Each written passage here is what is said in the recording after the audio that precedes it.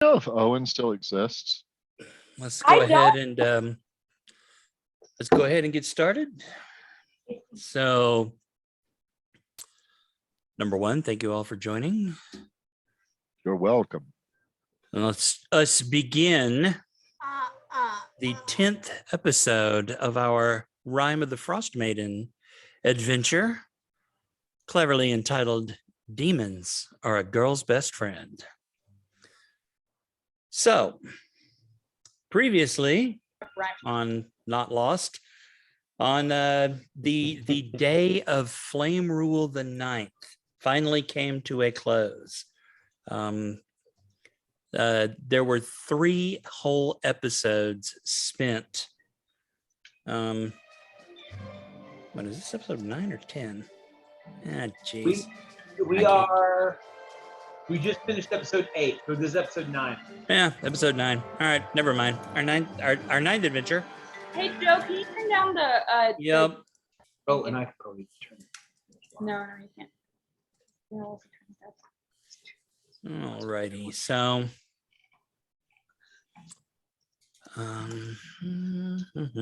Good Lord. alrighty, so finally the 9th of Flame Rule has come to a close after you discovered, investigated, and then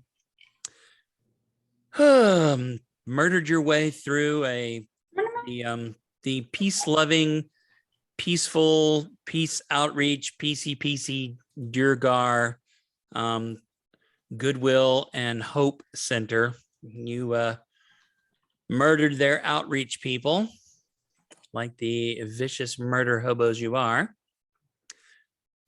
and did a little exploring. I mean, technically speaking, you are in possession of a former Durgar outpost. It is rather sturdy. But you finally settle in for a long night's rest, and you wake up the next morning, completing your long rest. The day of Flame Rule the 10th. Midway between the Harbright and El Sun hours of the morning, you greet the day. It's dark twilight, a moody, overcast, dark gray skies. And So I'm going. Oh, go ahead. Sorry. You have breakfast. If you have spells to prepare, you have them prepared. If you have items stored and stashed away for the journey, that's where we will begin. How many Dwergar did we kill? You would ask that, wouldn't you? Yeah, I would. All right. Sure. You can give me an estimate. I don't need an exact number. Rod's just doing some calculations in his head. Quite a few. A dozen-ish? More than that. Oh, really? So this is an outpost with more than a dozen Dwergar. They must have had fairly substantial food stores. Have we found the food stores? We did. Okay. 20 Duragar, and 1 ogre zombie. Okay. But and 2 goats, which belong to people of 10 towns. But I mean, do they? I think they belong to us at the moment. I mean, that's, technically true. We were paid to find a light. I don't think we were paid to find goats. Joe, if you look at the chat, we're going to implement Operation Candlestick now. Well, I want to know what that is. How much food do we have? Hold on. I just see. Wait, which chat? Sorry, the Roll20 chat. The Roll20 chat. Ah, beautiful. All right. I will leave it to you to keep up with those. I've got it. I just wanted you to see them. They're very good. Excellent. Well done. Okay. What would you like to do? I had somewhere in the notes. I mean, we should go back to town and, Well, we give- determined last week that we were going to do the overnight here, let everybody Well- get a long rest, and then the next morning finish I it. think we've done that. Okay, and then the plan had been to load everything up on the sledge that we found attached, get the dwarves and head back to town just as wow, I know I have his name right here. Rod is suggesting. So quick question. We followed their tracks here and we were in search of the lantern. We had no sign of the lantern and, We found the lantern. We have the lantern. oh, okay, groovy. Do we have the results of the identify?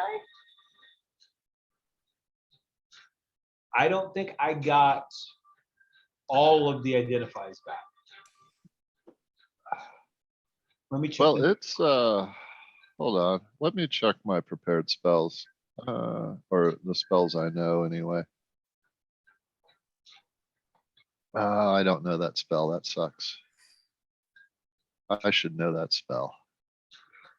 I'm gonna rectify that at my earliest opportunity. It really sucks that you don't know that spell. It does really suck. Tax. So is the gonna- so the results of the identify reveal significant enchantment of abjuration and probably one or two other things, but mostly abjuration. Abjuration, sorry. And that's what identify gets them, because that sounds like a detect magic result. Identify should tell him what the fuck it does. Well, they're not identifying a magic item.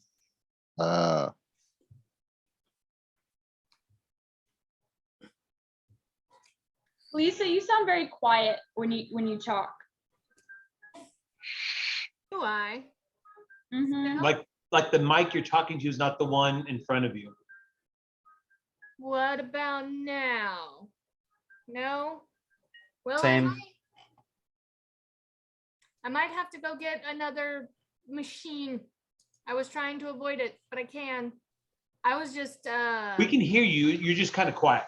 okay.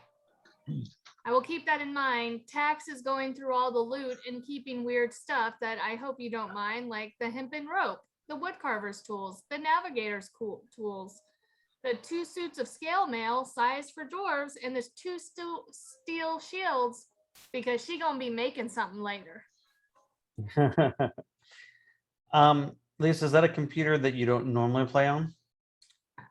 This one is not. This one is my work one. You might be able to go into preferences and adjust your microphone volume, Okay. but otherwise it's fine. It's adequate. I'm excited to see what you make. This is why I'm. Oh, you can't. That doesn't do it justice. As if I have the like sepia filter on it. But I'm starting. It's the start of a triangle scarf, so it'll just get bigger and bigger. But it's the start of a scarf. Cool. I was inspired by Liam O'Brien's anniversary scarf outfit in campaign 2. So the heavy crossbows and the bolts might be also things that you might want, but they're also probably worth a decent amount of money. Does anybody want to claim them as a weapon to use? Because I want to give that to first pick. And then after that, it can be potentially if she needs it for equipment, but otherwise those are probably things we could potentially sell for funds. And funds are a thing I am in need of. Croesus is absolutely on board with selling them, and he doesn't mind holding one for the Okay. time being. Technically, magical bag of holding has plenty of room. Yeah, Croesus is fine putting it in the magical bag of holding. You've never seen him use it, but he has a crossbow attached to his back Cool. already. And after Tax makes what she's gonna make, I think she'll be absolutely fine with selling everything. Matter of factly, if you need money, she'd probably just give it to you.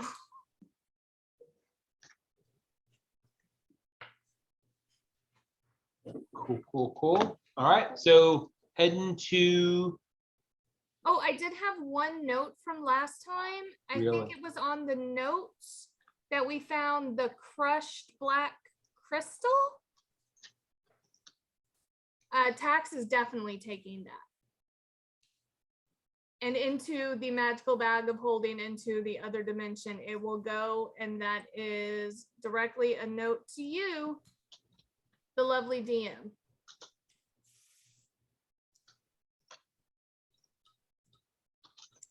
Yes. I'm aware.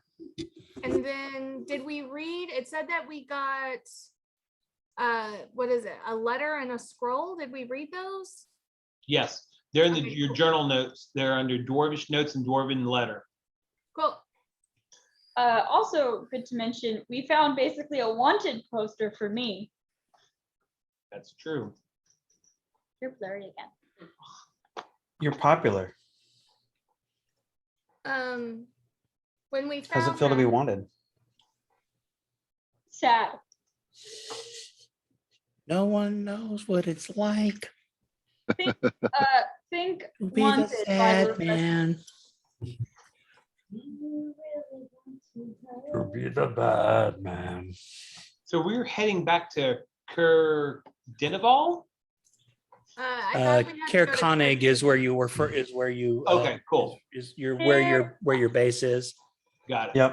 Yep. Speaking of base, if no one else has brought this up in the party, Croesus is absolutely going to suggest us using this place for our own benefit. We did, but we know that there is a larger contingent of Dwergar kind of on the shores of near East Haven. And so before we set up too much shop here, we probably need to take care of whatever that is.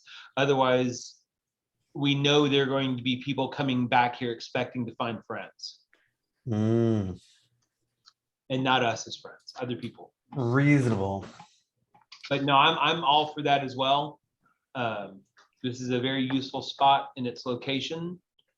But I don't want to be us sleeping comfortably in our little tower and then a small army of Dwergar show back up wondering where all their friends are.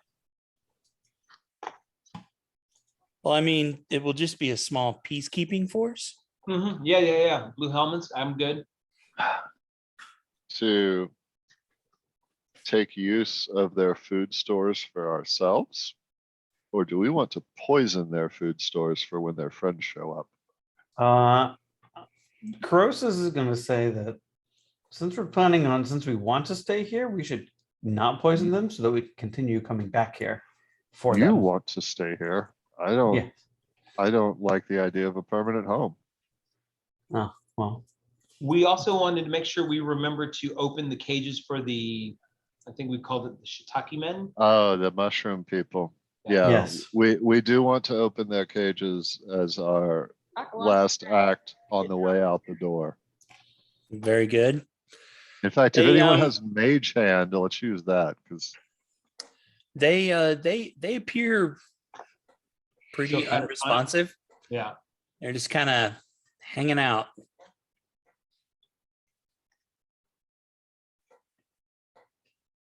So Don't Alright, think well, of it let's- as a permanent home, Brodraga. Think of it as a rent-free inn. Well, we already have a rent. Yeah, I already have that. yeah, we already have that. But it's useful That- to have ones in different locations. And we have a base at, well, I have a base at Brinchander that I would freely offer to all of you. Alright, I well, would suggest the- that we would keep this, tell the villagers about it and have them secure it. Food is scarce all around. I would hate to poison any that the villagers could use. Hey, we could just bring the food back to the villagers. Think I would be up for that. If we see anything that would last for a while and we think we might be back, we could leave it in case we travel up this way and need a snack and no one else comes. I don't think there's any harm in that, but the bulk of it I would rather take to people who would use it. I mean, as long as you keep me alive, we have sustenance every day. I think we shouldn't poison a scarce resource, and we shouldn't kill people who haven't necessarily acted hostile towards us. That's fair. Then let's just take the food back to the village. Because if we poison it, who's to say nobody stumbles across here needing food and eats it, and then we caused their death, and they weren't even people that we think might have issues with us. Everyone's going to have issues with us, but fair enough. Yeah. I very much agree that everyone's going to have issues with us as long as you're in our party. Okay, time to go. All righty.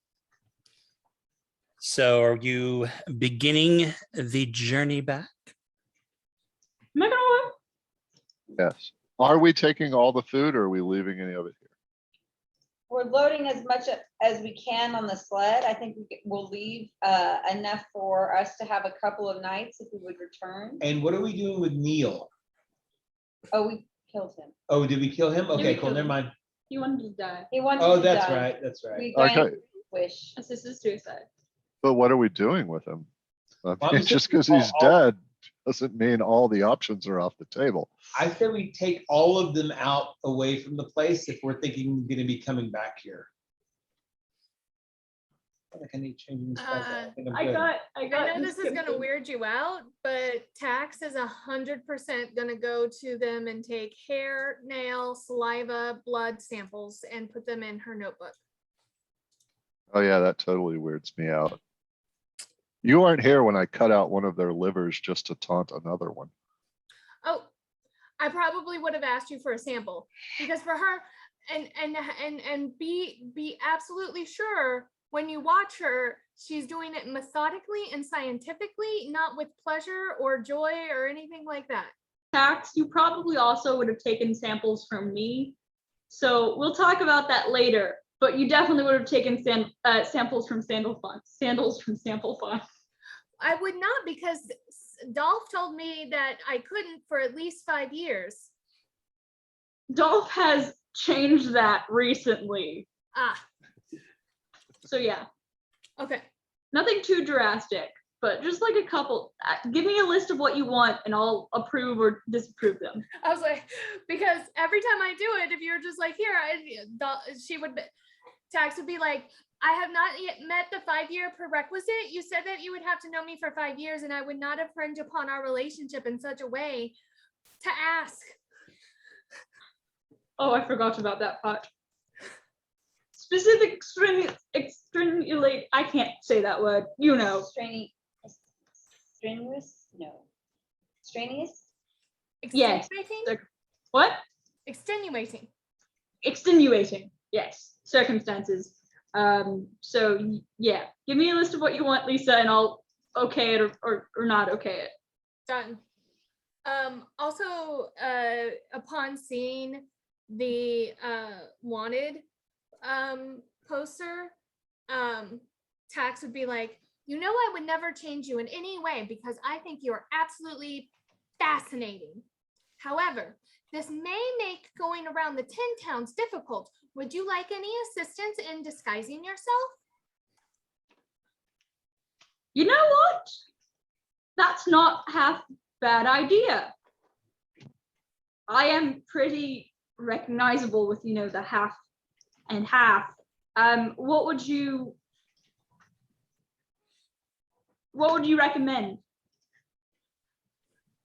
I will have to formulate a plan, but I do believe with usage of certain elements and dyes and perhaps some form of armor, but I realize that you are much more better, like you perform at maximum optimumness when you are not infringed upon by armor, But I feel as if hiding yourself in certain ways, though I do believe that you should never hide, would benefit in disguising yourself for sneakiness. I am not very sneaky.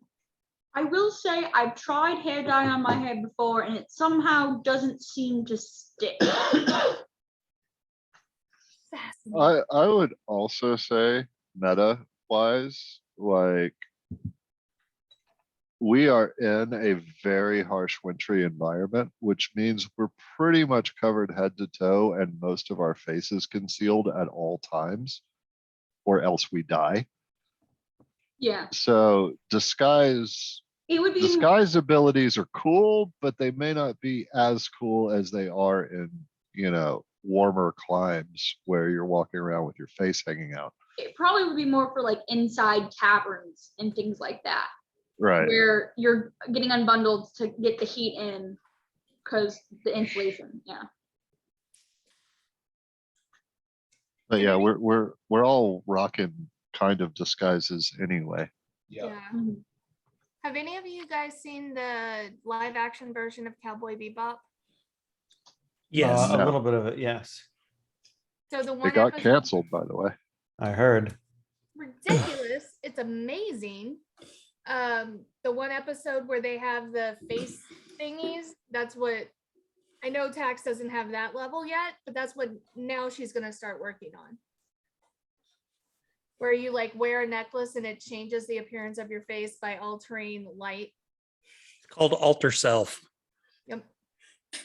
Yep. All right. So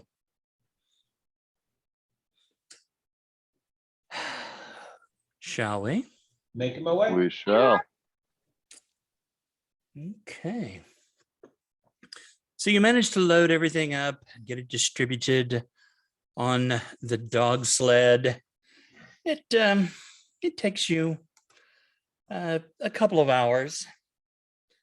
As it gets closer to what we would call noon, or more like around 10 or 11, the overcast skies give way to a very light dusting of snow. It's quite magical, enchanting. If it weren't cold and dark and trying to kill you. If it weren't cold and dark. Right? If So- it weren't cold and dark. Du-du-du-du-du. So you begin to make your way back. Make my Downtown. We're I the was- worst, Joe. Please continue. We're here for the story, friends. So it takes you, because you're pulling a dog sled, doesn't really matter. Doesn't really slow you down all that much. Baruch It is is. strong. The It- goats are pulling the sled. Well, It is. Goats do not pull the sled. I was gonna say, I don't know that goats pull sleds. Yeah, that I mean, good try, but nah. Nah. So you make your journey back through the cold and dark and frozen, the wind picking up slightly, kind of making the flurries drift around, individual snowflakes visible to each one of you. As you get close, you know you're reaching, finally, you're almost to Caer Konig. You can see in the distance the smoke sort of, no, you can't, it's dark. What am I saying? Anyway, you realize that you're getting close. You recognize that your paths are, kind of graduating up from animal trails to maybe more trafficked by humanoid beings trails. And right as you kind of get to the last little bit before you enter Caer Konig, you notice something different. You make your way. No, You make your way into a clearing. And you see what looks like a bazaar set up by some sort of caravan. Ooh, Ooh. I'll make my way over there. Excellent. Hey Joe, I have Caer Konig on the screen. Is it towards the actual Caer? Is it towards the outskirts of town? Where is the? So you came from what is effectively Kelvin's Cairn, which is to the west. Mhm. So this is set up it's So here's the cairn. right. It's to the west of there, not very far, maybe 100 yards or so. Probably just far enough to not have to pay for entry to town, but Yeah, pretty much. enough, yeah. Mhm. So, like, Yeah. Does it have any identifying banners or colors or anything that I recognize? You know, there is a banner with an emblem. It's a gold wolf's paw on a black field. And that's set up. If you guys are on the map now, which you should be. Yep. I see it. I don't know. I mean, you could see they have, you know, torches and fires and whatnot lit around the bazaar itself. These are handy dandy little shelters that they have for, you know, for themselves. And then these things, I don't know if you can see one quite. These things? No. Yep. So they are kind of tents put over little things that they have for sale. Okay. Kiosks. Sure, we'll go with kiosks. That sounds pretty good. Sounds lovely. I mean, even from here, you know, you can make out that they have, you know, goods that are they're in like small crates. Some of them have been unpacked. They're on, you know, kind of on display. It is an outdoor market. But I don't recognize that emblem.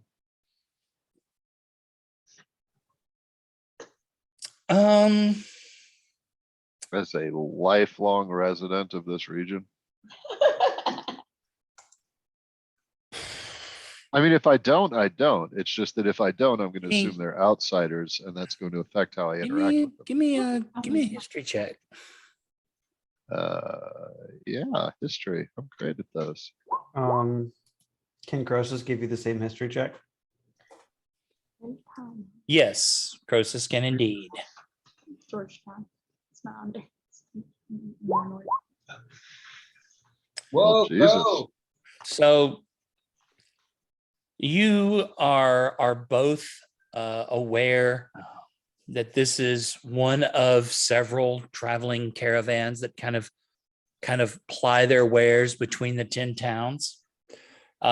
This one in particular, you're not 100% familiar with, but give me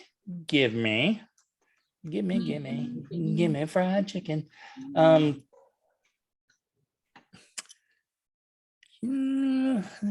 Give me all of you guys, give me perception checks. I really love how the lighting works on this map, by the way. Pretty cool.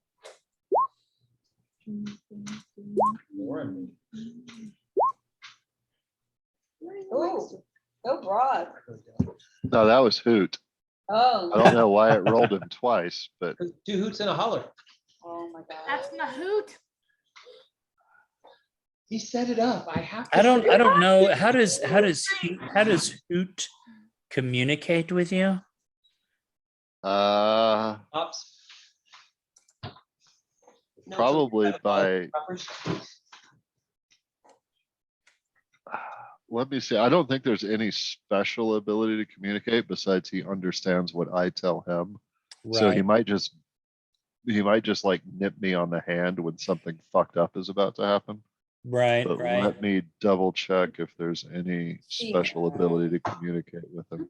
Owlbear was not an available elective for Brojaga. So you guys, Siston and Dalen, Mhm. you see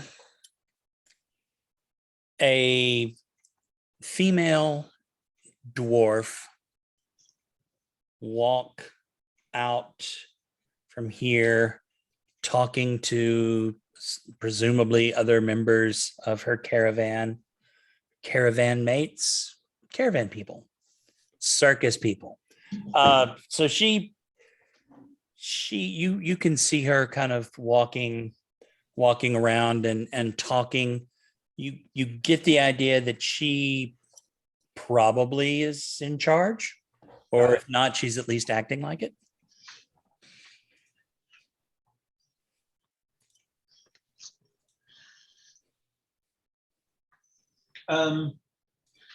I glance at Rod, kind of give him a shrug. You gonna go talk, or I talk first? You talk first. Who talks Who first? talks first? I mean, I don't know why we're dealing with these people anyway. We have business in town. These people will still be here when our business concludes. So I think that we did know that someone was traveling within the caravan that we needed to talk to regarding, if it is Torga. Torga and Sephek. So we may want to mingle to see if that's the case. I could ask that one who looks like they're in charge, if they'd like some music to draw people in. We should find out what they're selling. What is it, a caravan dropping off supplies, or do they have novelties, or what? With this area. I mean, we can come back. We have sure coin if we return this lantern to the inn in town. I think we should do that before we wander around here risking getting our lantern stolen by Actually, vagabonds. no, you do not have any coin coming to you from the lantern. You made an arrangement for permanent food and lodging of I mean, the good kind. that still means we need to return the lantern before we risk it stolen by vagabonds. Fair enough.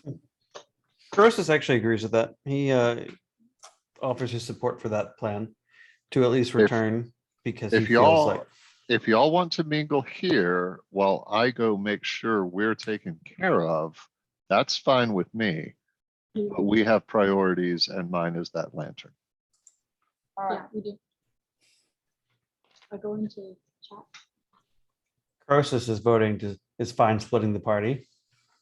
What Yes. could go wrong?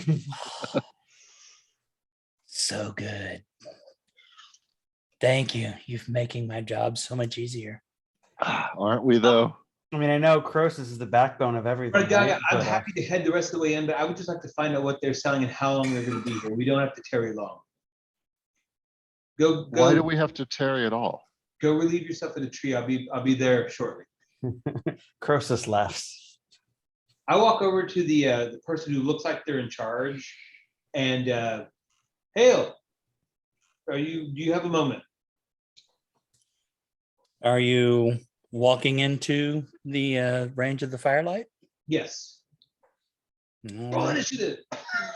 Right? Well, good. This time you can get shot with the crossbow. Huge. Sound like Sulu. Shields. Shields.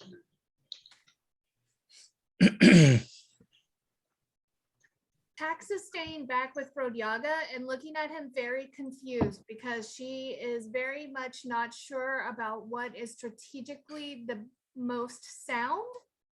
So she is going to do like an abacus pros and cons list and really try to think this out.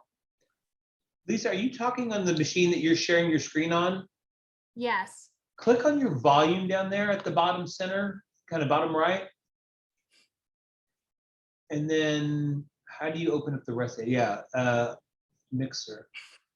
No, go to the microphone icon on the bottom Yeah. left, click the little up arrow, Yeah, yeah. and make sure you have the right microphone selected. I don't see Mike. Well, I think it means on Zoom. Which her controls, if she's sharing her screen, will be. On the top, maybe. Yeah. It just does seem like Robert, like you were saying, like it's turned way down for some reason. Like I can hear her fine, but just like she's standing 10 feet away from the mic. Ollie Ollie oxen free? No change? It may just be the computer she's using just has a bad mic. Like it's just not could as be. good as what she's normally on. Yeah, I'm normally on my what do you call it? The thing that people do with the remotes gaming laptop. Sure. Mm-hmm. Lisa, can you go to microphone, arrow up, go to audio settings and Hang on. In Zoom, in Zoom, go to the mic icon, hit the arrow up. audio settings and see what the microphone volume is set up for you. Oh, it's way, way low. There you go. Go. All right, now say something. Ollie Ollie oxen. Oh my God! It worked! God, it's so loud. Why you gotta be so? That Yeah, would be so much better. Thank Gosh, Lisa. you. It's gonna make playing tax way better this way. Gosh, all right, so yeah, I walk into the firelight. I kind of wave this person down. Alrighty. You make your way into the center of the camp. Go ahead and move your token. I'll go with I'm you. assuming I'm heading up just kind of to where the cook fires and stuff are. I'm gonna go muscle next to you.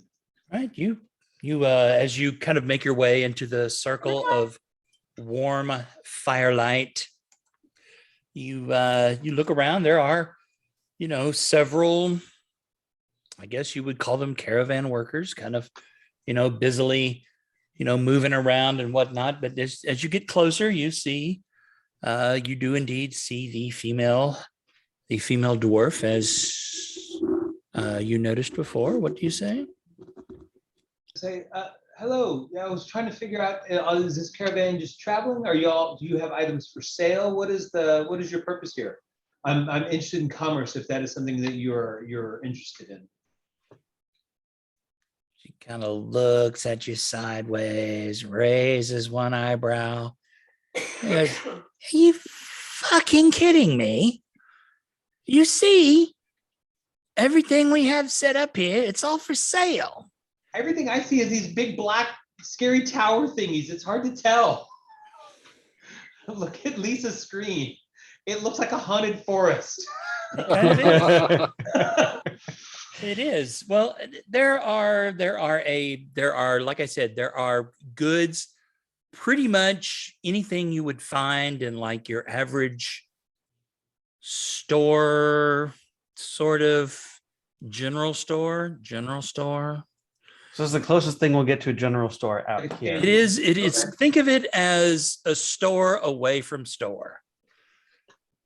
So traveling, everything's a buck. Flea market. It's a traveling Dollar Tree. Yes.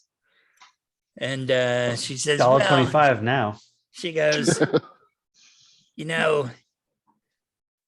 Torga's Caravan has all the things that you could want. And if you've got the coin, we take requests. Oh, of course. How we have business actually in town. How long will you be here? Oh. Huh. The DM checks his calendar. Fair enough. I pull out my diary and I'm looking at the dates. All right. Says, we'll be here. We'll be here overnight at least. Excellent. What time is it today? Is it still evening? Are we just making it to town in the evening, or do we need? No, it's around noon. Okay, just a couple hours to get back here from from the dwarf. Yeah, area. it doesn't Cool. take that long. It's only like 2.5, 3 hours. Well, excellent. My friends and I are going to finish up the business that we have, and we will shall, or at least I shall return shortly. Thank you very much. And I step back out of the firelight. And she goes, well, we'll be here. We have things for sale you can't get anywhere else. I look back and give a very appreciative smile, and then do the little wizard staff shuffle back to his friend. Make a perception. Make a perception check. Fire away. 15. You notice her kind of glance behind her and nod a little bit. And then she kind of goes, okay, well, see you later. And she turns around and, kind of keeps working. Excellent. How far are we from the town at this point? You're about 100 yards from the ruined Caer. All right. I'm gonna sneak off and tell Corrosis to take over my usual duty of advance guard as we head back to town. I'm going to stay behind and hide myself in the woods and see if any of these shady fuckers follow us.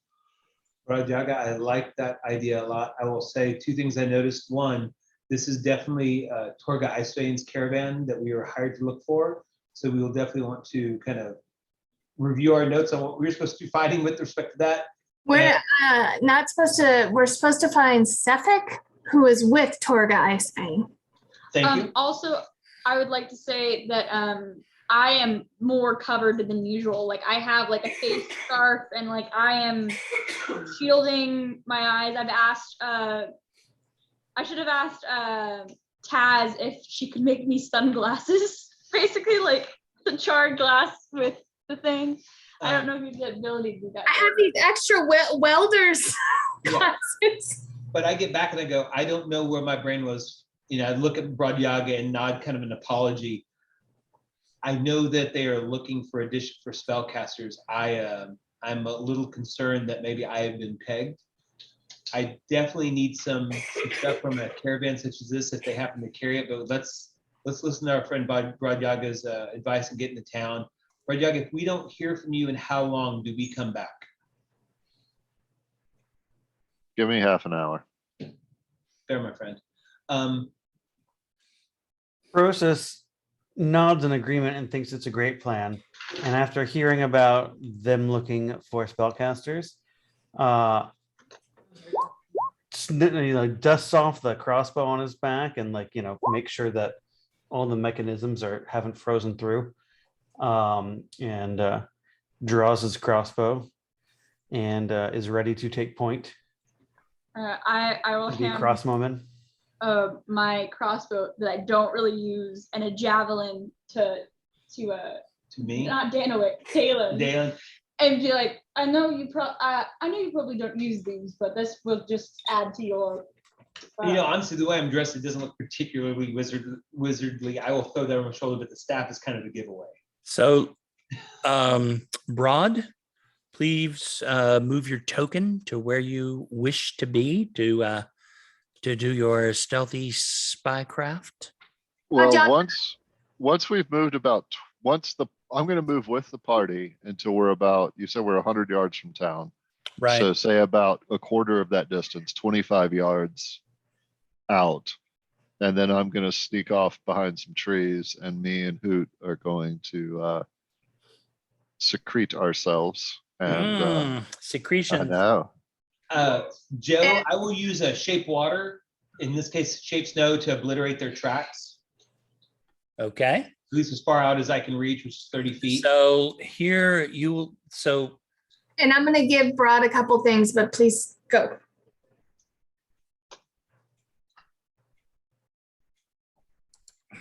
So I mean, because, well, we've got 25 yards is 75 feet. So I guess we're, probably probably like around behind these trees, I guess. We're somewhere in this general vicinity when we Somewhere hide. in that area. All righty. Yeah, So somewhere. as you make your way, kind of as you Millennium Falcon your way off the Star Destroyer and kind of slink into the woods. Go ahead and give me a stealth check for you. And oh, there they are already. I did. I don't. Did. Hoot is rolling twice now. I don't know why. But That's cool. That's He cool. wasn't last week, but now he is. So 16 for me, 19 for him. All righty. You feel pretty confident that you have arrived to your little spy post, your outlook. Word. You've reached there unseen. Go ahead and give me a perception check. Okay. For me or both of us? For you, unless you're Oh, I'm apparently Hmm. bad at paying attention all of a sudden. right. Can I say just really, really quickly the 3 things that I've left with Broad Yaga? Because I'm assuming that the rest of us are no longer on screen and this is just a broad cutscene. It is. And yes. Rod, you have a tiny little marble, or a ball bearing, if you will, that has the 5-foot light. You can cover it up. Same thing that I give you all the time. You also have one, and I say, careful, it's stinky. And it smells like the mountain cats, the big fuck off murder cats. Okay.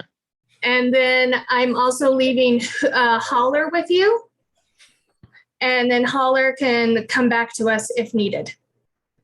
I would just like to say, I love that how in Jay's campaign, there was the attempting to get Dorothy to think that ball bearings are magic, and now ball bearings are magic in this campaign. It's a progression. It is. It's a journey.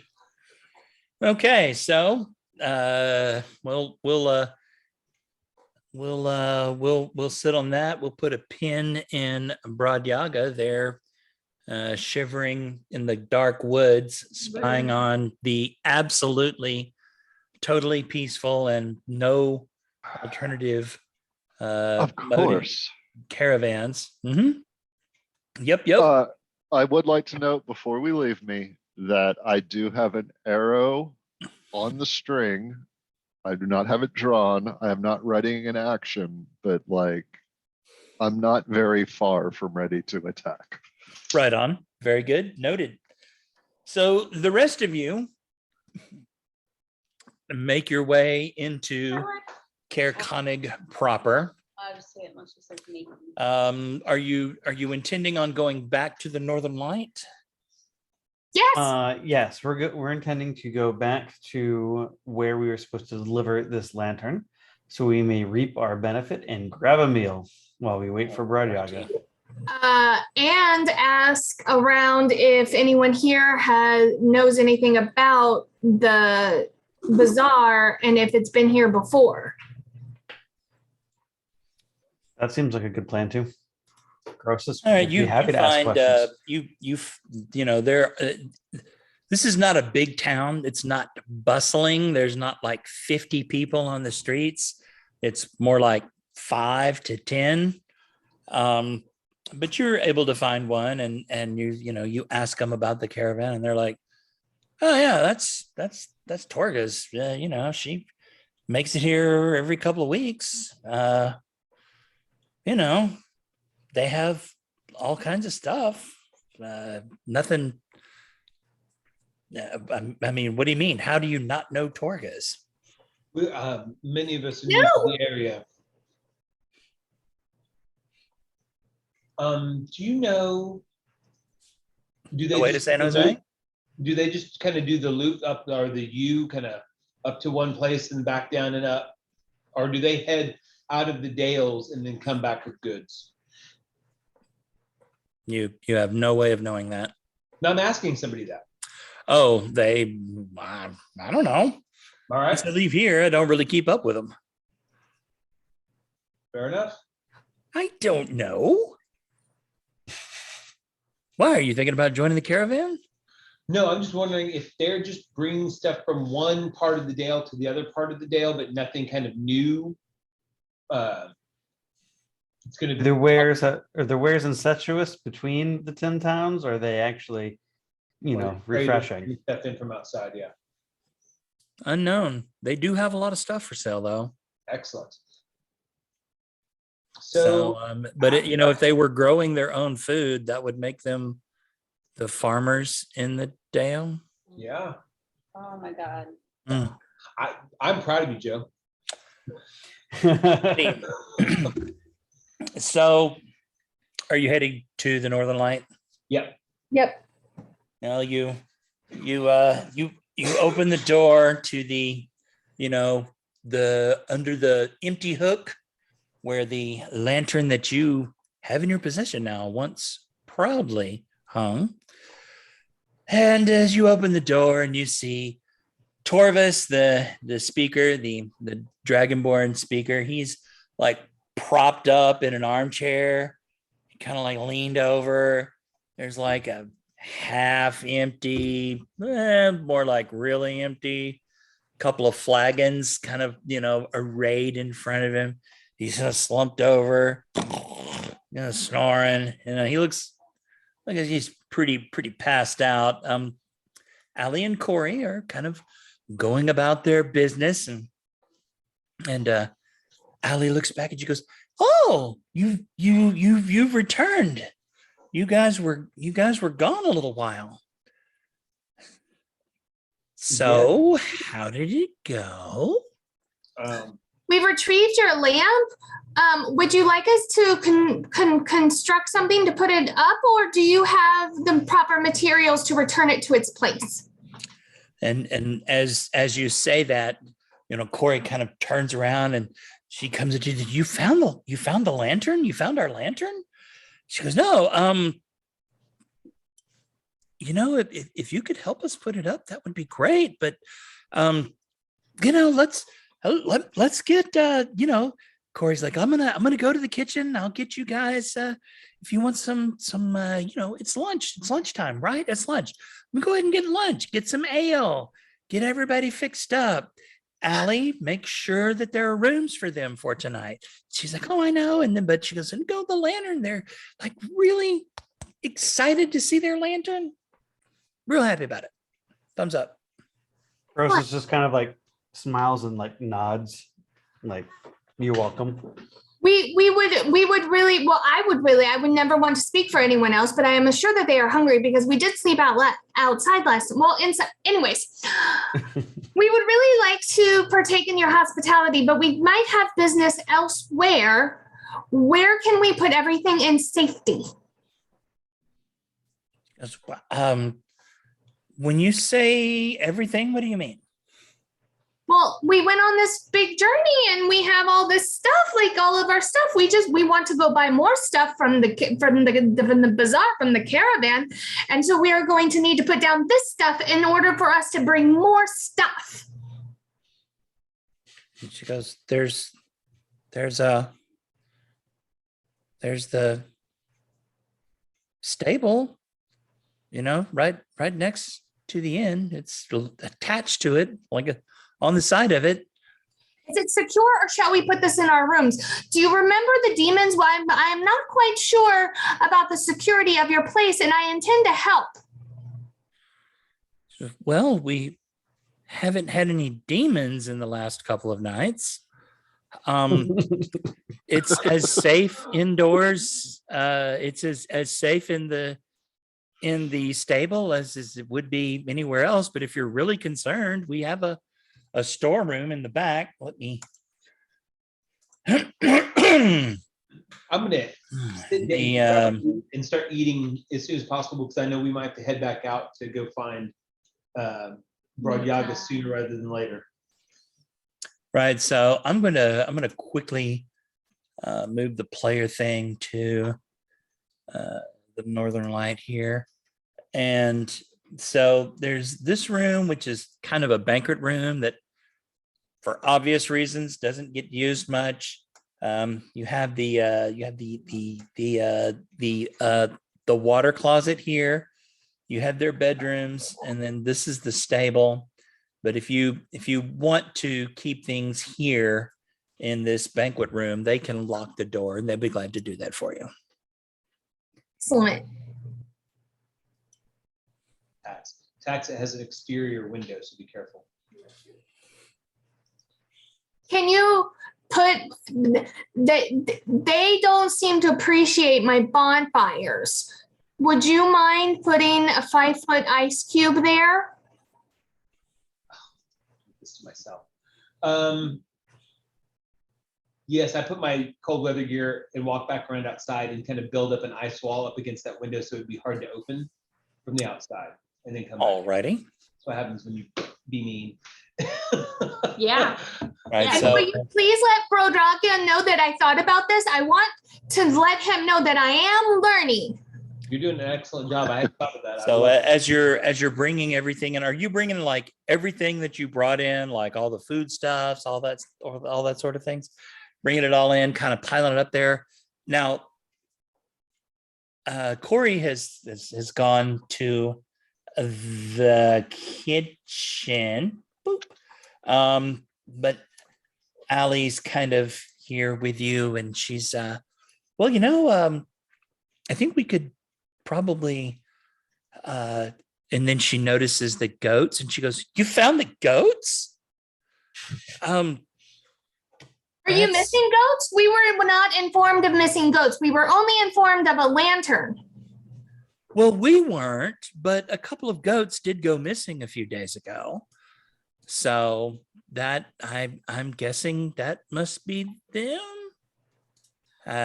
They shall stay here for now, but we might need to talk because I am sure Brodyaga would want half up front before we told anyone that we've recovered goats. Oh.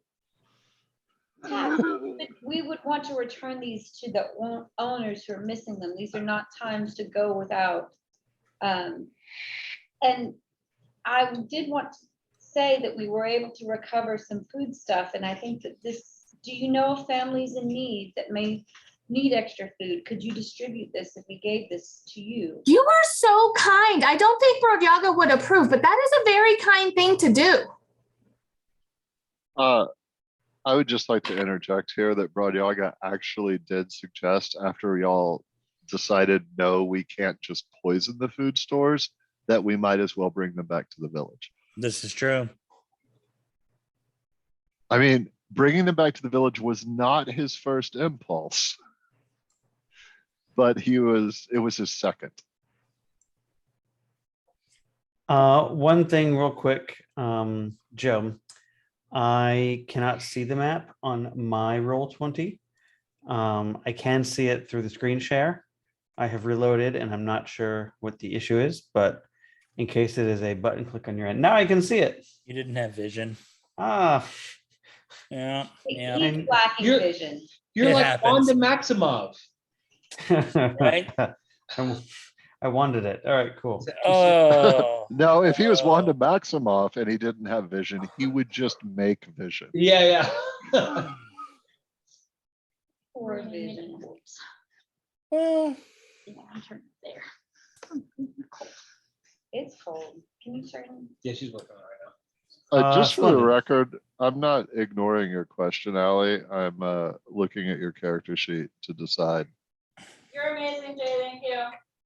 I am amazing. You're welcome. But I so heard- it takes you about 30 minutes to arrange all this and get the stuff put back indoors, moved back into the storeroom. While you're doing this, Allie lights a fire in this fireplace so that you'll have a warm room to return to when you come back. And you guys planning on eating right now, or are you going to go out and come back? I ate during that 30-minute time frame, and then as soon as I was done, I'm basically out on the street, kind of in front of Northern Light, looking for Brodyaga. All I'm right. not far- I'm within shouting distance of my other compatriots, but I'm out on front as soon as I can. Who else is in the common room of the inn besides Allie and the other one whose names I can't remember because it's not as cool? Corey. Cora. Corey, like coriander. Ooh. Ah, Starfire. Got it. So who else is in the common room area besides Allie and Corey? Torvis, the wait, Drunk guy? why can you not see her nameplate? That's annoying. Huh. Interesting. Very interesting. I do not know why you can't see her nameplate. Interesting. I can. Well, aren't you so special? you have Corey right here. Mhm. You have Allie right here, and then you have Dylan right there, and Croesus is specifically at the bar. right. You have Torvis here, kind of. And Torvis is the drunk guy. Yeah, Trovis, pardon me. Trovis is the speaker. He's the Dragonborn speaker, town speaker. Hmm. He is yep, he is unconscious. Then I will bring my food to the bar and sit next to Croesus, and I will say, do me a favor, and if anybody shows up at the bar, just give me a heads up while I eat. I don't particularly want them to see my face if I turn and look at them. So, can you be my eyes? Am I allowed to see your face? There you go. Today, you are aware that we saw a wanted poster for me. Just making sure I understand the rules, that's all. And he wonders if you get he's giving you a hard time. And then he just kind of like smiles and turns away. You remind me of my siblings. Croesus's intention at the bar is to talk up the barkeep and attempt to learn any local gossip about the area. Well, there's not a barkeep. It's Corey and it's Allie, and Corey's in the kitchen. And then when lunch is prepared, she's kind of ferrying the food out to the tables where you guys are, and she's Sure. like, what would you like to eat? Then when Corey comes to serve the food, he will attempt to engage in conversation as appropriate. So like Alrighty. if she's ferrying food out, obviously Croesus will understand that it's a poor time for conversation. But when So should a good time arise, that is a goal of his. right on. Well, we're gonna put a pin in you guys. Cool. Since 30 minutes have passed, and we're going to return to Broad Yaga. Broad, give me 3 perception checks and 3 stealth checks. I will do that, but first, can I please tell you what my plan is? I mean, does it matter? I mean, it might.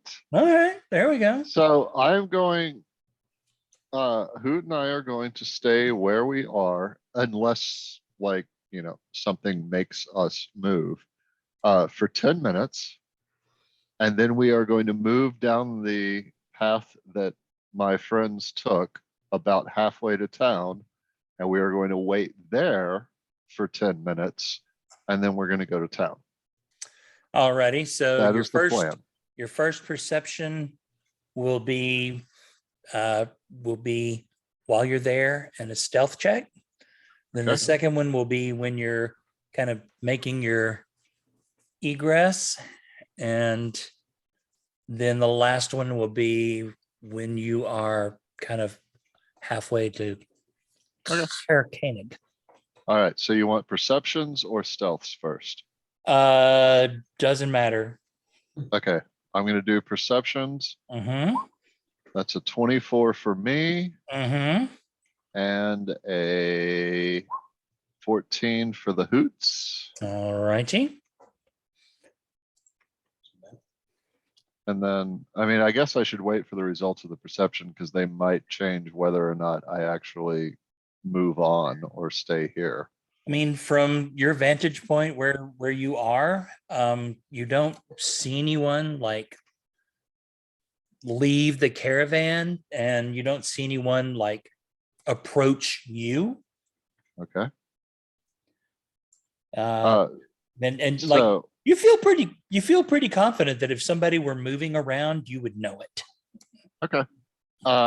So as we stealth away from here, and I'll roll that in just a second, we made note of the path our friends took.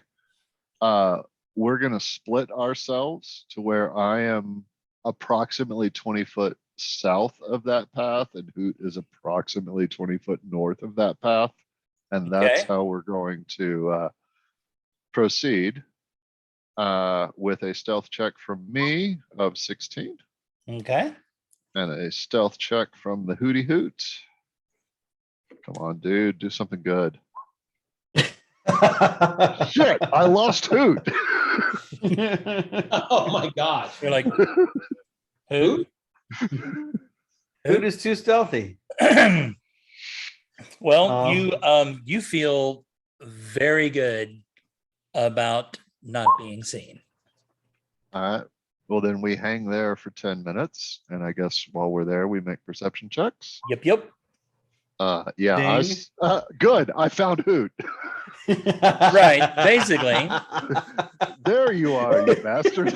Right. You look around and you see dang. you see your owlbear cub kind of like, you know, that you kind of lost sight of him in the drifting snow.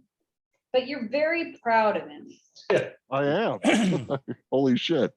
You again, you are quiet, you are still, and the light snow continues to fall, which kind of brings, you know how when it snows the sound's kind of muffled a little bit, and so it's very quiet. And as you kind of wait there your few minutes, you are very quiet, very still.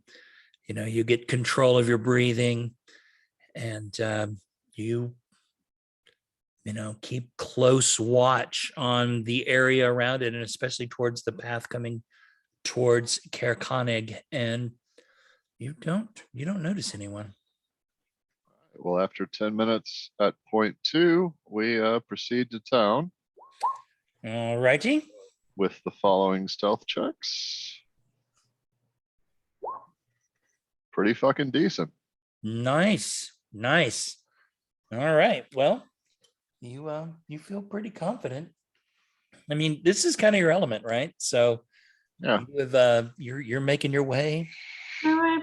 You make your way as far, you know, as the ruined care of Caer Konig without incident.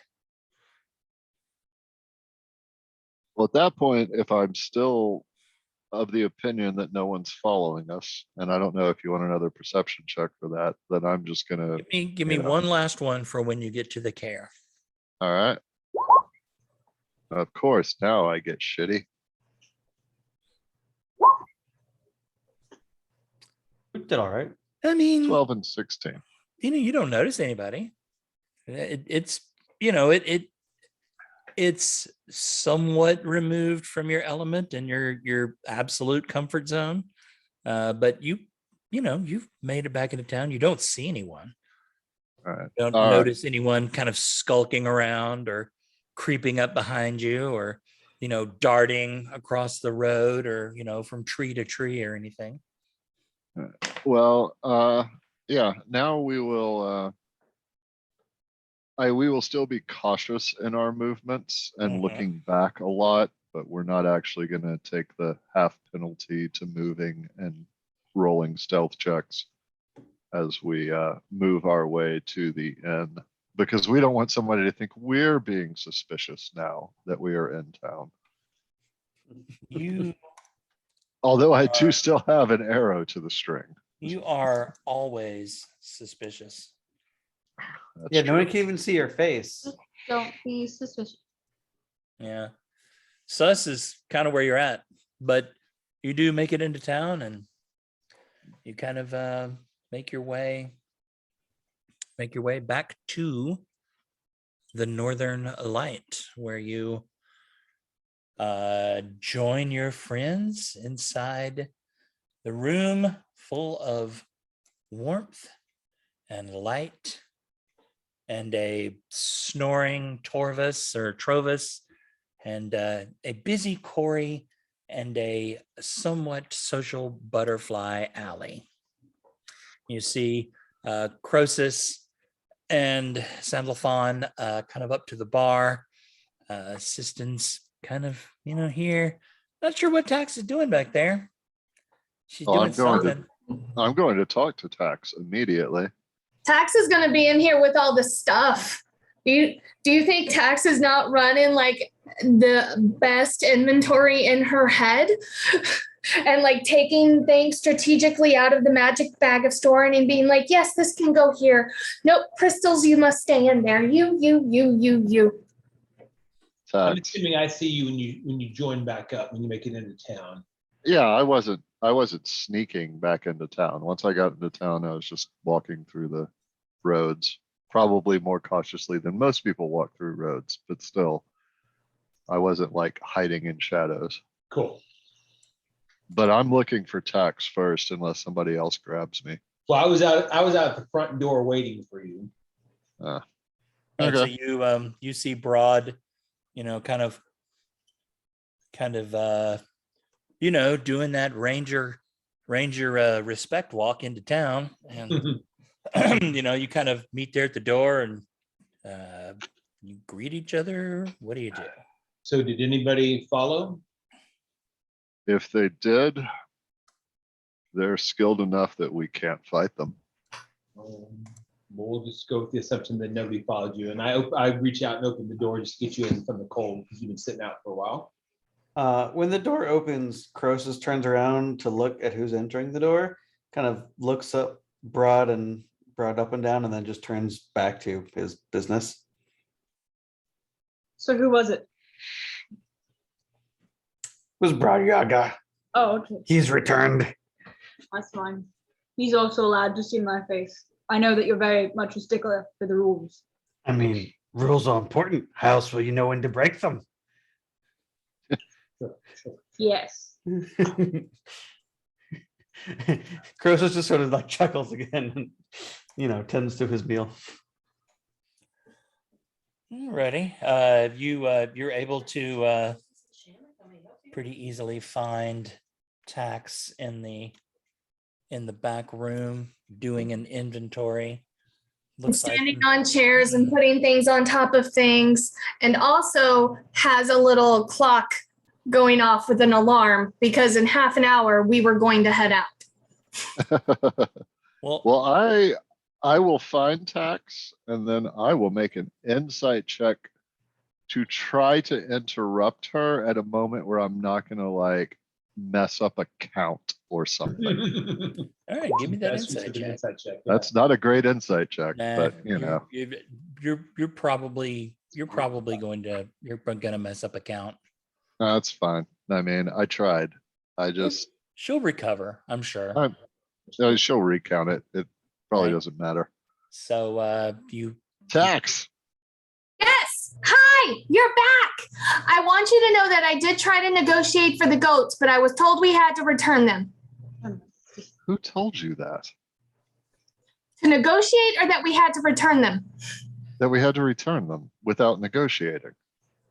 Well, you see, it was a discussion between Siston and the Allie and Corey, and then Siston was being very kind, and so I figured her kindness should overrule. But I did try to negotiate, but I did want you to know that I know that there is a window to the outside, but I made sure that Dalen went outside and put a big thing of ice so we're safe with all of our stuff being here. I'm not sure I followed all of that, but let me tell you this. Where is Siston from? She is by near me, which is Lurk, Cert. Damn it, where's the map? Luskin, Luskin. Duskin. Near me. Duskin. All right. We have a saying here. When in Bryn Shander, do as the Bryn Shanderites. Siston We doesn't are know in this Caer Konig, place. not Bryn Shander. Does this affect the saying at all?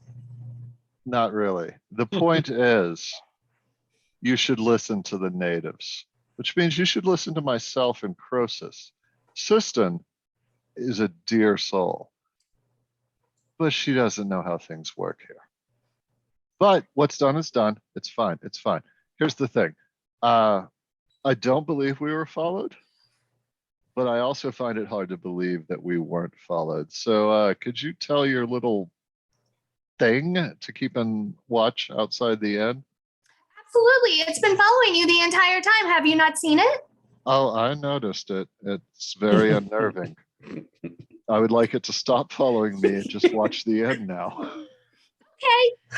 Okay. And so, because Holler has been following Brodyaga sneakily, I am sure that Holler has flown into the room and tried to hide. And doing well, by the way. 20's on young Holler's stealth very, the whole very- time. He was, it was so stealthy that Broad didn't even really notice he was there the whole time. I mean, Broad did roll a 25 on that one perception check. Come on. I mean, but you weren't really looking for it. You were looking for Hoot. So I will then instruct it to circle the building, go up a little bit to get a bigger view and down a little bit. And just if anyone approaches to anyone that is not of our party, anyone approaches to fly in immediately. Sounds good. You hear the, Tell it to you bias hear- its search to the west, you not to hear- ignore the other directions, but just bias to the west. So you hear the whir and a little click of gear, and ding. He nods and little mechanical wings beat and he flies off on sentry duty. And then I'm going to give you, how many perception rolls do you want from him? Well, I mean, it depends on how long you're going to be there. Give me one for every 10 minutes you guys are there. Well, I'm going to give you 2 right now, and that's going to buy us 20 minutes. Fair enough. Yeah, because I mean, we need to eat at least. I'm going back to the bar with Sandalphon and Croesus and grabbing a meal. All right, James. Corey sees you. Ooh. We got 10 minutes of really good perception, or decently good perception. Then he froze up. It's that ice. You'll I got- go I got outside. spells. You'll just see 2 little mechanical feet sticking out from a snowdrift. All right. Well, Corey sees you, coming to the bar, and like she doesn't even say anything. She just presents a plate of warm food with a smile and kind of leaves it for you, and kind of respectfully is keeping her distance. Not avoiding you, obviously, but she's trying to give you your privacy. Right. Does she leave a nice warm piece of liver or other offal for Hoot? I mean, if you remind her to, If she doesn't, then yes, I remind her to. right? No, she doesn't. But I bring it up, and she's like, "Oh, of course." And give me a few minutes, and Take your time. she wanders back to the kitchen. You hear like the sound of a meat cleaver hitting wood, and then maybe a little slicing, and a little,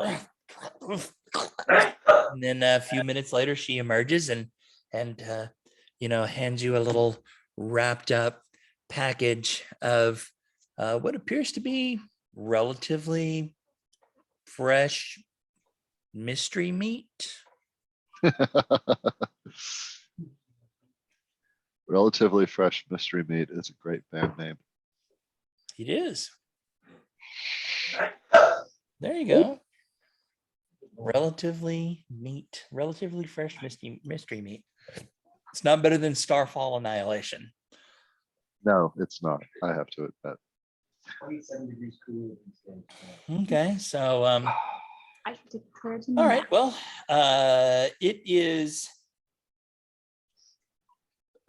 about 1 p.m.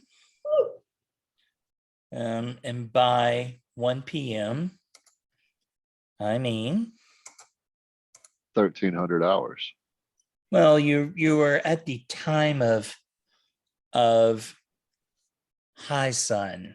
They're moving towards the time between high sun and full sun.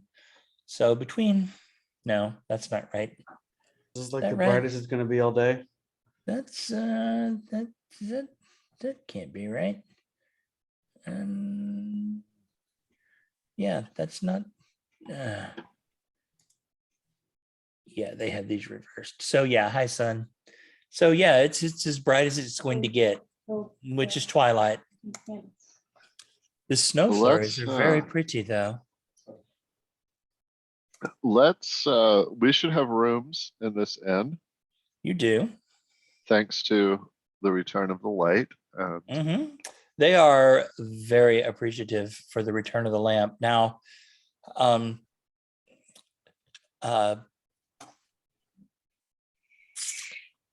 Varuk,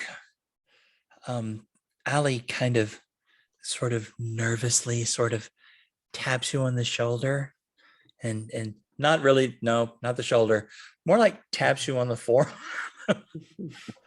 And she's like,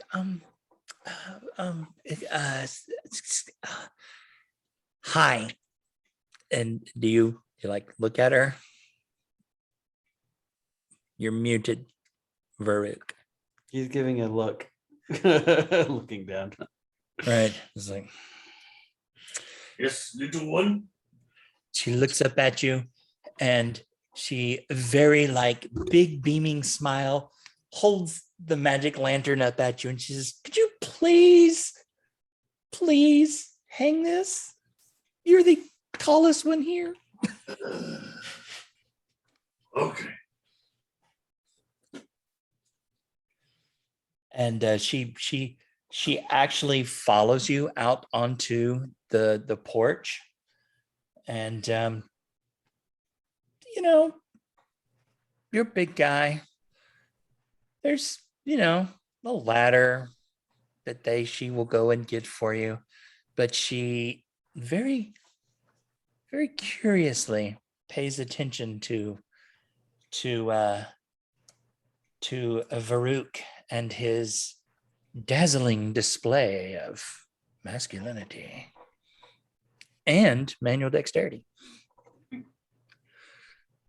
you're going to get the lantern hung back up. So when you set it into place and you take the cover off of it, this bright light shines forth from the lantern.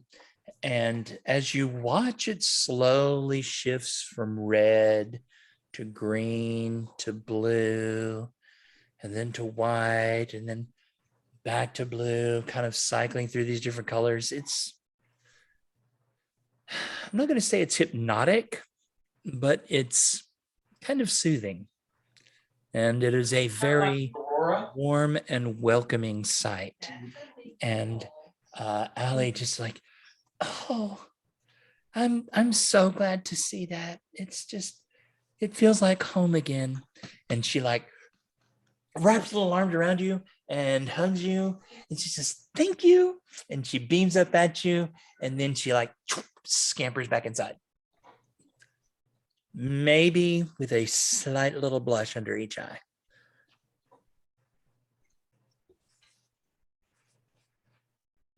Farouk notices none of that. Do what?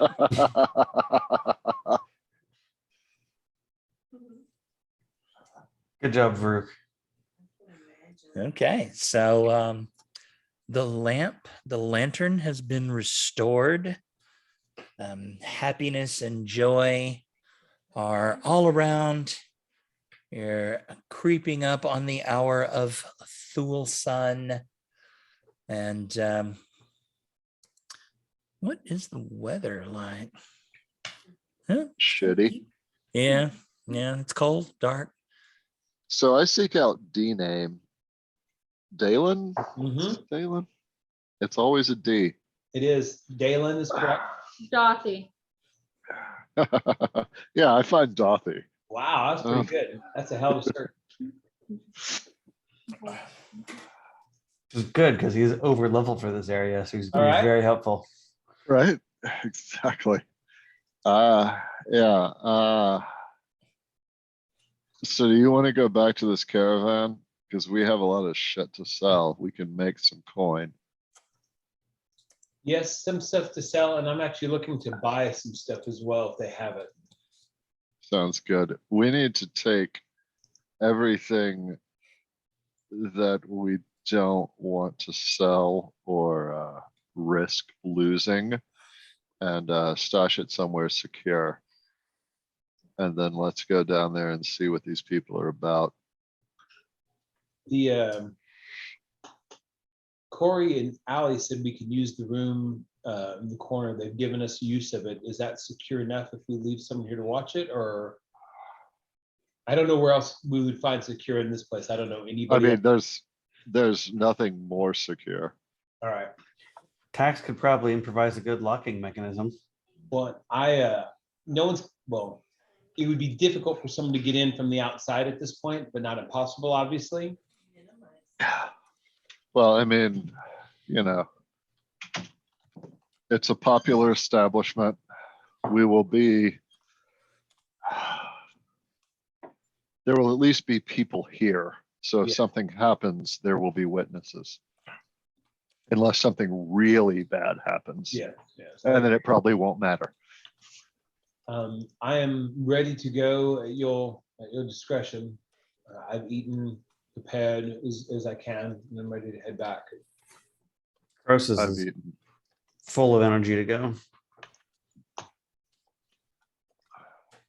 We should probably reach out to our fellow party members.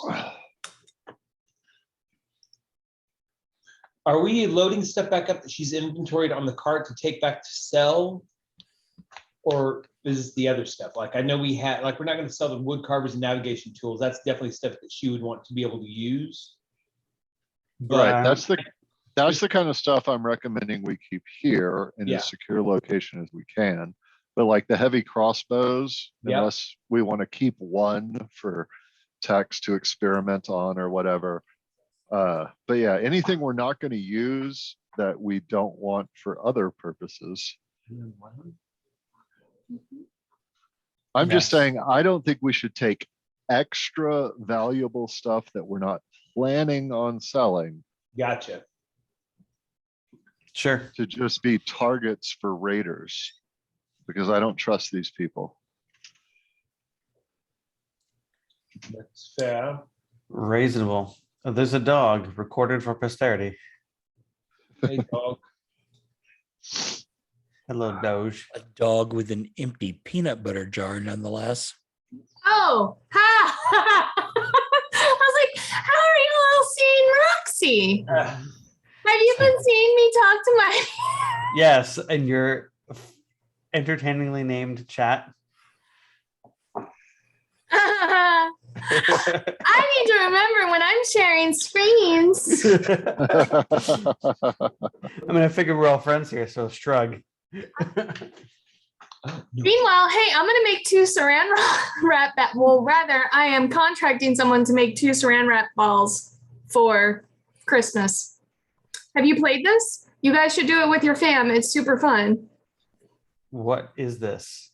You get like an Amazon gift card or a Starbucks gift card, and you put it in the very center, and then you put like 2 little rolls around it, and then you put other little things like stickers and little tiny toys until you get like, like a basketball or soccer sized ball of just like the press and seal or saran wrap. Sure. Then you roll dice. And so you hand it to the person, and the person in front of them is rolling dice. And as soon as they get doubles, you pass. And then whatever you unwrap it, and whatever comes out as you unwrap it is yours. I see. Unwrap do you do? Do you just take off a layer, or are You just keep going until you're forced to pass. You just Because the keep going until you pass. Because the person next to you is rolling dice to force you to pass. Yep. As soon as they get doubles, you're forced to pass to them. They pass the dice, pick up the ball. They start unwrapping, furiously. And first one to the center gets the real prize. Yep. And then everything that comes out, we've done it where we've had like little mini, like the airplane bottles of booze that have come out. We've got, one year we did it with like truth or dare cards because it was for a party. So like, it was like dare you to like kiss the person to your left. Not that kind of party for Christmas because it's family and that'd be weird. But, just little toys, fidget spinners, little pop locks. So D&D. as you guys are kind of eating, Corey kind of makes her way back to you, Croesus, and she goes, so was it dwarves like I thought it was this whole time? Gross is just kind of like nods and says, of course, you're spot on. You are so smart. She goes, I knew it. She goes, oh, when that Trovis wakes up, maybe sobers up. So how many were there? Did you just like take it back? What happened? Yeah, it's such a good story, but it would require more ale to tell it truthfully. But long story short, and he just kind of like leans in and gets real close. And he just says, we scared them all away into a deep, dark pit. And by scared, we threw them. But that's a whole nother story. She goes, so they could return at any moment? And he kind of like leans back and kind of like almost like laughs and kind of like slams his, kind of hand on the table, and it's like, of course not. Those doors aren't coming back for anything. Don't you worry. And Varuk, right as Croesus says that, Allie kind of looks up at you. She goes, did you fight the dwarves too?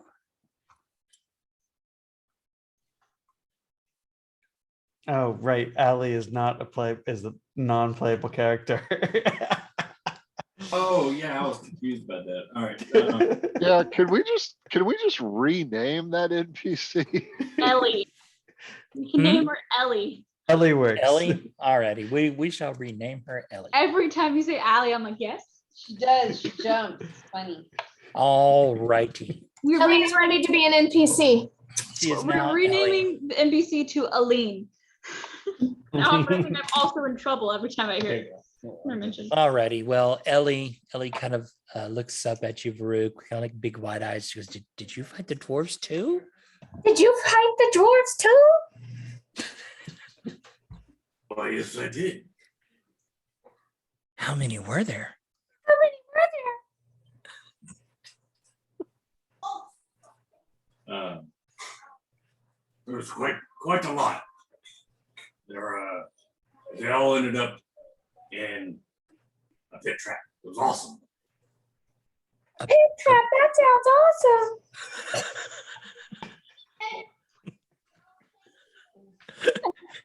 Yes, that is exactly what she says.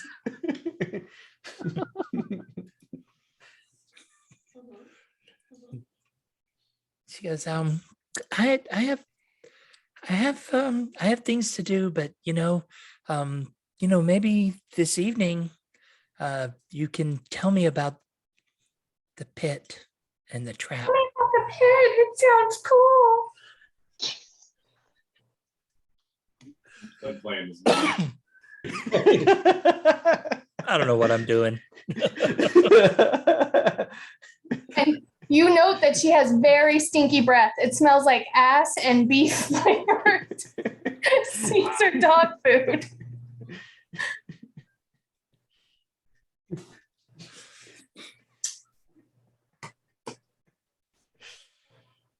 You're great. You Good get the times. feeling if this were a different time and place, she would actually call you senpai. But you know, neither here nor there. Okay, well, you guys languish your way through Din Din or lunch, kind of making it into the early afternoon. Like I said, around the Thule Sun hour. Is that right? Thule, Thule Sun. Thule. Where's my clock? Clock. Mhm. Yep, Thule Sun. Absolutely. That's what it was supposed to be the whole time. Yeah. If we're ready to leave after lunch to go shopping, Let's Croesus go. is totally fine being part of I that party. mean, we're pretending to go shopping, but we're actually probably going to slaughter a lot of people. What? Well, who? Well, What That's are why we we're bringing a purposely crossbow, I leaving suppose. behind? Of our loot, what are we purposely leaving behind? At least one of the crossbows.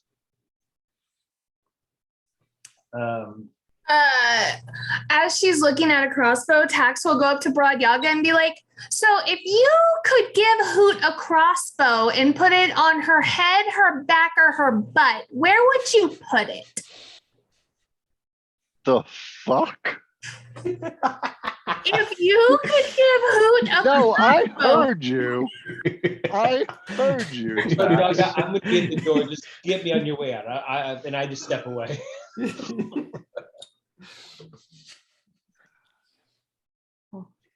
I don't think Hoot knows how to wield a crossbow from any of those locations. but if she could, Wait. Are you trying to like put like a turret on top of Hoot, and a then turret, and then you could sit on Hoot and activate the crossbow while riding Hoot? I did not think of that. What about multiple turrets? What if we had a seat and then turrets in every direction? Yes. And then she will just be like, are we going? And then like she's already drawing in her book. Tax, I would remind you. Don't worry, But- I would never hurt Hoot. I'm just using her as a prototype. Well, not her as a prototype, her model. Her model is what I'm going to work with, not her. I would never hurt a Hoot. I know you're not going to hurt her, but the fact is, she is not a combat vehicle. She is a But what living if she creature. could be? But- I think the point is she could be, apparently. None of us are built for combat 24 hours a day. Yes, we could mount a crossbow on her, but what good does that do when she's just chilling by the fireside eating someone's liver? She is not a combat vehicle. She is a living, breathing creature. And although what you suggest may have benefits for those rare, relatively, times that we are in combat, she mostly does not need them. She mostly just needs to eat and have companionship, as we all do. But what if she didn't have to eat? What if she could never sleep and be attentive all the time and have all of the ammunition? And I say she as a different being that is not Hoot, so that Hoot can sleep and take breaks. Leave Hoot out of this, because I don't know what the hell you're proposing, but it sounds incredibly unnatural.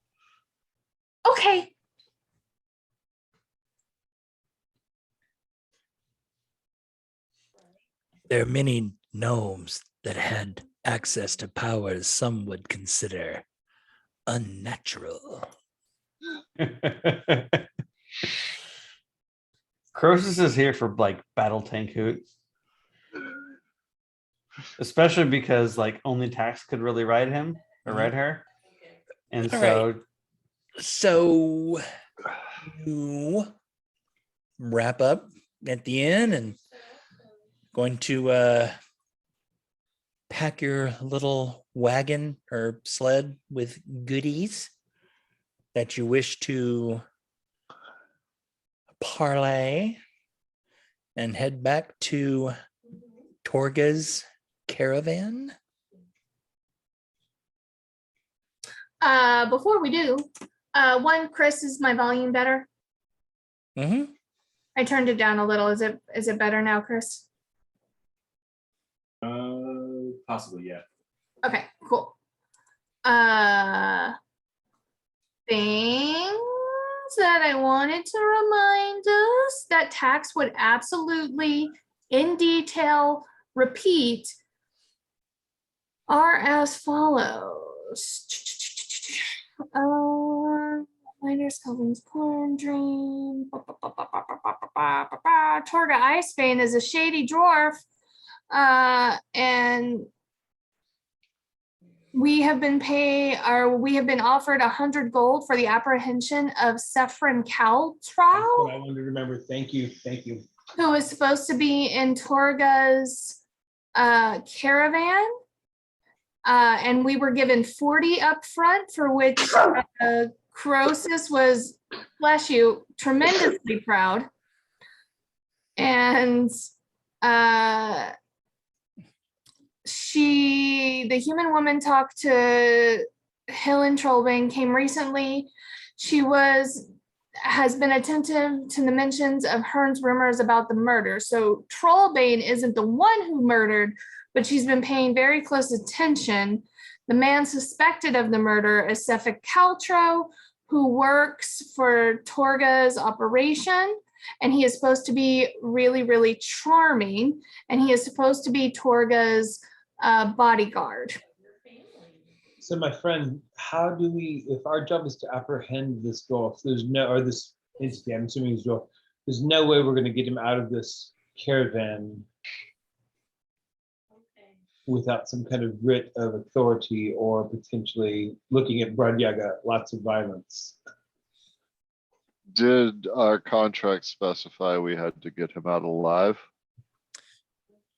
Actually, she specifically said she would prefer, if you ascertained his guilt, that you dealt with it instead of engaging the authorities in what would be, in her opinion, a senseless due process.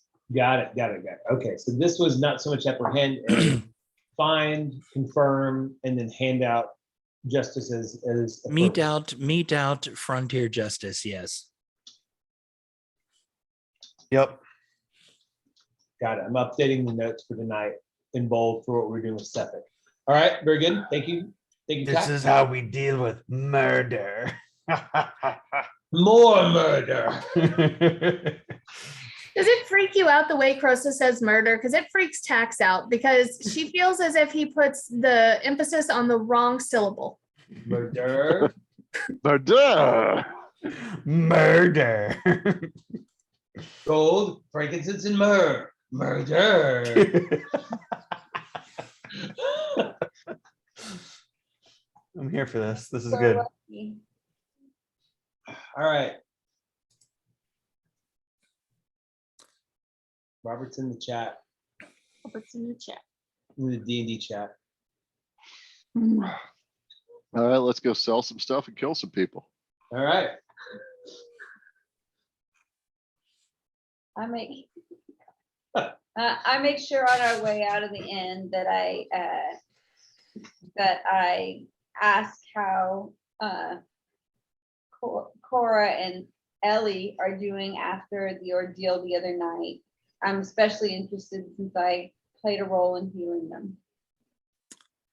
Well, Corey was the one that was more severely injured. In fact, she was unconscious and near death when you gave her aid. And she's like, well, you're, it's only been a couple of nights, but, still a little nervous. The way those things just kind of appeared in our home is terrifying, but physically we're okay. Glad. I'm so glad that we have the light back for you to help keep you safe as well. She goes, well, it is named the Northern Light, and without our lantern, it really wasn't a good name. And just calling it the Northern Dark doesn't really make any sense. She goes, but thank you for asking. And I just make a little sign of blessing on her again. And make my way to see my friends. Okay.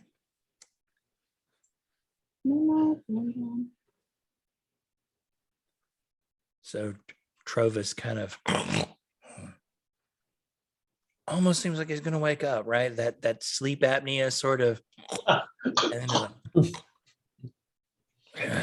Christmas? and he's a dragonborn, so his snores are, kind of deep. More and- aggressive and abrasive.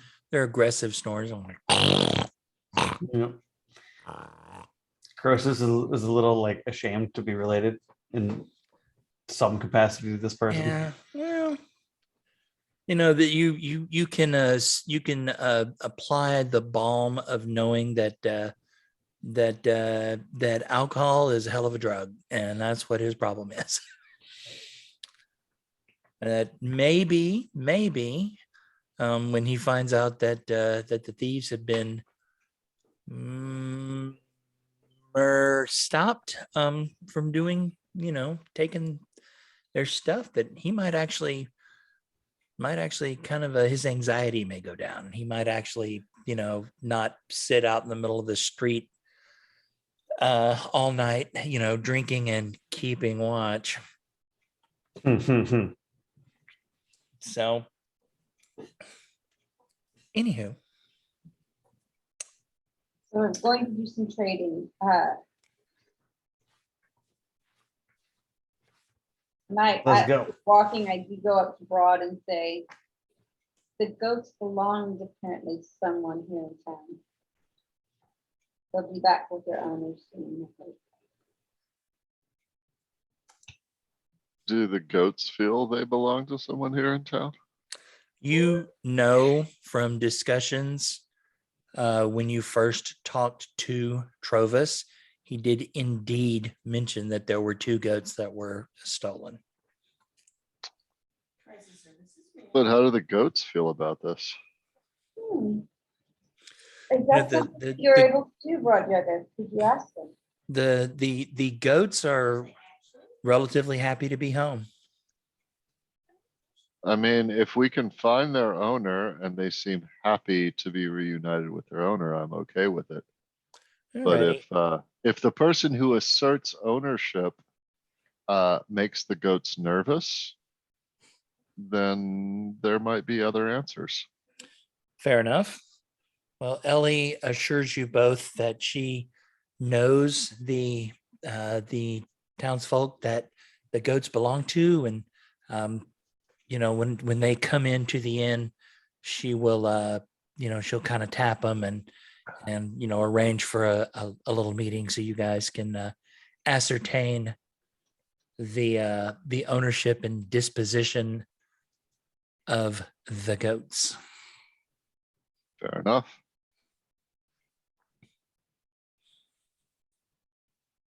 Okie dokie. Well, what now?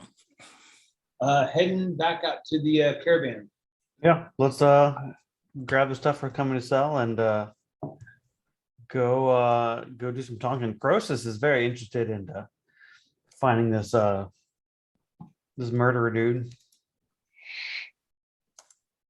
So since I believe, rightly or wrongly, I believe. that the members of this caravan have not actually pegged me as a member of this party, I want to show up at least 2 to 3 minutes early Okay.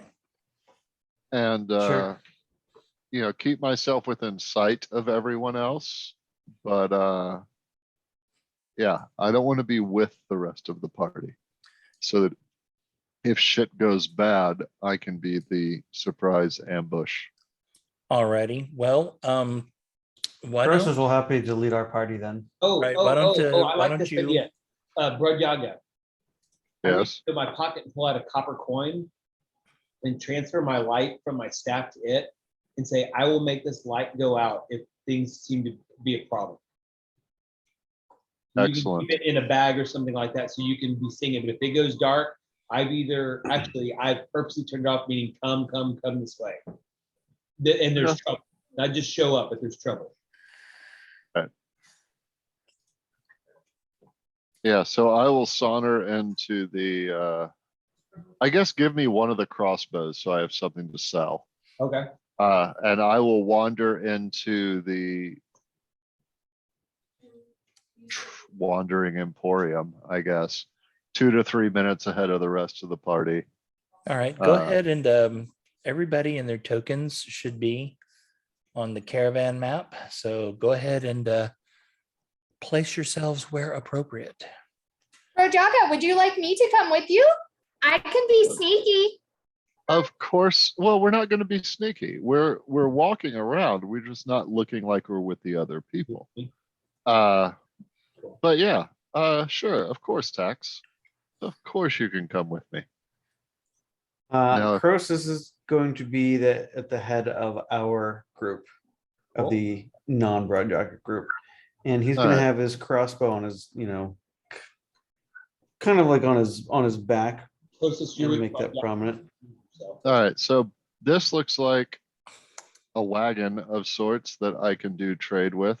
So Broad will head here first. And Dolph, Hmm? I have something that might be helpful. Well, And that's a sled. I pull a sheet. Right. That's like out of sleeping quarters. And This is you can see through something, but it this kind of is a caravan worker, and this is like kind of a tarp tent situation where goods are for sale.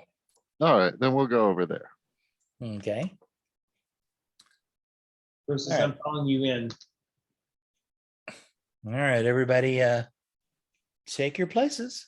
I need to do it not on the Zoom map. Just Okay, so if Broad is there first, then the map will probably look like us showing up this direction, right?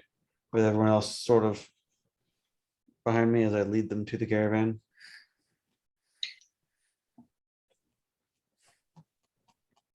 All righty. Well, Broad, you walk up to one of the caravan workers. He's a nondescript human fellow, wearing, of course, cold weather gear, and he's standing by a tarp, and under the tarp there are like household goods. There's a few kind of dry goods for food. There's a couple of blankets rolled up, and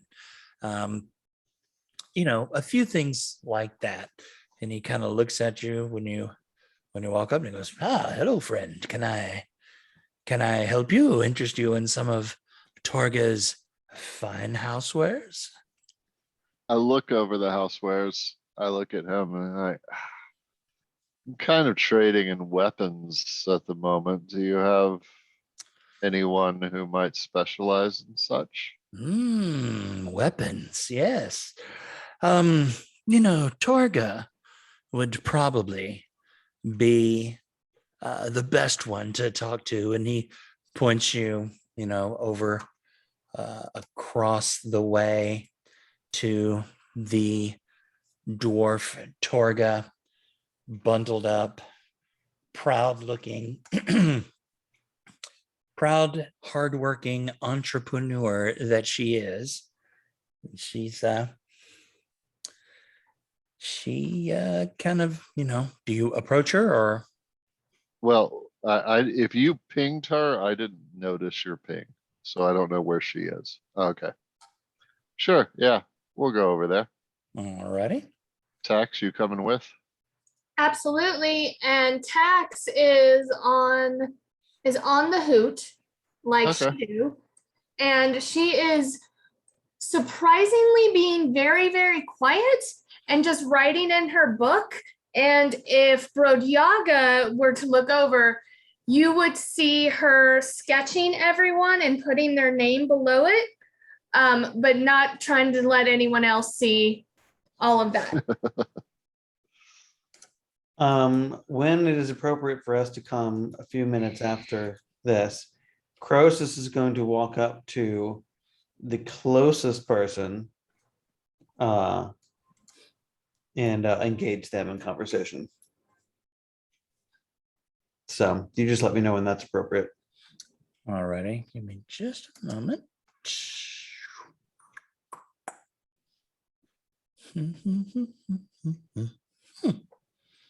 Interesting.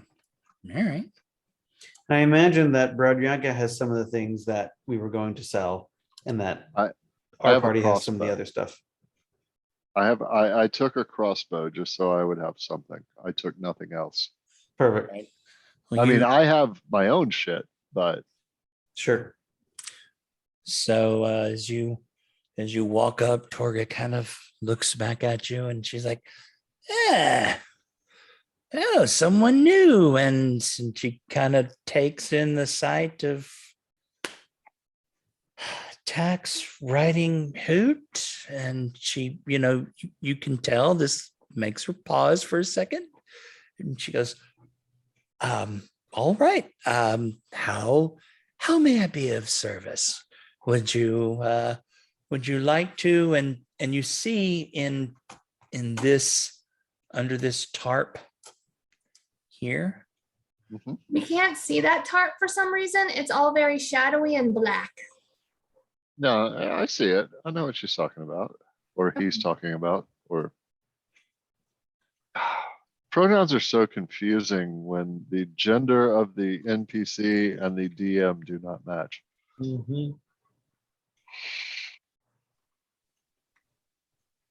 Oh.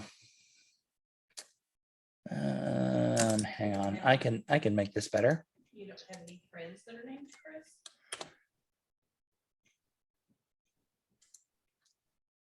Ah, there we go.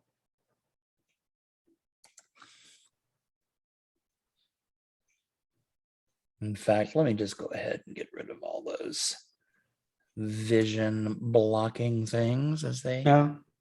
All right. I like them. They add texture to the map. Well, they had something. Well, it'd be different. Well, I agree, Robert. Somebody could hide behind that like they could actually in the thing. Right.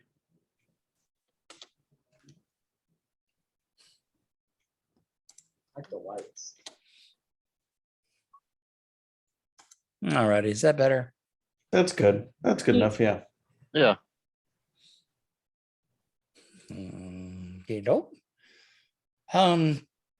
She goes and she kind of gestures into this under this little kind of almost like a pavilion, but with walls, but not like a tent. If that makes any sense. I gotcha. And there are several weapons kind of on rough like weapon racks. There's a couple of swords, a couple of bows, few different things of leather armor. There's some nice boots and a couple of daggers, few things under there.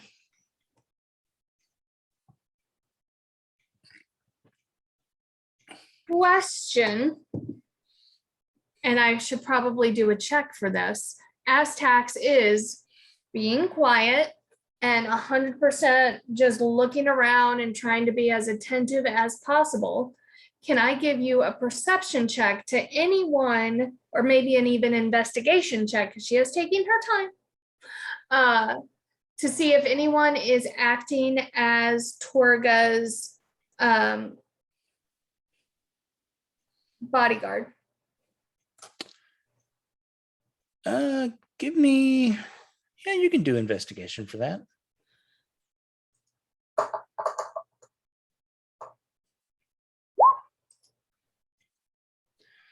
You notice that basically all of the caravan workers here, they are all, that none of them stray very far from, like their post. And, there are a few of them that, like this one, and this one, they kind of move when she does, but none of them stand out to you. Are any of them good looking? I mean, define good looking. Tax was told that he was good looking and charming. She cannot tell his charm silently. True. Well, none of them are really speaking other than Torga. I mean, you see some, water deep fours, which is Icewind Dale like sevens. So, All right. All right. so you were saying, Rajaga? Do you buy or do you only sell? Oh, we conduct all forms of. Oh no, wait. Oh no, we conduct all forms of commerce here: buying, selling, trading, acquisitions. Acquisitions. Yes. Do you care to define that more explicitly? She kind of pauses, looks you up and down, and she says, if there's some item you wish to acquire, then I take requests. You travel these lands constantly, correct? The 10 towns? I do. As do I. I am in fairly regular need of arrows for my bow. So what would it take? What would I need to give you so that whenever we encountered each other, you provided me with arrows? Well, that's a fantastic question. Isn't it? I don't know what the market price is for arrows. I'll look it up. I'll just keep chatting. Someone look it Probably up, upcharging and 10 she pounds. will tell you that whatever the market price for arrows times 1.5, that's what she would do. And she points, under the weapon rack, and there's like a barrel with maybe 20 or 30 arrows in it. May I inspect your arrows? Certainly, they're for sale. If you have the coin to buy. And right as you go in to look there, we'll focus on Croesus for a moment. What were you doing? Croesus. Croesus, is it my turn to do stuff? Yeah, it's your turn to do Cool. stuff. Excellent. Croesus is gonna walk to the first person, which looks like this guy all the way over here. Yep, that would be the first one. And he assumes that his party is trailing not too far behind. But as he walks up, he kind of waves a hand and says, "Hello, good sir," and waits for a response. Is indeed shiny day to you. Oh my god. Croesus sort of laughs and he says, me and my group come to barter, and we have some items you might take interest in. But first, show me to your finest spices. and waits for a reply. Kind of looks at you for a moment. He looks back into the housewares tent. He kind of goes, hold on. He kind of ducks in the tent. The house. You know, it's not really ducking in. He kind of rummages around and he comes up with what looks like a spice rack that was ripped off the wall of a house. Like there's still like some wood attached to the back of it. And there's like 3 or 4 spices. There's nothing special or uncommon about these. They're like salt, pepper, well, I don't know, pick 2 others, Sure. dillweed and Myrrh. right. And you can tell they've been in this, you know, spice rack for a while. These are definitely not fresh spices. This is not the market at Waterdeep. Jay in the D&D chat. So as he, you know, he grabs the spice rack sort of just out of his hand to inspect it without really asking, and just kind of like, you know, kind of starts looking at them closely, and kind of like it's kind of like blocking his face, and he kind of like pulls it down so he can kind of look over it at the gentleman, and he says, I will contemplate this for a moment. And then he points him to the direction of his friends and says, please assist my friends with their needs for a moment. And let's the rest of the party interact. Alrighty. We have Varuk and Sistan and Dolph and Dalen all down here in the corner, bunched up in fireball formation. Yeah, we moved up. We would have followed up with Croesus. After Croesus got his spices in the look, I said, excuse me, is there someone that would be good to talk to about items of quality? And I've been engaged by several members of the local community to look for fine papers, inks, different reagents that are added to inks, but for those who practice the arcane arts, they very rarely like to leave their comfortable fire holes and comfy chairs. So I've been engaged to purchase these for them. Is there someone here I could talk to? He goes, oh, you want the witch tent? It's over there. And the witch tent. Points to that one over there. All right, Croesus, I'll come stand next to you, and when you're done with your commerce, we'll head over there together. All righty, Sistan, Dolph, Varuk.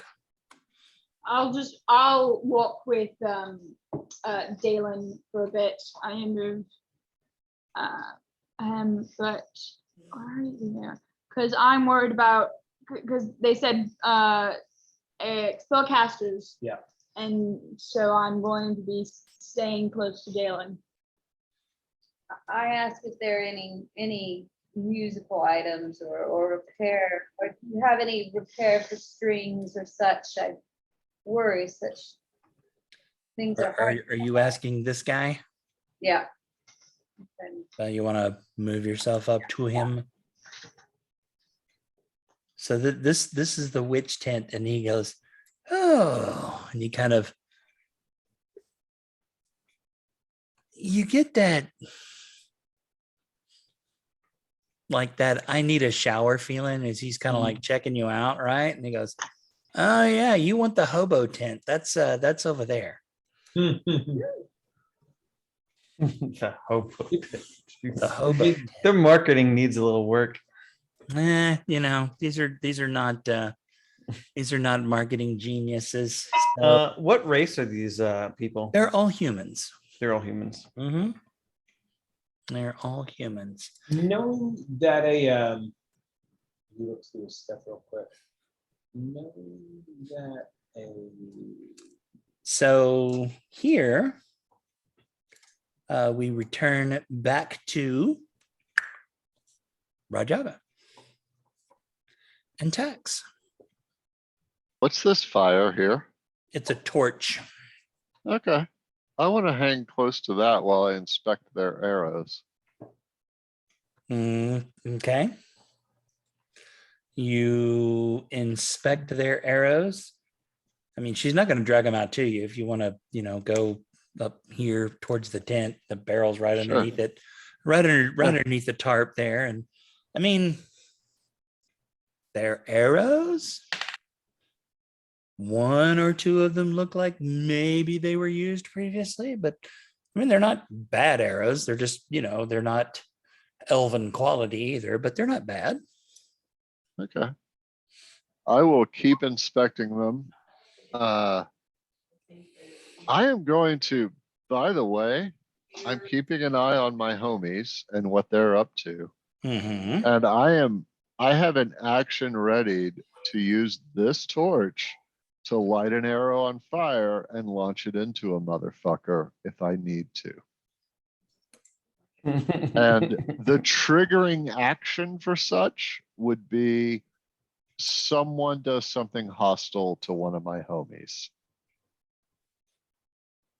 But other Cool. than that, I'm just, inspecting arrows, looking, checking the fletching, checking the sharpness of the arrowhead, putting it back, grabbing another arrow. But yeah, I'm absolutely ready to light a motherfucker up if that's what it takes. Fair enough. Then if he's good, I'm gonna move up to the witch's tent, hoping my compadres accompany me.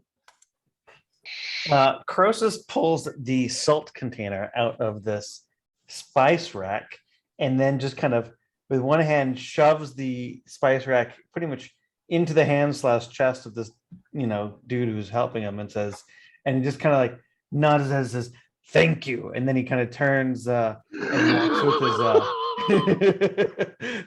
Just kind of he's standing there and he's holding it for a second and he's like, you could almost hear like some sort of like, poor person energy, cheap bastard or something. You're not really sure. And he kind of like goes back into the tent. He puts it down. So you make over, Dalen, you make it over to the gentleman in front of the witch tent. And he says, I see they sent you over to, you need something of the arcane nature, yes? Yes, I've been engaged by several members of the local community that when possible to see if there's any papers, inks of fine quality of exactly the nature you address, not for ledgers and receipts and whatnot, but for more advanced. Of the arcane nature, yes? Exactly. What may you have available? Well, Torga's witch tent has many fine papers and inks. Please feel free to take a look. And you see, like, there's not a lot of stuff here, but there are some, arcane quality papers, a few things of ink, like none of the inks are full or new. And, like one of the little small bundles of paper actually has someone's name scrawled on it.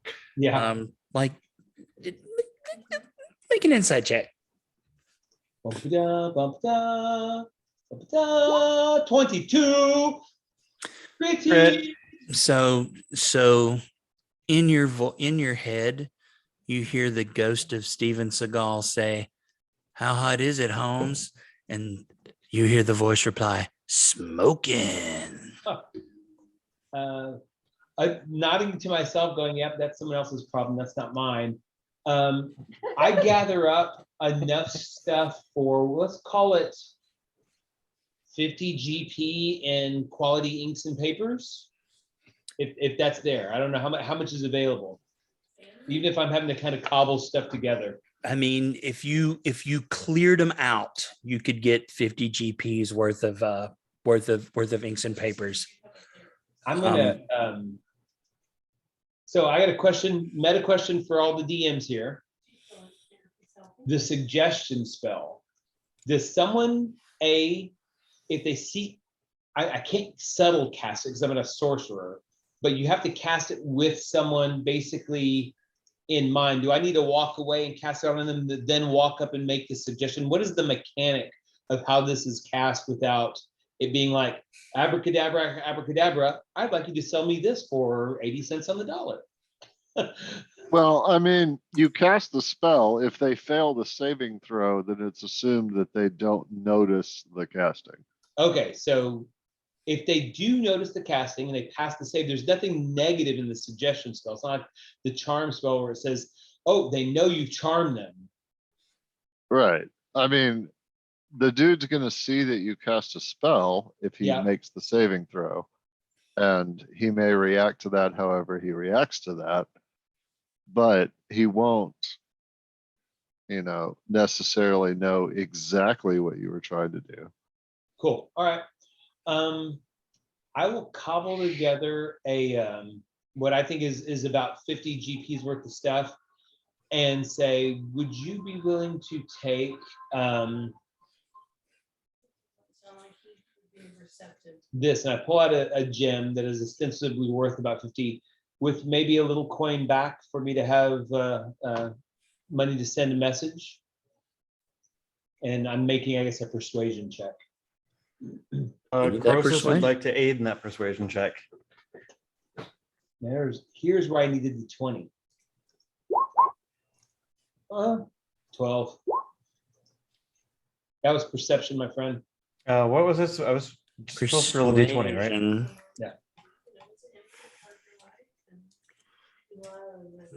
Go ahead. Oh, to aid. So he kind of looks at you and he goes, Torga said everything in the witch tent is about 50. So I'll take the gem for everything in the tent. What else is in the tent? Oh, you said this would clear them out? Yeah, you can take it. And what you're going to do Yep, is you're going to trade him 50 GP gem yep. and you're going to get 25 GP worth of papers and or inks. Okay. Yep. I mean, I get it.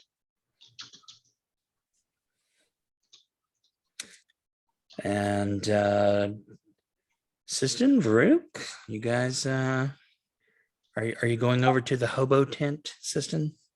I will head over to the hobo tent. I don't want to go alone, so if somebody would like to come with me. As soon as I'm done, Croesus will come with you, yes, where I'm also happy to walk over. All right, especially since the witch tent has nothing left, which is the tent that has nothing? which is left? going to draw some attention to us that I'm not quite sure how I feel about just yet. So is this the hobo tent that I'm going up to now? Yep, yeah. It's helping. As Danowick finishes, is it Danowick? Dalen. Dalen. Me. Jesus. All right. As Varuk, Dalen, are you going to stay there? Or are you going to join them at the hobo tent? Actually, just kind of wandering around the camp, keeping an eye on everybody. Right on. Alrighty, Sistan, you approach the hobo tent, and again, there's a drum, a tambourine, a lute that's missing 2 strings, and what looks like a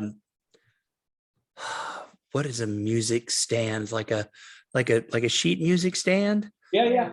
that's bent just a little bit, like you were absolutely certain that these items are not brand new and their previous owners may or may not know where they are right now.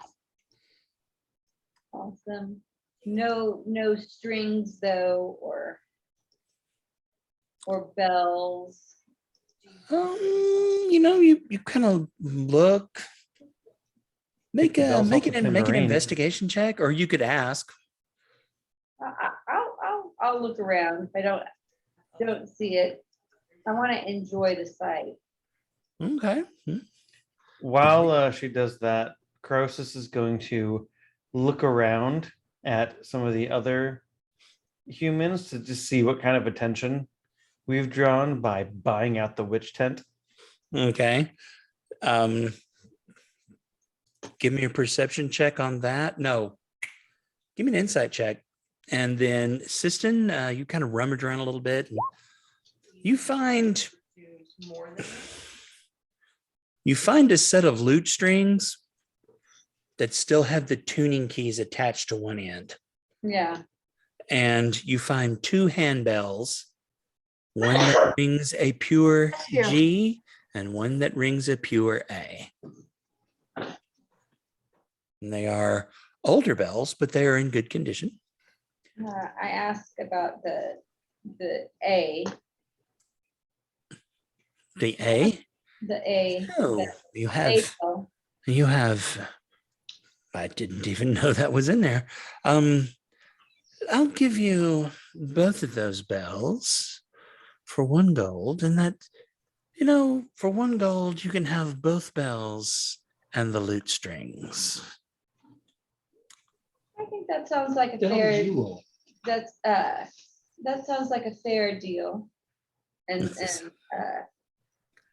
He is magnanimously bows to you and takes your gold, and you are allowed to pocket the 2 bells, one in G, one in A, and then a set of lute strings that were at one time attached to a lute.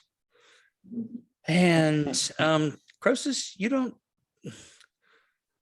like, everybody here kind of seems to have their job, their function, and everybody's kind of staying in their lane, right? Cool. Now the guy at the witch tent is he's kind of looking around, like, you could tell he's got that I'm gonna get to knock off early vibe. So he's feeling pretty good about himself. And now we land back, Bradyaga and Tax. And as you're kind of looking through the arrows, Torga kind of leans up. He kind of wanders beside you. She goes, "So, see anything you like?" I make better arrows than this. Sure, but Where's your good shit? oh, if you want the good shit, you'll need to talk to my armorer. Would you like to speak to him? Yes, very much so. And she leans over and she goes, "Sephek, dear, Dun, this dun, man dun. wishes to speak to you." And there is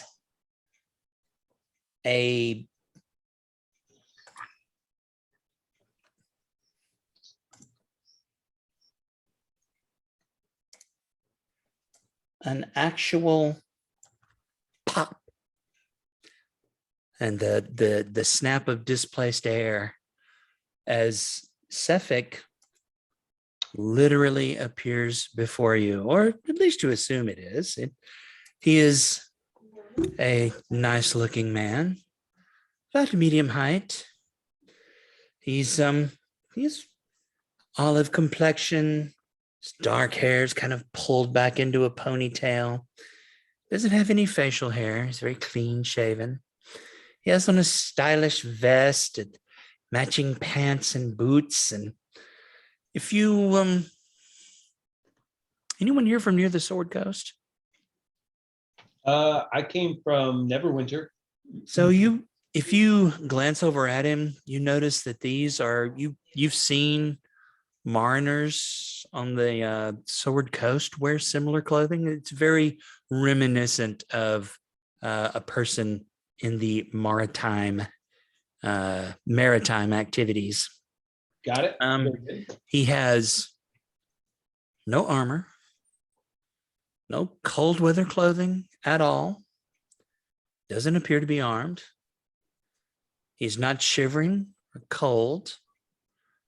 And he looks at you. And Bradyaga, as he looks at you, you immediately notice his cold, frozen ice blue eyes. And it's almost like they're they have a slight glint to them from the torch. Maybe it's your imagination. And he says, "Why, hello. May I help you?" So he doesn't appear to be warded in any way against cold weather. Negative. Okay. Then when he says hello, I say hello and extend my hand to shake. And he reaches, takes your hand and shakes it. And it feels completely corporeal. It is absolutely corporeal. However, there's nary a trace of living warmth in it. Interesting. I asked your mistress here for the good shit when it comes to arrows specifically, but honestly, anything you can lay hands on. She says you're the armorer. What can you do for me? He goes, one moment. And he goes to the back of the tent, opens a chest, and he brings out 10 very high quality arrows and a beautiful, like Damascus steel looking dagger.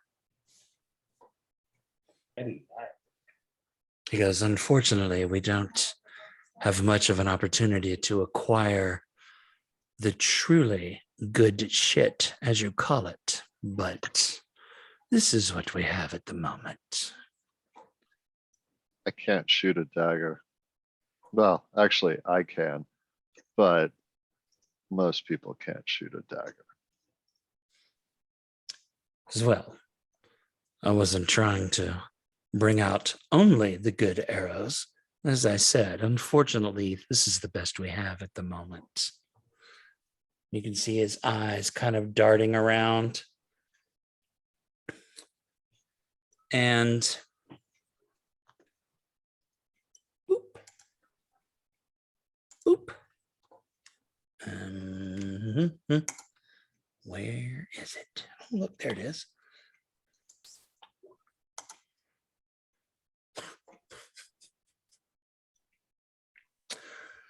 He goes, so would you like to purchase the arrows? Maybe the dagger? Maybe someone else in your party would care to examine the dagger. My party. Me? My party consists of myself, an owlbear, and the one who will be inspecting all of these weapons. Yes, Tux, please. Well, if he was talking to me, why didn't he just say me? Because he's a con man. And I don't make any attempt not to let him hear me say that. And I will look directly at him and I will say, are you a con man? I love you, Tax. I love you so much, Tax. And he will kind of walk over here to you and look at you and say, oh no, my dear. I'm very open and honest about everything. I'm very open and honest about everything. Can I see the daggers? Absolutely. He kind of pulls it's actually in like a little wooden case. It has a like a velveteen sort of little pillow that the dagger's laying in. It's a very high quality dagger. Give me 1 second. So I cast spells through things, right? Yes, generally through some sort of artisan's tool that you have on your person. So I'm going to retrieve from my pocket, not my bag, one of my tinkering tools.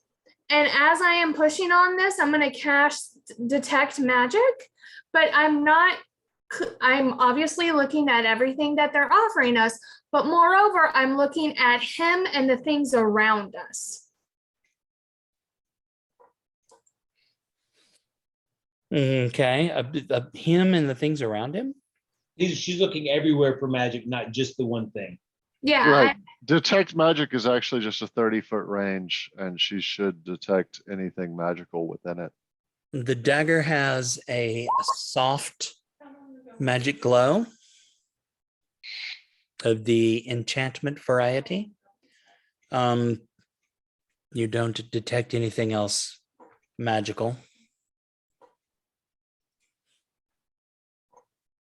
and that nothing on him, no object that is doing magic, nothing from within the tent that I can see. There's nothing around me beyond the daggers in a 30-foot range that all have a glow of magic. That's it. I mean, other than items that you've made that you know. Yeah, that I'm like, clearly I'm glowing to myself. Well, you leave a trail of magic dust behind you everywhere you go. So yeah. So absolutely nothing within 30 feet. And mind you, this can go through 1 foot of stone, 1 inch of common metal, 3 sheets of lead, and 3 feet of wood or dirt. 2 turtle doves and a partridge in a pear tree. A partridge in a pear tree.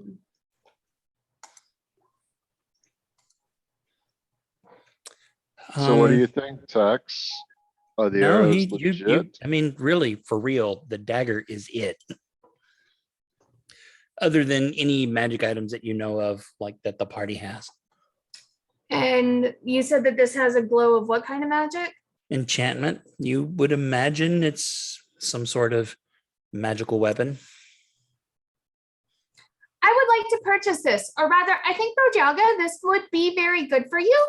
And further, I would like to say that as far as stuff goes, I heard that Torga, because I heard about Torga when I was in Brinchander, I heard that Torga had the finest of things. And unfortunately, I am very unimpressed. Tex is very unimpressed, my friend. But this dagger, yes, please. I'll give you this fine heavy crossbow for that dagger. He says, don't be absurd. I'm not being absurd. And he looks around. His eyes kind of move. You feel their cold gaze go from one of you to the other until his eyes land on Sandalphon. I'm wrapped up, knowing like my face is kind of hard to see. I have a sheer, but I loaned her a sheer scarf that I had, more of a performance scarf, but one You have that moment frozen in time where the snowflakes, each individual one, kind of arrayed in your vision. And Sephek disappears and reappears here.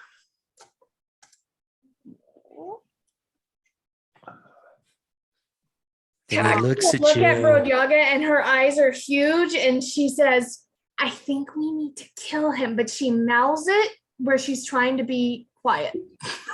I believe, and I never took this back, that I had a ready action to light an arrow and fire it into somebody I thought was hostile. Yes, you do. good moment. We'll see how this goes. I don't know. We'll see. Do you think he's being hostile? But I'm waiting to see if he's Yeah, being hostile, sure. but if he, Everybody remembers the status. right, but if he's so being he hostile, he he's getting an stands arrow. he stands there 5 feet away from you, and he goes, ah, there you are. Gorilla's chosen. Oral's chosen. My sister said I would find you. And here you are. Will you join me, my dear? And he reaches one hand out towards you expectantly. Oh, I'm definitely lighting an arrow on fire at the moment. Don't mind me. Just Croesus casually like has a "Ooh." response. Sir, Croesus, you have the Just- wrong person. I don't know who you're talking about there, sir. Croesus just turns to him and says, "Can we help you? Excuse me?" Yeah, it's as though you don't exist, Croesus. And he looks at you and he says, no matter how you appear, I can smell you. I can Croesus just gives a big old wave sense you. to Brad I Yaga. know where you are. The brand calls to me across the land.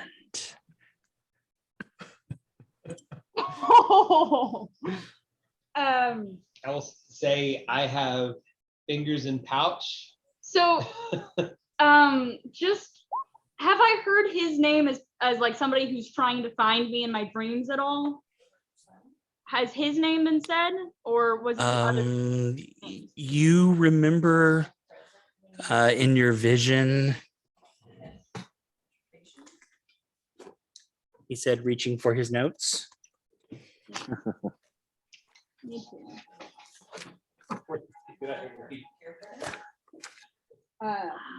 Don't. And I am just. You remember the vision gorilla saying that she was going to have Vernus search for you?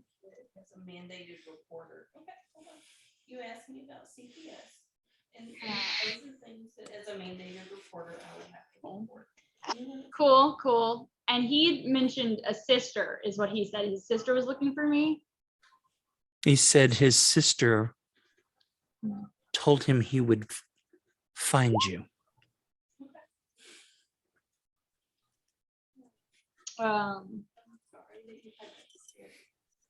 Cool.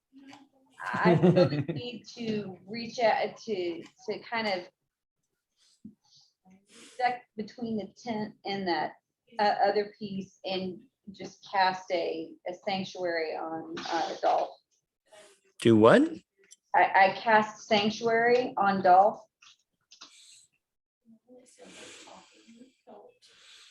Any creature who targets the target creature with an attack or harmful spell must first make a wisdom saving throw.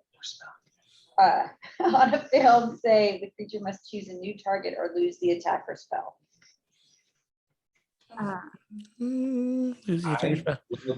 All righty. Very good. And importantly, sanctuary is not a concentration spell. I know, I like that. So what did he say about, like, he reached out his hand and asked something? So I'm with him. would you accompany me? I feel like this guy's a vampire. Yeah. Great. Doesn't It's care about the Rob cold. Seeger. Alan does not like vampires. I look at Dalen and Croesus, and I say, and if I don't, what happens? Go home, try to go home, get you some rest. And if you need to.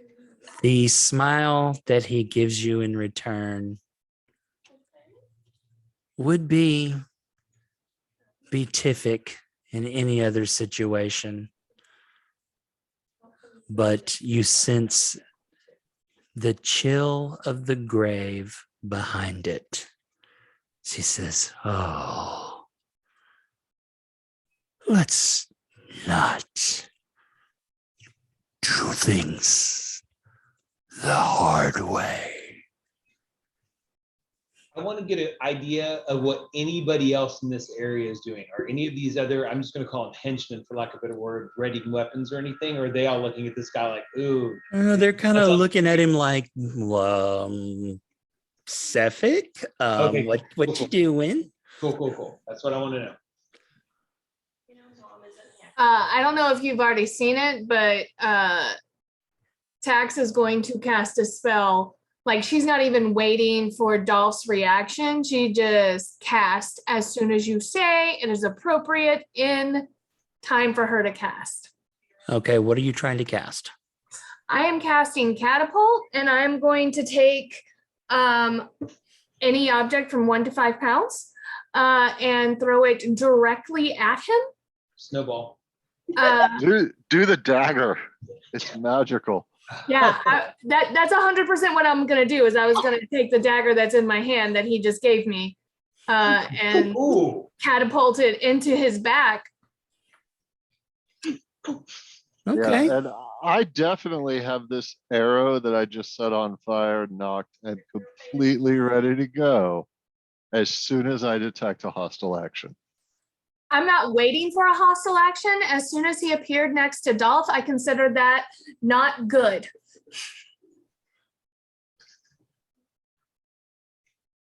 Cast your spell. it's in the Did. thing. She rolled, it's a DC 13 dexterity save. Yeah. Just try to keep yourself and your son safe as you possibly can. Jinx, Croesus. You want me to Cast a spell that affects and deals damage to another. So does a 17 Okay. what happens if he succeeds? I just miss, I'm assuming he just misses. Oh, wait. It keeps traveling up to 90 feet. Yep. I mean, So, wait. So that means so Croesus. that was it, no, So Dolph, I'm No. gonna need you to make a deck save. If it hits you, keep it. I have advantage. Cause I'm a barbarian. Fuck. Oh. Oof. Well, hey, now you have a dagger. Wait, does that mean that the sanctuary thing goes against me? No. no, because you didn't make an attack roll. Yeah. You didn't attack anyone. You just cast a spell that Oh my, launched something in a particular direction. I have advantage. Goodness. Yeah, you No, rolled honestly, a 9. Honestly, the chances of it hitting either one of them would be pretty light. Well, if it Going keeps going for directly- 90 feet in a straight No, line, if Dolph fails her deck save, then But she, it wasn't aimed at her. Yeah. it, So It doesn't matter. it say doesn't that matter. matter. It's a straight line projectile. Yeah, but look where it goes through. It goes through the center of his and at the very, very edge of hers. What are the And odds? she rolled a that- 3 on her save. I Let's rolled roll a a 9. nine. Advantage. Eh, But Okay, she rolled a 9. it also is the aim. So I mean, it would be when you throw anything and fumble, the chances of that fumble Yeah. hurting somebody or coming back on you. I think it's just the nature of the spell. I think that's No. just, it keeps going Okay. straight. And anyone in the The- line of fire okay. has to. The way catapult works, trust me, because I used it extensively in Strahd.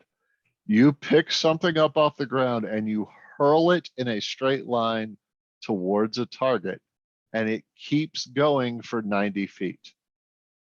Until The it hits- first target gets a dex save. Yeah. If they make it, it keeps going. If they fail it, it hits them. So the first target made it, it keeps going. And I don't see a trajectory that hits that guy that doesn't hit either Corrosus or Sandalphon after it misses that guy. Even with elevation change? Even, Is there an elevation change? Well, she's No. 2 feet tall, aiming up at his chest, I'm assuming. well, but But no, at that it's not distance, coming that big. The from angle's very her small. necessarily. It's coming from. She it's- was holding the dagger. So She was holding the dagger, so it's coming from her space, but that doesn't necessarily mean it's traveling at a significantly upward trajectory. Okay, that's cool. You can take 10 points of damage. And it's a hurled dagger, not a thrown dagger. So is it just bludgeoning? Well, it's not the dagger. The Yeah. dagger itself doesn't matter. Yes, bludgeoning damage. Right. Take 10. And It- you It's have, it's right? it's Nope, not the not raging. Oh, cool. Because now it's your run. Can I? So yeah, cool. Yeah. I have a dagger now. So as soon as that dagger, he just kind of doesn't even like put any effort, just kind of leaning out of the way. So, fine then. We'll do it the hard way. Arise, my children, and bring her prey home. Roll for initiative. Oh, Yeah. crap. That did not. Hold on. Is that a hostile action? It That was sounded totally a like a hostile That's hostile totally action. hostile action.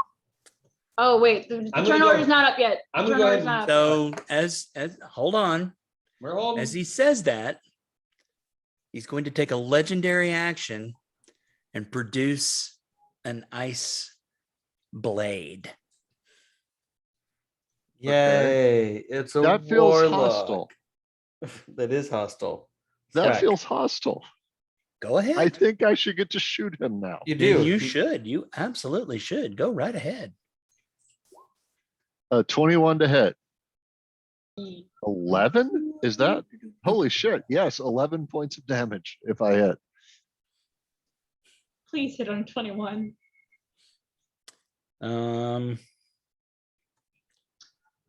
Okay, so it can't damage another creature until that still ends right. Die roll. Yeah.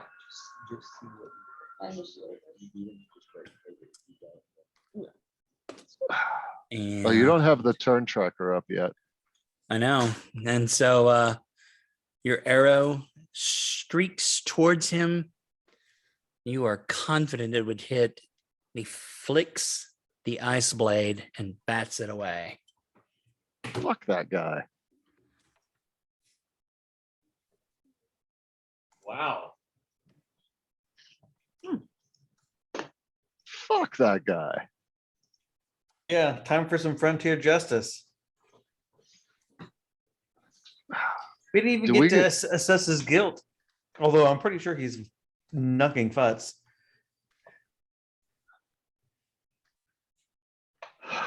I mean, do we have a bio break before battle starts? Or Yeah, Yes, go we ahead. absolutely should. okay. Almost 40 because it's 9 points of something. Okay. 29 out of the 3 now. So, oh, Carl, you didn't roll a 1 and a 20, but you rolled a 1 and whatever in a 19. Nice. We're not very initiative friendly. I'm merely waiting to see what everybody else does. Yeah. I don't. That's a solid move, Baruch. So Baruch, is it a V? Is it a V?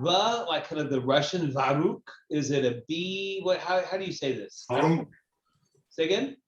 Varuk. Varuk. Okay. Accent on the whole thing, all the syllables. Yes. That's how you know you're doing it right. All right. Well, since we were taking a momentary break, I'm going to go grab a few munchies and I shall return in a moment. All right. Fun.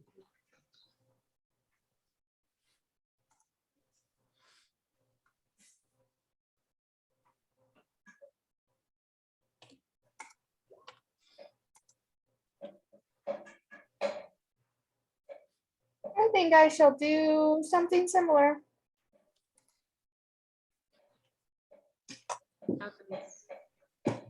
Boop, boop, ba-doop, ba-doop, boop.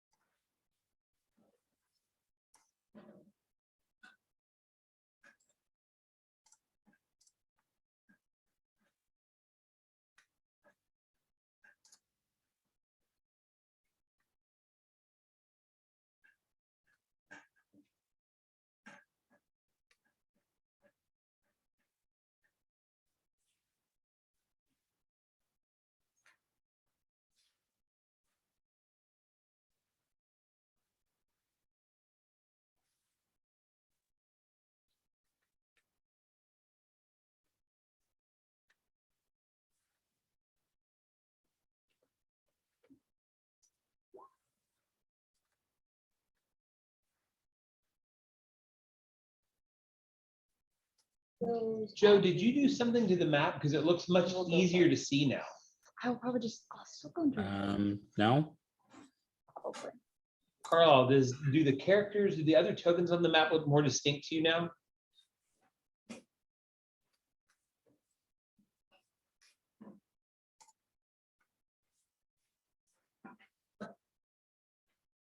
If you answered, I did not hear you. I don't think so. It's like the lighting changed. Maybe.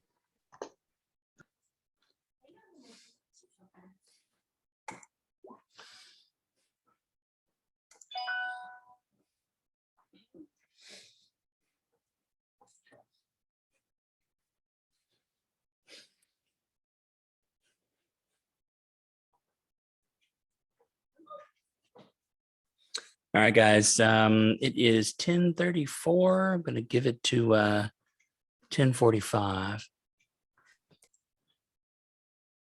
Okay. Oh, God, we didn't record the Sublime joke. That's Yeah, I know. unfortunate. Yeah. But I was on that call. Artificer, level 3, spells. We're watching you go through your character. Lisa. Oh, I thought I shared the right screen. I'm just saying. This is very interesting that the scale is. Maybe you should share the left screen. I thought I did. I thought I shared screen 1. Hello. Is that the right screen? Nope. How is it not the right screen? Son of a bitch. Okay. So this did this to me a couple of weeks ago. It didn't matter what I shared, it was sharing my kind of active one. There you go. That's the correct Yeah. screen. Okay. Thank you for using the word correct and not right, Robert. These guys radiate lights. I knew what game we were playing. I figured it out. Joseph, Mhm. are we ready? We are. All right. Baruch, you get to kick things off. All right. You notice That's when the talkie man said, "Arise, my children," that a bright light began to emanate from here. that's my trick. So I rolled the lowest initiative. Oh, wow. Well, you noticed it anyway, Already obvious first. but Broad, you notice that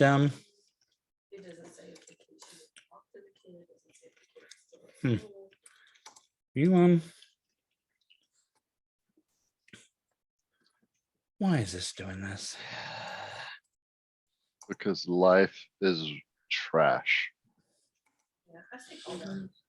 You notice a bright light begin to glow from the tent as something shuffles and begins to arise, kind of shambly, but there is a cold, bright light.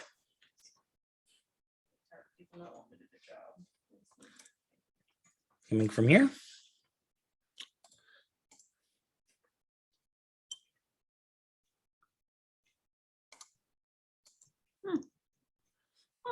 And you notice these bright lights coming from all sorts of places. Fair enough. What would you like to do? Well, I'm seriously hoping that whatever reaction he took that knocked that last arrow away won't be regenerated enough to do it again. But I shoot horribly, only hitting AC 13. Yeah, Fuck. he casually bats your arrow away. All right. Well, I should have done this first, but I missed anyway, so it doesn't matter. I bonus action hunters mark him as well. Although that doesn't really help this round. And then at the end of my turn, yeah, Hoot's going to rush forward and smack the fuck out of him. That's Dalen. There we go. I give Hoot a little pat on the head as he runs by. He runs by encouragement. Okay, come on. Tax with advantage. Real quick, I'm still on Hoot. Do I need to do an animal handling check, Jay? I mean, not Jay, Joe. Probably not. I mean, No, you just he's not doing anything particularly weird. He's just rushing forward and attacking something. Okay. 15 to hit. Does Hoot carry a maul? That does hit. Yes. Maul is what he does. Okay, he takes 5 damage, and since Hoot traveled 20 feet, he takes an additional d6. So now we're at a total of 9 damage, and there is a saving throw against my spell DC, or he is knocked prone. And my spell DC is a 13. Okay. What kind? What kind? Oh, Dexterity, I strength. think it's strength, probably. It's usually strength, but let me double check. Strength saving throw against my spell DC. 17. Oh yeah, that makes it. All right. So he takes 11 plus. No, he takes a total of 9 damage. He's not knocked prone.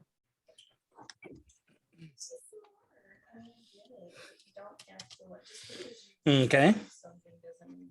And at the end of Hoot's turn, he will take his duck and weave, which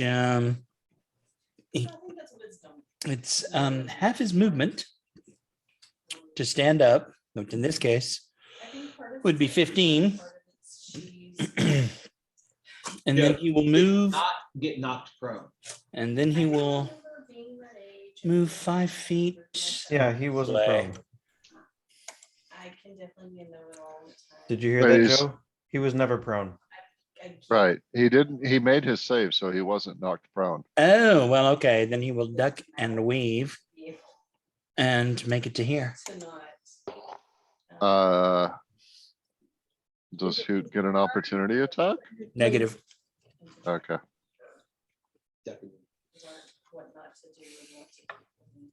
Fair enough.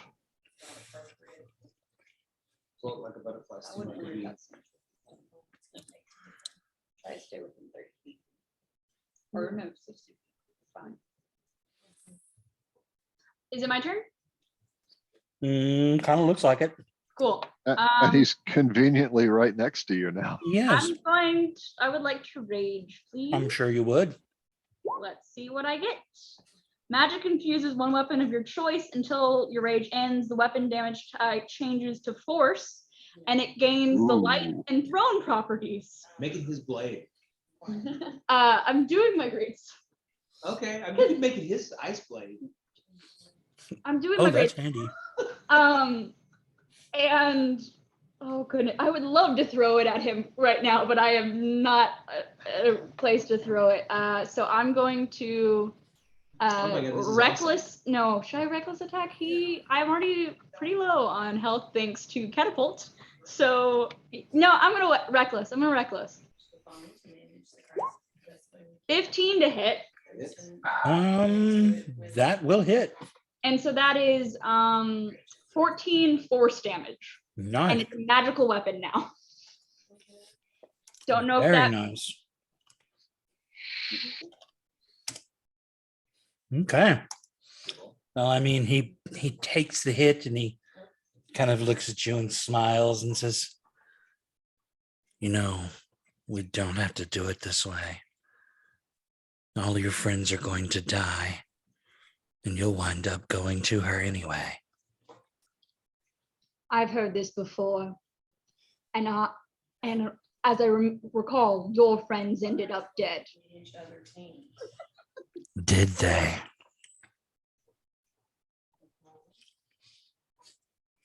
That's the end of my turn. Okay. Woot. Tax Yaks tracks. Tax. One, I need Holler on my board because Holler's gonna do something in just 1 second. Mm, he should be. If he is, he's awful disappeared. Is he here? I mean, he absolutely should be. Um, Well, that's convenient. Okay, hang on. I'll fetch a hoot for you. Calling a complaint on a dispatch because they got sassy with her because she was getting sassy. You know what I mean? Like, no. Mind your place. Oh.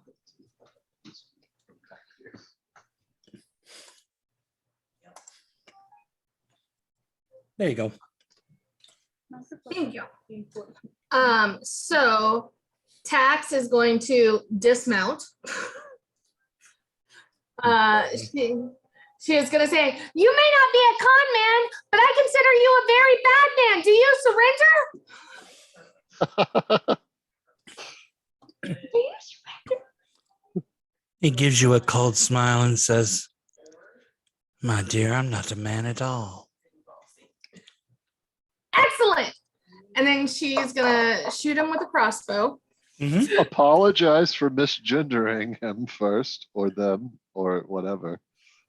Mhm. Yep. I'm imagining that doesn't hit. It does not.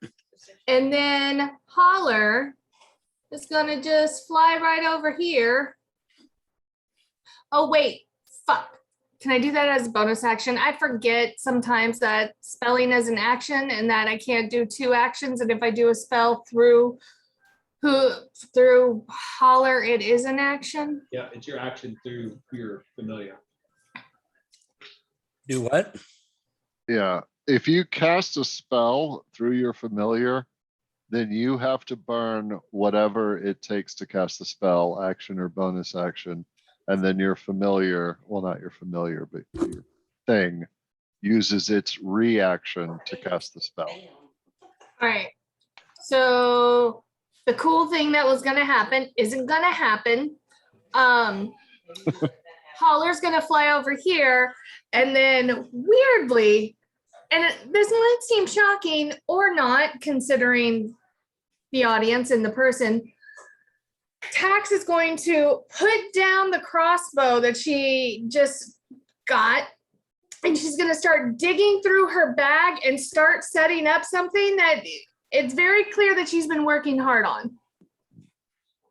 No, Okay. I was on that call and I saw the little- Now, one thing you can do, Lisa, kinda like going step at the top, even though you can't cast a spell and then I finally- through Holler, Holler still has its own actions. And Holler could just take the help action to give whoever next tries to smack this guy advantage.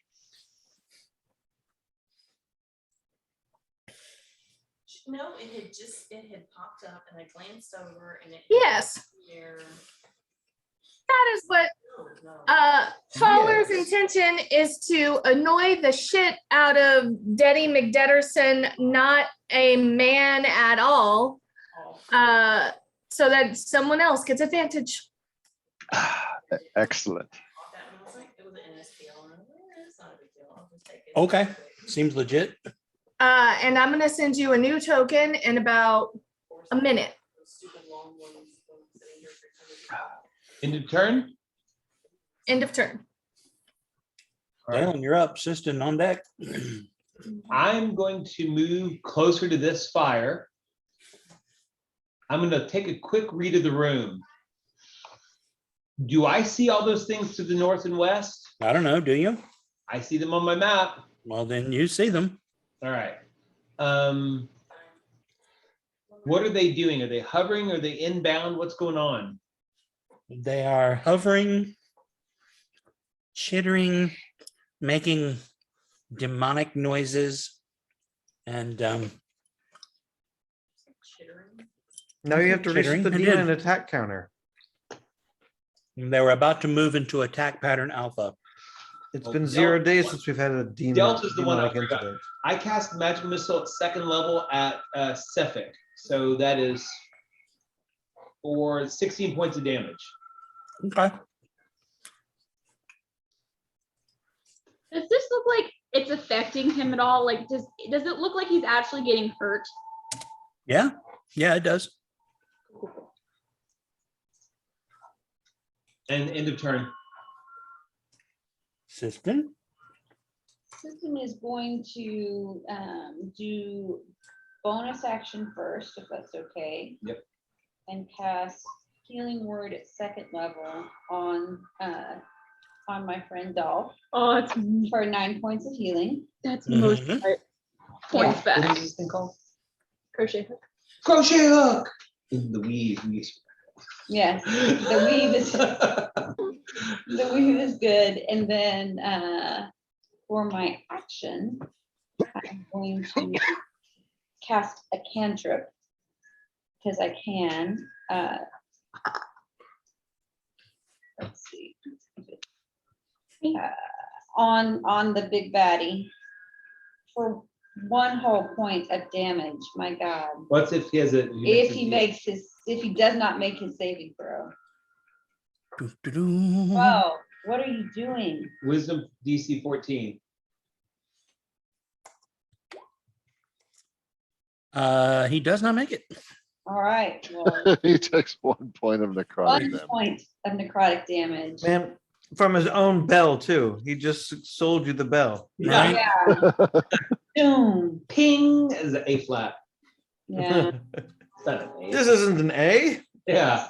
it's still my shield that I hit. Oh, yeah, that's right. And a little bit of unweaving energy just kind of goes into the spot where he'd been hit Yeah, previously. that's his turn. And that is my turn. I'm gonna stay close by.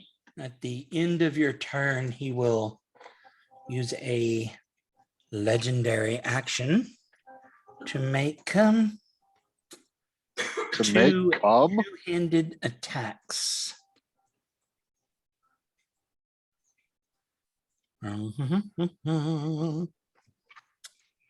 On two. Onto Dolph, rolling a 23 and a 22 Those will both hit.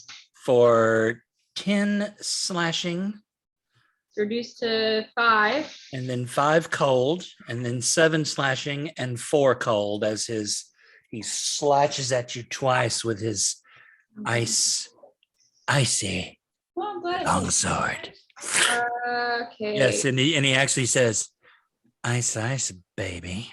So how much was that total? I think it was 17 with your damage reduction. Okay, so Well, it's 17 slashing total, reduced. No, it wasn't 17 slashing total. I was counting half slashing full cold, and I got 17 total damage. cool. Not bloodied yet. Be Okay. good. How does he look? Does he look bloodied at all? No. Okay, cool. Well, yes, actually, he does look pretty bad.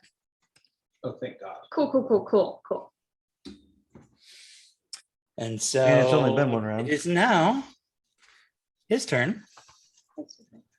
Legendary actions recharge. And as he looks at the wounds he's done to you, says, I don't want to hurt you. You are her prize. You're so important to her. You could never know. And you are a little bitch. And he holds his hands out, and you see like the very air around him coalesces and gets like an icy sheen forms around him and soaks into his skin, and he looks much better. Someone Of course he does. chill touch on this guy. I got better. got better. I just gotta wait till my turn. Then we can Uh, chill touch him all day long. As a response to his little thing, I'm like, and you are a little bitch, and I spit blood into his face. Hell yeah. And he sighs. And how's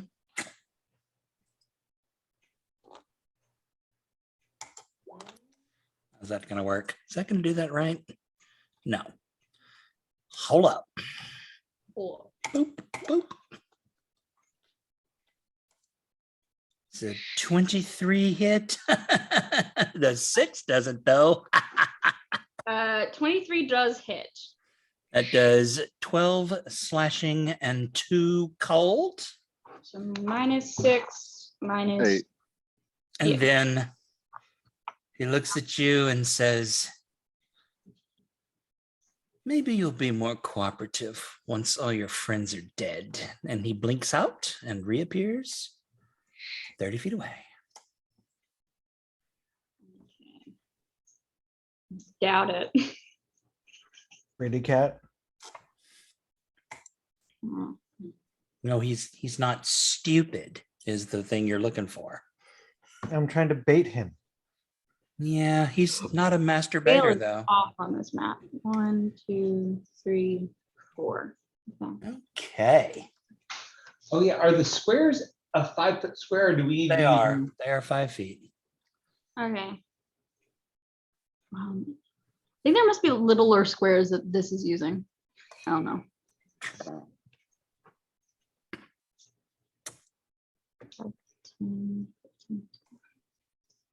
Oh, You that's can't what use the tape measure. Yeah, because I think there's little smaller squares. Yeah.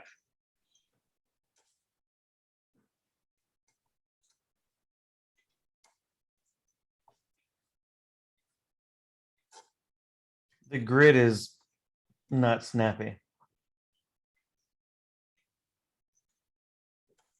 Who owes the Mephisto's turns?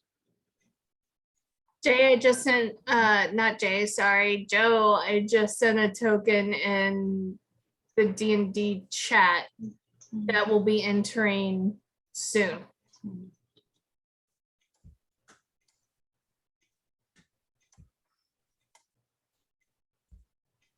Yeah, okay.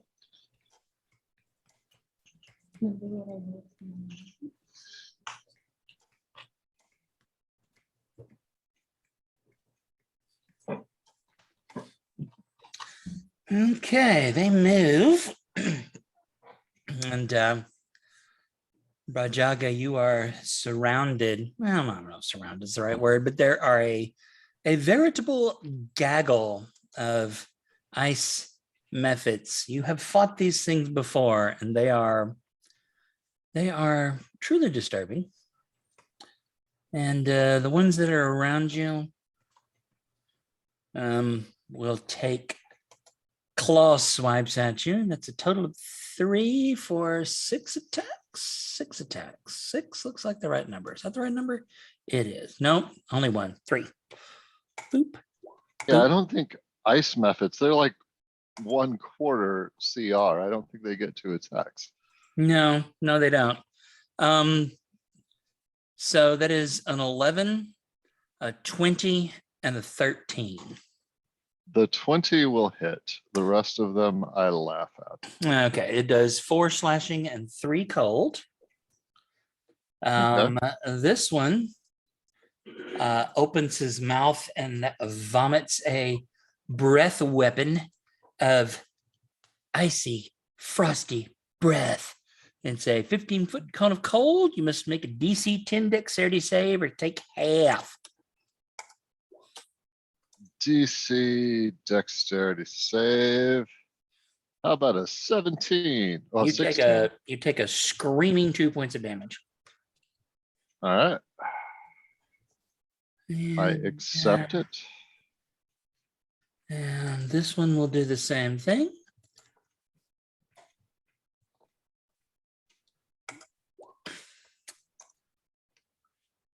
Another DC 10 there. This one has to make a DC 10 again because it's in the count. This is the one beside it. Mhm. How about a 19? You take 3, and these two take 3 as well, getting hit by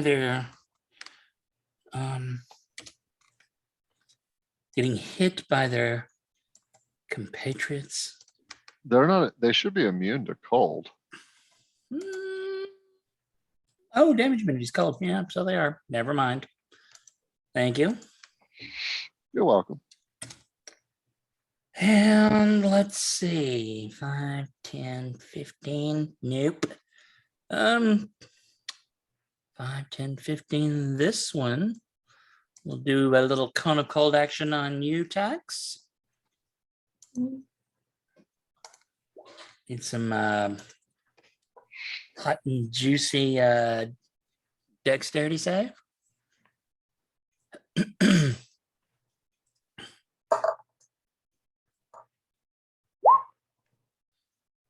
You take 1 point of cold damage. Just the 1. Everyone else is out of range. Croesus, you are up. Then we'll do something different.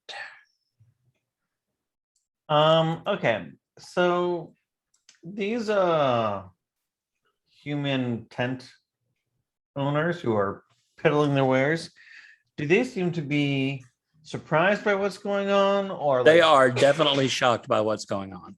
okay, so They they have don't never seem seen hostile. anything like this before in their lives. Alrighty, so then I won't.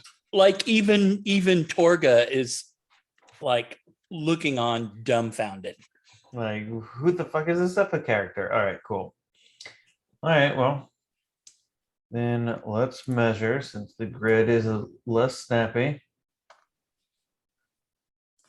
Yeah, that should be just fine. 5, 10, 15, 20. Yeah, Where do you want to measure to, Robert? right there. Oh, yeah. I got it.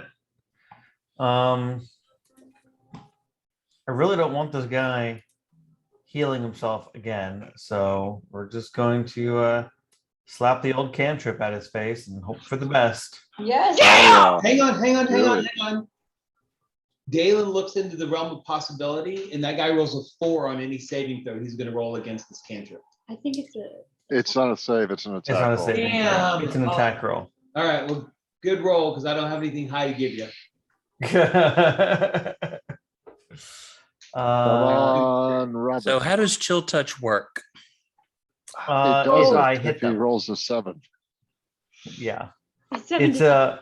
it's Yeah, an it attack doesn't. versus AC, and then if I hit it, then they don't get to regain health. Till my So next what you're turn. saying is he needs to roll. No, you tried to hit him with a 7, and Yeah, nothing. you- A range spell you, attack does nothing. right?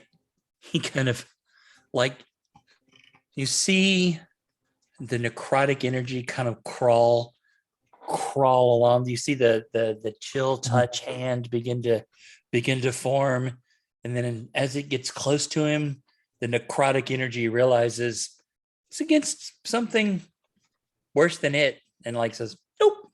Peace goes out. So yeah, so you create a ghostly skeletal hand in the space of a creature within range. Make a ranged spell attack against that creature to assail it with the chill of the grave. On a hit, the target takes 1d8 necrotic damage, and it can't regain hit points until the start of your next turn. Right, on a hit being the key phrase there. Right, exactly. So yeah, no, it's doing its own thing. All right. Well, I think next turn I'm going to do something fun. That isn't this. Let's just. I'm getting it. I'm coming. Yeah, right next to the fire. Sure, I'll just. Yeah, I'll move there. That's fine, and then I'll end my turn. That's your turn, eh? Yep. Tried to make sure he didn't heal, but that didn't go very well. He's like, Appreciate it though. Go with a weapon instead of making a melee attack with it. I could put him inside an ambuscade so that Although part of me really wants to go deal with these ice methods. Very split. I kind of have a plan for them. Injury. Yeah. So Injury. this You wanna eat? this thing comes walking out from behind the wares in the tent. It's not a thing any of you have seen before.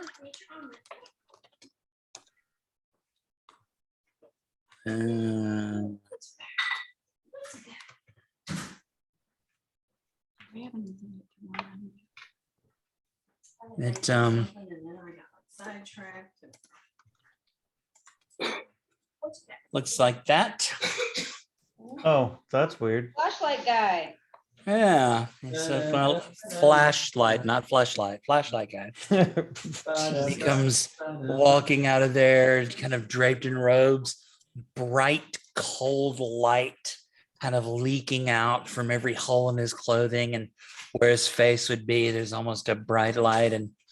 And as he shambles out in front of you, Varuk, he looks at you, and it's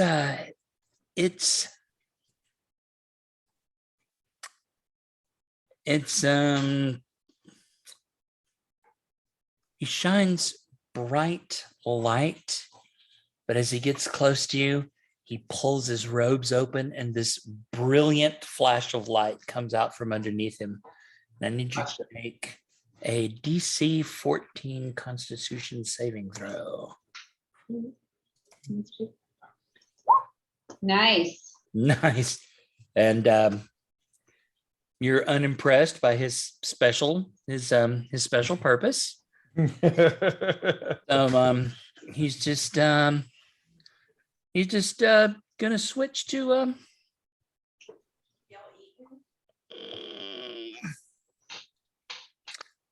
yeah, crap.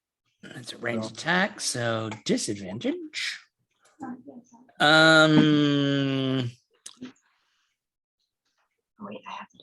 Disadvantage, I said. Disadvantage. Disadvantage. There we go. I'm guessing a 6 doesn't hit. Even muted, I could tell that was a no. So a ray of cold energy erupts from where his hand would be, and it kind of screams by you. And knowing that doesn't work, he just says, fuck it, and rolls a 21 to hit, doing 14 bludgeoning and Jesus. 5 cold. And we'll move on to the next one. Did you eat it?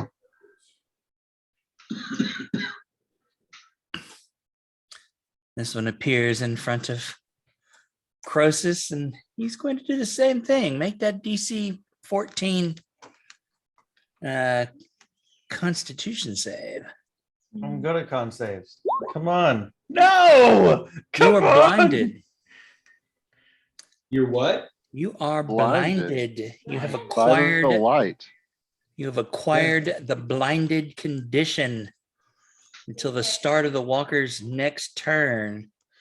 Now he will try a couple Alright, well. slams. And an 11 and a 16. Have y'all A eaten? 16 will hit.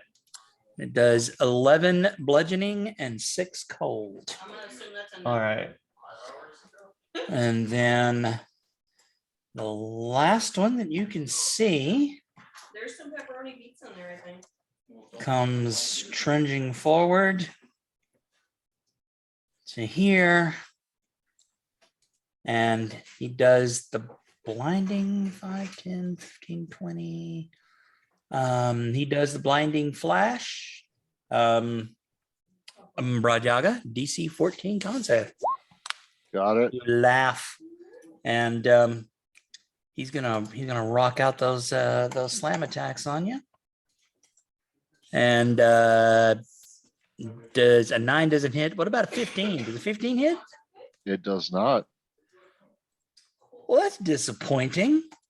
All right. Well, he kind of tries to slam at you, and so far he's super unimpressed. Cool. Varuk, you have a You might be mad, dude. Yeah. Okay. Yeah. I'm going to need a bigger me. Hell yeah.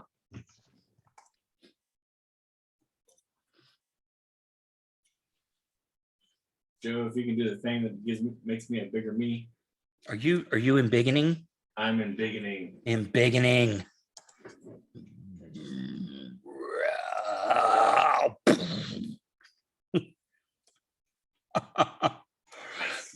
Broad. Yaga. Tax. Behold the embiggened Varuk. Like I said, last time when he did that, instead of participating in the melee, I took out my book and I was like, this is so cool, and started to draw the bigger Varuk. That's very impressive. So this guy right here, that's just like a civilian basically. That's a schmuck. Yeah, I'm going to have these guys running away in terror momentarily. Okay. Well, at least the ones that can.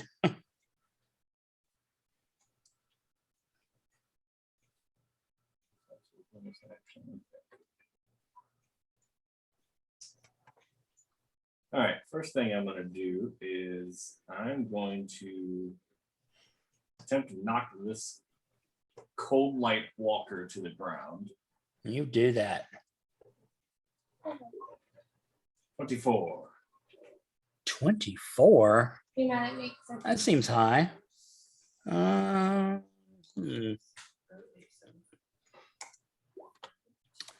That's a 5. So what does it do? It just knocks him down. Yeah. All right. So he goes prone. Okay. We want to action surge and smack him while he's on the ground. All right. Step on his head. Assert authority. 19 to hit. Oh yeah. Oh yeah. I'll do 5 piercing. And I think Nice. Is it 1d6? So total of 12? Or total of 11? You do an extra D4 for being big. No, it's Giant's Might has the 1d6 built in, Oh, okay, cool. which is what that is. All right. So yeah, 11 points of piercing damage. Blam!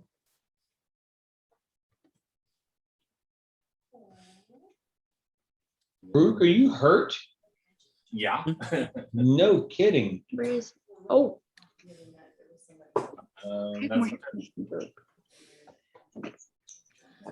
I was gonna second win, but that's also I had to use a bonus action to embiggen.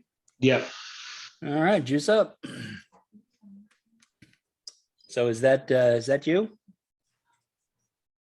End of turn. Okie dokie. So at the end of your turn, gonna do a little legendary action here. Move to there. And then Broad Yaga. It's up to you. All right.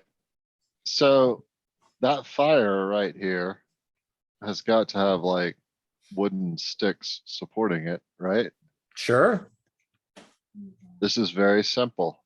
I grab a wooden brand that is on fire. I hold it up to this tent, not quite touching it, and I look at Torga and I say, your men defend us or you lose everything.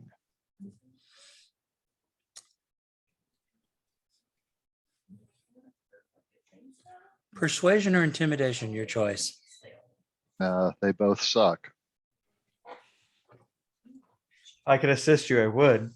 Both of mine are great. What?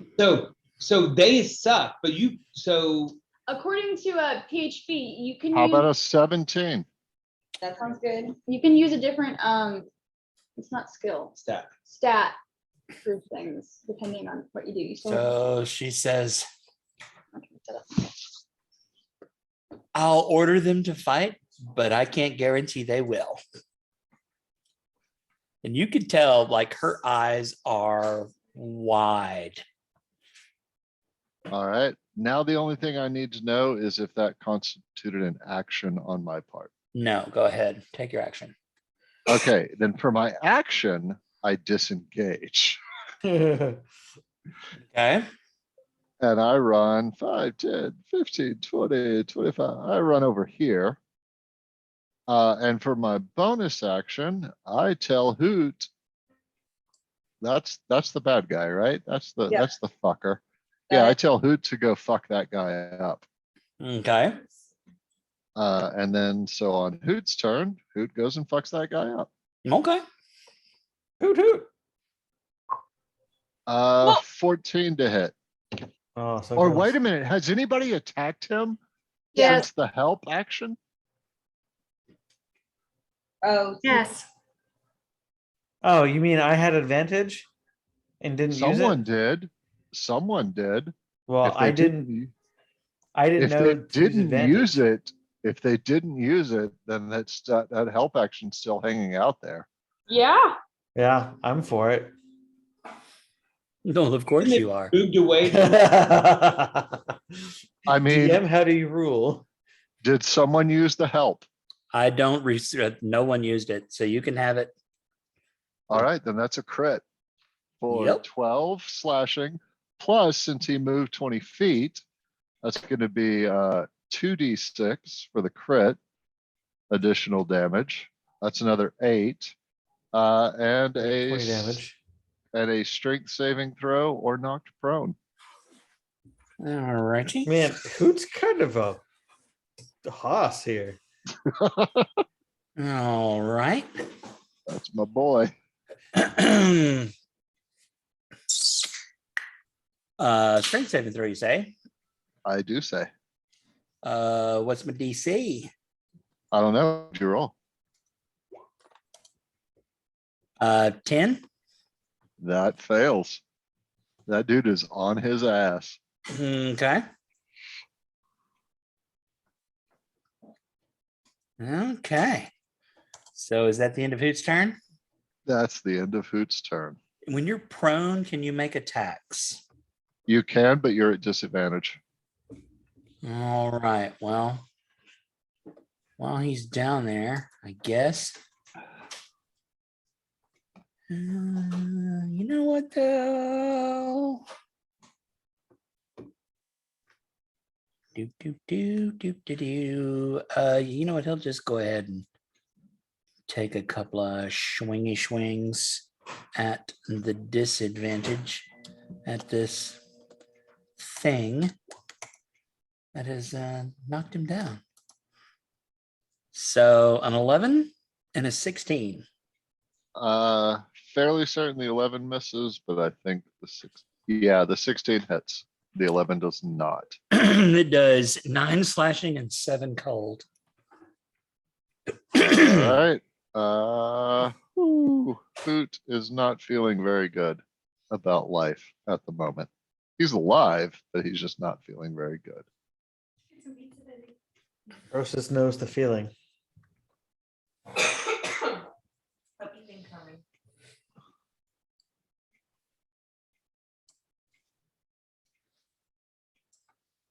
Okay. Is that all you got? Well, yeah. You in the hoots? Dolph, you are up. Cool. So There's a spot on your chest that is beginning to feel very cold. mhm, mhm. So he's prone currently, right? And you're raging. Yes, he is prone. Mm-hmm. Go kick the man while he's down. Right. Now, can No you mercy. get to him? That's the question. I can't. 5, Yeah, you can 10, get there. 5, 15, 10. 20, 25, 30. Yeah, I can get to him. All right, then. You should. I'm gonna pick up the dagger that's on the ground and I'm gonna store it if you'll allow me. I will. Cool. And yeah, I'm gonna get to here. And if what's the rule on prone? If you throw something at a prone person, is it not disadvantage? He is It disadvantaged. is. but It's no. It's range. If you are within 5 feet, you have advantage. If you're farther away, you have disadvantage. So if I throw something at him and I'm within 5 feet, It's at advantage. it's at advantage.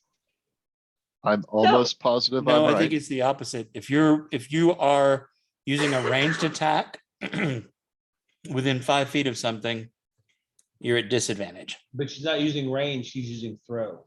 That's No, that's range. That's a range. ranged attack. Okay, Yeah. so yeah, if they're prone, it would cancel out. You have advantage for being within 5 feet, but you have disadvantage for using a ranged attack within 5 feet of a hostile creature. there you Okay, go. So then I'm just gonna attack normally. I'm not gonna throw anything. I'm going Yeah. to attack with my great sword. I'm not going to reckless because I have advantage already because he's prone. right. 14 to hit 14. misses, doesn't it? Well, you get the feeling it would hit, but he bats your great sword away with his icy long sword. And I'm just going to kind of look at him and say, I grew up in a cage in my life. You think you can break me? That's the end of my turn.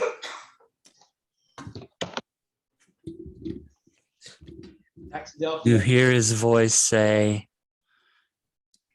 "Oh, child, I want the one to break you. My queen shall be the one to break you for her own purpose." Fucking doubt it.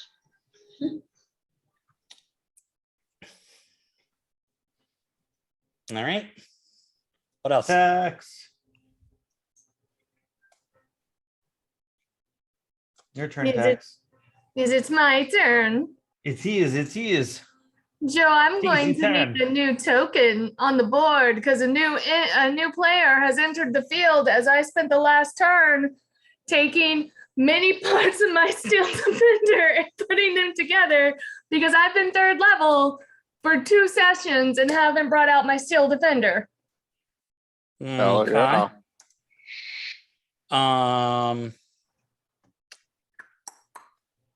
That will take just a moment. No problem. While the steel defender is coming on the board, it's my turn. And I will take your advice as a DM. On my turn, I'm about to have 3 things go on my turn: myself, my servant, and my defender. Can I do those in any order, or do you want me to do it me, then A, then B? I believe it's supposed to be you, then A, then B, right? Well, Yes. yeah. They all take both of those things take their turn at the end of your turn. Yes. So you have to go through your entire turn Okay, so what is and this? then Right. you can What is handle this? it in any order. What is this thing that you are doing? Well, I am essentially putting the steel defender, not for my action, but because I've been playing not with my full deck. I'm putting my steel defender into play. And so my steel defender is, as I've been hinting and doing this entire time, is a mechanical rendering of an owlbear. Mm-hmm. It's a fake hoot. And his name is Hootie 2. Blowfish. Is it Hootie point two? Like Hootie Yeah. V2? It's Hootie Version Hootie two? 2. I think we should name it 2, so then we have 2, Hoot, and Holler. I like blowfish. Well, Oh my gosh. Oh, Look I at don't that know how- token. it was how big it was at Uh, first. so my turn will be to draw. Hang. Pick Hold on up a my second. crossbow. Like I've finished setting up my defender. I've essentially popped the on button, do the magical dink dink. And then I will pick up the crossbow that I discarded and I will take a shot at this mother effer on Croesus. That's probably a good idea. I don't know how good I'll be, but I gonna try. I'm not gonna be very good. Not very good at all. But I try. Yeah, you tried. Then Holler is going to fly to Sandalphon and they're going to shoot off. Oh, God damn it. I did an action again. Motherfucker, I gotta stop. Next time I try to do an action, someone stop me. Someone say, Lisa, you don't mean to do an action. Okay. Lisa, here's the thing you need to understand about having all these moving parts on the battlefield. Unless you take a bonus action to command them, both your homunculus servant and your steel defender only take the dodge action, which means you can tell one of them with a bonus action what to do, but both of them can't do something in the same round because it takes a bonus action to command either of them to do something. Well, clearly I didn't read my instructions good enough, and I thank you for that. That needs to be a 22. I don't know why that's on one. In that case, I will tell this guy, Hootie 2, to go and attack this man and protect both Sandalphon and Hoot. So he Righty. And You'll what is come. the defending? What does that look like? that looks like Steel Defender. He can do a force empowered rend, which is a melee weapon, to attack. And he should, because he still has advantage because that guy is still prone. Yeah. Mhm. So that's one. And then let me get the second one.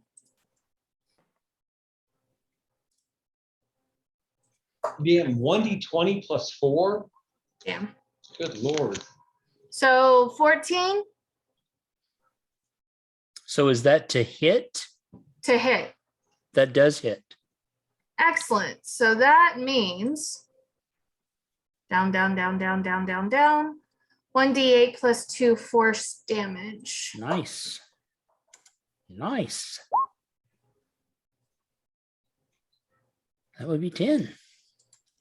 And just so you know, let me read this.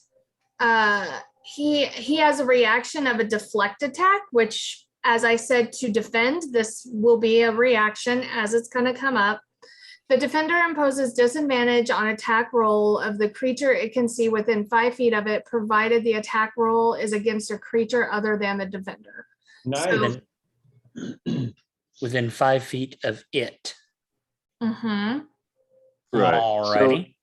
So if he attacks without moving away, the defender can impose disadvantage on the attack. Gotcha. Take it.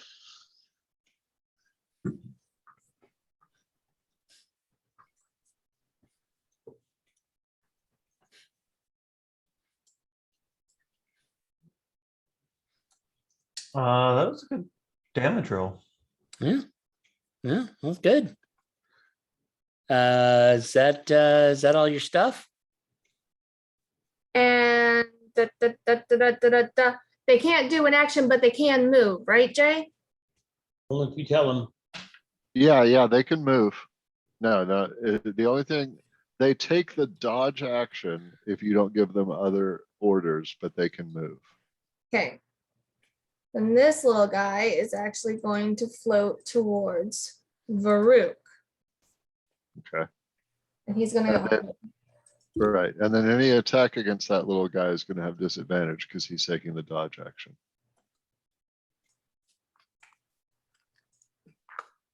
Or she, or they, or it.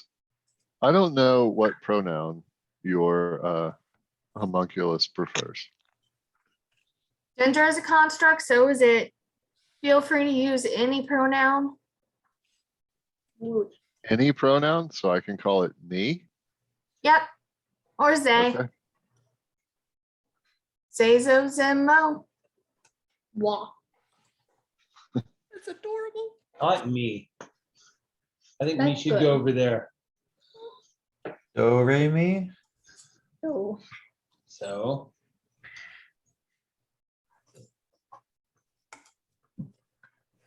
All right. Does that make it Galen's Okay, turn? see if stuff snaps to the grid now. Yep. Yeah. Hey, Oh. Yes. No. Could we get health bars on these guys or no? no, Okay. I didn't know. That was, you've had them in not your campaign, but in other campaigns you had health bars. I didn't know if that was I have done that before. Mhm. I'm not doing it right now because I don't want to cause despair. Ah, fun. Good luck. Right. You know, saying you don't want to cause despair causes despair. Yeah, I guess so, huh? Yeah. Yeah. All right. Let's see what D-boy has to do. Is taxes turnover? Tax's turn is finally over 55 minutes later. All right. Cool. Oof. Dalen is going to look at this swarm, pull out nothing because there's no material component. Man, Mutter if some only you were fourth level. I know. Where can I grab this thing? I don't know why you can't grab that thing. It won't let you grab it. There we go. Okay. I'm going to cast fog cloud right here. Boom. So now that whole area is heavily obscured, I should say. Okay. Can't see anything. And Okay. I'm going to run and duck into this tent. Can you Nice. see me? Can you see me? Go ahead. Okay. Can you see me? And that's my turn. Yo. And Broad is literally just gonna sit there like, Go ahead. What the shit? Okay. right. That's it. That's your turn, eh? Yeah. So everything in that is basically cannot see. I don't know if that's going to help any of the other people in there not be blinded by that thing, but I'm hoping the blinding function was a function of them being able to see that light. And so the combined efforts is those things can't see where I just ran and hid, and hopefully that thing can't blind anybody else in that circle. hopefully. Hopefully. Hopefully. That's your turn. Yep. EOT. Siston. All right, this will move to just a little bit where folks can see I'm gonna her adjust a some little bit things on to better. snap And- them to the grid because them being off the grid like offends my sensibilities. She will raise her bardic voice and you'll just hear it resonate And she said, every creature that is walking this plane, your time is done and you are called home. Leave this place. And she will channel divinity to turn undead. And what is the range on that? And what does it do? It doesn't have necessarily a range. 30 feet. Well, no, that's they can't get within 30 feet of me. Put your, well, so look at it. You present your holy symbol. Each undead that can see or hear you within 30 feet of you must make a wisdom saving throw. In 30 feet. Okay. Wisdom saving throw. Within 30 Yeah. feet. It's within 30 feet, then I will probably, Yeah, you're good there. So You're within 30 with that guy. here. Yeah. Not there. yeah. Not there. Here. But they But here. Oh, Huh. wow. I will try to, I thought it was just that they could see or hear me. I didn't look, I just thought they couldn't get 30 feet. I will try to adjust so it is, 30 feet, 30, 20 feet, 20 feet, 25 feet. okay. You can What move about this one one, up here? you can move one more left and still get the guy to your right, north and east, and then maybe another extra person over Yeah, here. 30 feet, 20 feet, Yeah, you can get two of the 15. methods, 25. one cold walker and Oh. Sephek. Well, Two cold if the Well, method, the Miffids aren't undead. Yeah. but- Cold, are cold light walkers maybe? I don't know. I just thought of the greatest way to unsettle the entire party. I'm going to pretend like she turned me. and my voice is carrying it, reverberates throughout, and they get to make their wisdom saving throws. Okay. What is your DC? I believe it is 14. Come on, 14. come on. Well, you did really good. And you get the feeling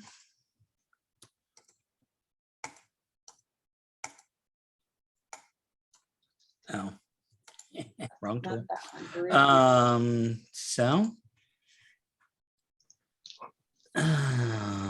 What shall our turn be? That'll be turned. And that'll be turned until they take damage. until they take damage. Ooh, not doing that. Unfortunately, this guy Mhm. doesn't seem to be impressed with your Yeah. abilities to turn undead. Wow. This guy right here in the blue circle is. Yep. And so is the one that is by Croesus. Yes. Get away Okay, from you me, can use Only dude. the dash action or try to okay. Willingly move to a space within 30 feet of you. It That was can't really take good. actions. For its action, you can only use the dash action. Try to escape from an effect that prevents it from moving. Or try, yeah. So if it's within 30 feet of you, wait, It can't move closer to me, but it has to take its action to move away from me. And it has Or to take its action and the dash action. So it Yeah. will double move on its turn. It will double move away from me unless somebody damages it in between. Right, but significantly, it cannot disengage. So if it moves away from somebody, it might get an opportunity attack. But then it might take damage. Well, yeah.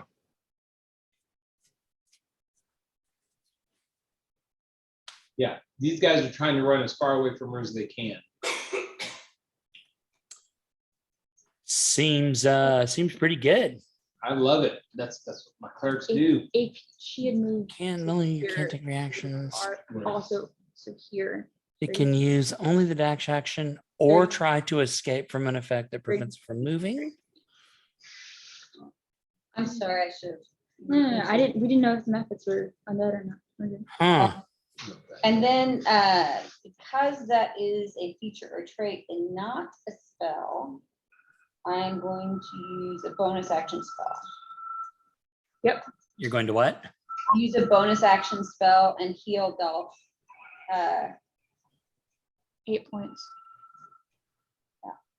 Wow, and that was just with the first level casting. I think that was a good roll. That's pretty good. I had to check. I was like, I didn't want to spend a second level spell slot. What was I doing? And I was like, nope, Yeah, that was second That level. was a max roll. All right. My friend Dolph. Thank you. All right, and that is my turn, and I will probably move a little bit away. Back towards All righty. So we get to here. He absorbs the frigid air. hate that. Looks, You can get closer. looks, you know, he looks pretty good right now. He's actually feeling pretty good. Yeah, yeah.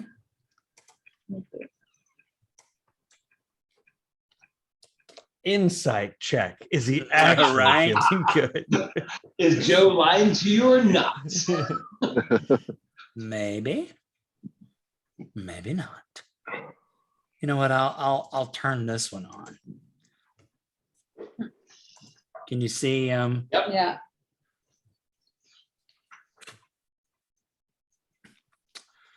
So he soaks up some cold. Looks pretty good. And Still has to spend half his movement to stand up. he will spend half his movement to stand up. And so how does the defender work? Who are you defending? I said to defend Hoot and Dolph. So his defend range is 10 feet. Oh, I guess right now it's Hoot because it's only 5 feet. If something makes an attack roll within 5 feet of the defender can impose disadvantage on that attack roll. Yes. It's Gotcha. close. Yeah. Gotcha. It's about where the attacker is in relation to the defender, not where the target is. Okie doke. Well, I don't see the he is going to move 5 feet. So take attack So of the opportunity if you can. Well, the defender would get one. The defender would get one and wouldn't Hoot? No, because it's still within the No. 5 feet. He's still within Hoot's threat range, so Hoot would not get one. But the defender would. He moved out of the defender's threat range. So the defender can take a reaction, but not an action without being told? Yeah, I mean, Yeah, reactions are kind of automatic. So would it be my force empowered rend, or would it just be a strength attack? let me look. I'm pretty sure it's just whatever, still defender. Now keep in mind, if it takes an opportunity attack, it would take the force empowered rend. But if it takes it, it can no longer do the deflect attack because that's a reaction. And so it's an opportunity attack. But yeah, Do it because he moved out of range. Yeah. He needs Moved to. out of range. Yeah. right. So you roll your spell attack modifier to hit. That's a miss. Okay. Is that the right thing, Jay? Let me look. I can't see that Because small. I Yeah, it just looks right. It's What a- did I you wrote roll? like there's a D20. button. Okay, what is your spell attack modifier? My spells are at a +5. Oh, it's one line. Okay, so that should be a 13. Yeah. It should have been a 13 to hit. That does hit. Booyah! Then he takes 10 force damage, I think. Yeah. Nice. Yeah, go hoot. Two. Very good. Let's see here. Okay. And as he gets right there, he lashes at, he looks at Hoot and he says, I'm so tired of you. And he is going to take a couple of attacks on him. On Hoot or Hootie too? On Hoot. No. Hoot's probably dead.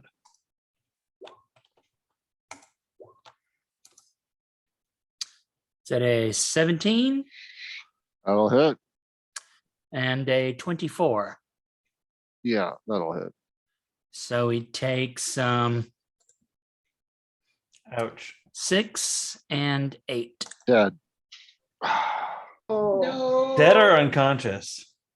Well, unconscious, but then he took 8 after turning unconscious. So that's 1 automatic failed death saving throw. Alrighty. Would Sephek have attacked Hoot? I twice will at I'll the let first you keep one? up with the death saves.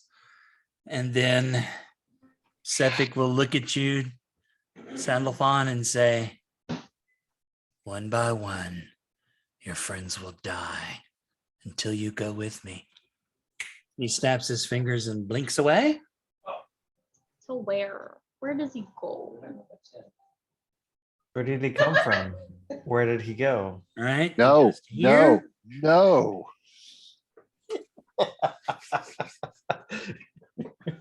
Why? Why are you saying no? Because of what Robert was saying. Oh, What did Robert say? and he gets to move. Let's not visit what Robert is talking about at all. Let's not You think sure? about it. Yes, away I'm from very there. sure. But it all sort of lines up in rhymes right now, which is really great. No, go away, Robert.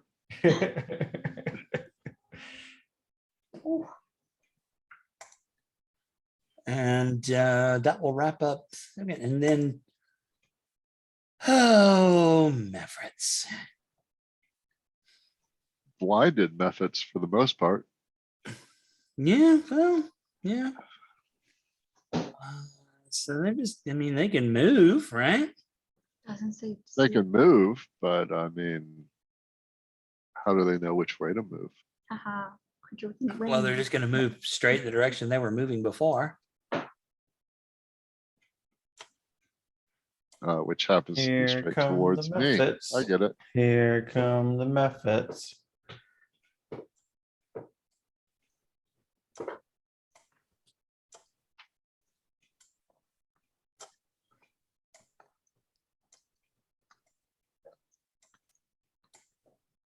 I mean, Torga should have an attack of opportunity against at least one of those things. Even At blinded. least. You know what? Oh That's yeah, fair. she has to be able to. No, she has to be Oh, able yeah, to no, see she them. can't see, That's huh? true. Yeah. So the Mephits come screaming out, and one of them finds himself in the melees, and it's gonna take a couple of not a couple of, gonna take a slashy slash for a 20 hit for 2 points of slashing and 2 points of cold.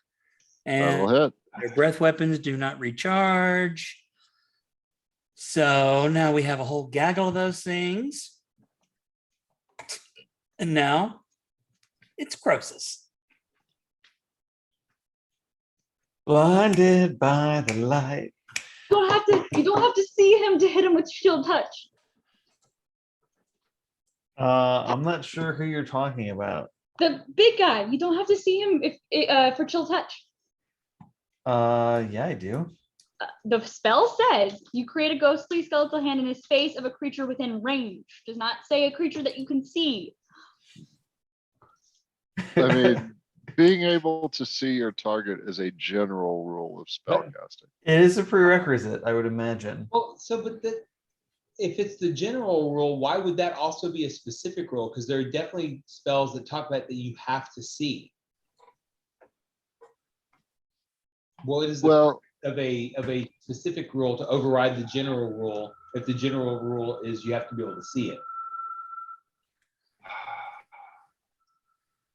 I'm not saying you're wrong. I'm just curious. I imagine that I still need to have, I need to be able to see a target in order to cast You an probably attack spell actually, at them. by general rule, have to be able to see something to make a ranged attack against it. Right. I To think that's what target- it is. To target something, I'm quoting here, by the way, I'm not just talking out of my Yeah. butt. Mm-hmm. To target something, you must have a clear path to it, All right. so it can't be behind total cover. So if something is obstructing your line of sight to it, you can't see it, therefore you cannot target it. Or you're blind, as I am right now. Well, you're That gonna is stop correct. being blind in like one other guy's turn. Well, this is true. So I think Croesus is going to do what Croesus is going to do because he's blinded. He doesn't see a lot of people move. And am I aware that these guys got turned? I mean, I guess I heard. You heard me turn them. I guess I did hear you turn them. Okay, well. I don't know the methods are moving necessarily, but I don't know that they're there either. Interesting. This is kind of awkward. Croesus is going to move away. Let's see. 5, 10, 15, 20, 25, 30. Sure. Well, man, a lot has happened. A lot has happened since I got blinded. What am I even doing? I don't know. All right. You're attacking the cold light walker in front of you. All right, we're gonna do what the original plan was because this is what Croesus would do as a reaction. He's going to cast darkness on himself using 2 sorcery points. Which he can see in if he's not blinded, I guess. Yeah. And then he's going to move. And that movement means jumping through and into this tent. Or at least trying to. Can you put the range of your darkness spell on you? I will once Okay. I move. Although I can't move into this tent because it's blocked. That's okay.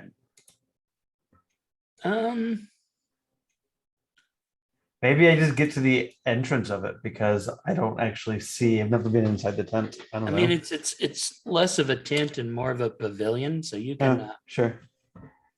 You There can you go. Now I can get inside. Cool. Yeah, I get inside there. And then let's go ahead and draw a circle. All right. Now just gotta make sure this gets the right size.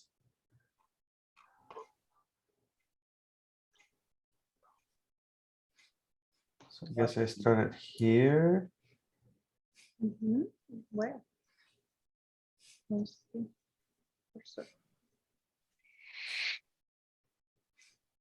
Nope, needs to be a little bit bigger. There we go. And I always forget how big darkness actually is.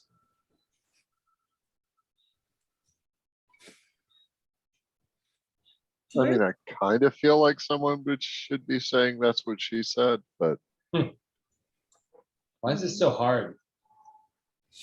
again, All right, now let me just center the square or center the circle. I have to select it. Is that what I have to do? How do I move the circle? So yeah, you select it. You select enough of it, you can put your cursor over the edge of it, and you'll see the 4 corners. Then you can drag it around. See, I'm trying to touch it and it's not actually doing anything. Interesting. No. Like, again. That's what she said. drag across the line about a quarter of it. Okay, Do you see the square around it now? negative. Are you on select? Yes, I'm on select/move. No, I was just trying to do the same. So Drag across about a quarter of it, then slowly put the cursor on the edge of your circumference.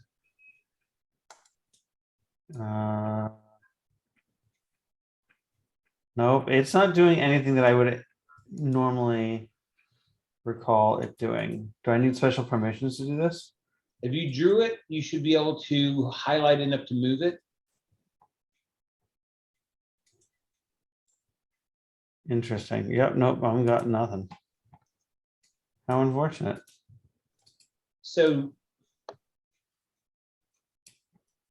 I'm even like selecting the whole thing and, oh, if I select the whole thing, now I can do it. Do But it. I also move myself, but you can move you again afterwards. Yeah. yeah. Lisa, I'm about to replace the hoot. The hootie. So another thing you could do, Robert, Yeah. rather than drawing that circle, is just give yourself an aura of the appropriate radius. Oh, okay. Token aura. That it makes a lot of sense. Do we? I always say you should subtract 2.5 feet from the token aura because it should be from the center of your square, which is a 5-foot square. Sure. So Oh, cool. And then the DM can make it so we can see it. See what? The aura. Those people. All right, there we go. So Croesus put an aura on himself, but only Croesus can see it at this point. You have to make it visible to the rest of us. Yep, I'm deleting my circle and Okay. I'm moving Croesus back where he's supposed to go. All right, cool. Yes. All right, you guys can make my aura, or you can make my aura visible as needed. Cool, cool, cool. Oh, oh, oh, oh. Your aura should be visible. Like that's not a lighting setting. no, click on his token, double click on it, open it up, and make his aura visible to all of us. Token aura. Ah, there it is.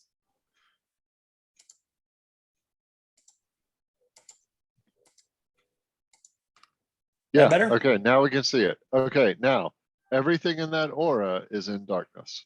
Okay. Yep. Is it darkness imprisoning me? All that Question. you see, All that you don't see, absolute horror. horror? When I cast darkness on myself, the Cold Light Walker was enveloped in darkness. Darkness automatically just like dispels and cancels any magical or any light within the like level 2 or below. So Correct. if that just like cancels out the Cold Light Walker, just asking for a friend. I mean, is a Cold Light Walker Somewhere even in your alive if there's head, no you light? hear derisive laughter. Yeah, well, you know. I mean, it cancels out the light while you're there. It doesn't cancel out the existence of the source of the light. I don't I even mean- it doesn't cancel, it cancels magical light of a certain level, Right. which I'm It's level 2 or below, so it's right. not very Yeah, high. it's not canceling out its light. All right, cool. I mean, I should probably have imposed some sort of check for you to realize these things are turned, but they're about to scamper off anyway. So, Well, honestly, Croesus, I took my turn as if is the same as if he wasn't turned. I was going to cast darkness on myself either way and get the fuck out of there. mhm. Being blinded, I think you made an eminently logical choice for your character. Oh, Right. Yes, that was the whole thing. I'm blinded. This thing took a big chunk out of me. I'm provided- getting out of there. Provided cold light walkers have blind sight or something crazy like that. Yeah. Precisely. They made. I think it- imagine a being that emits light from their face doesn't need blind sight, so it probably doesn't have blind sight. But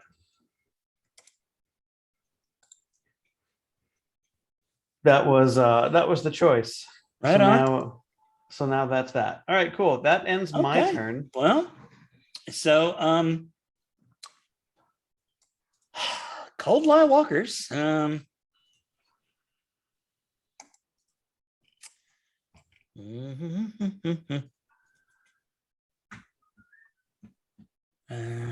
Yep.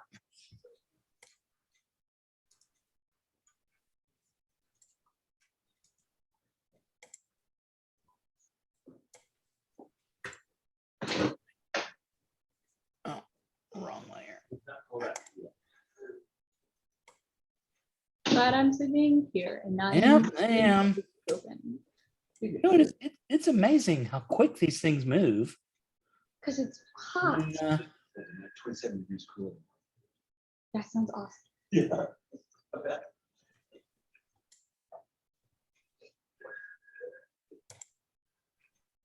Oh, there we go. Yeah. Yeah, they hit the road there. Except for this one poor, lonely, cold light walker. That's prone. So he uses half his movement to stand up, for fuck's sake. And he senses Varuk in front of him and is gonna try and take a swingaling. Sure, why not?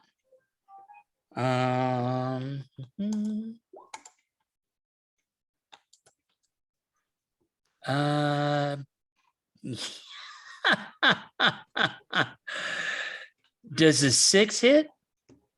I'm guessing that's a no. Does a 17 hit? Yay, 17 not hitting. 17 doesn't hit? Nope, fuck off.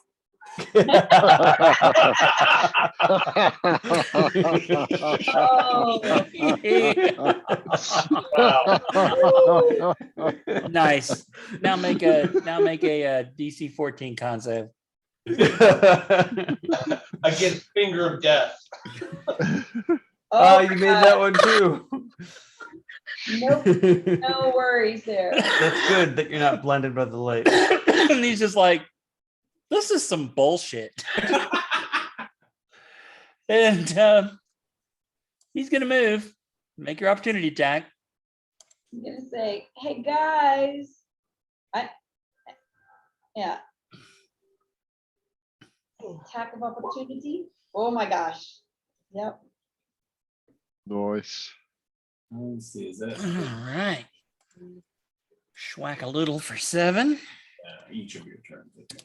And then does Hoot get to make or Holler get to make an opportunity attack? No, No? holler, I mean, it has a reaction. Give me 2 seconds. Because it does get to do its natural reaction just all by itself if it feels like it.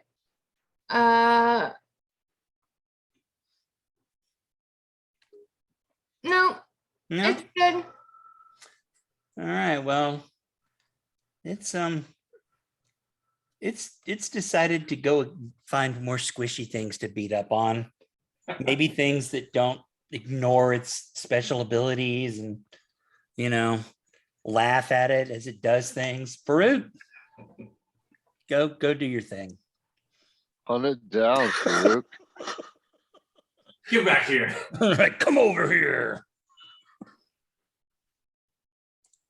Oh, look at me when I'm talking to you. Oh.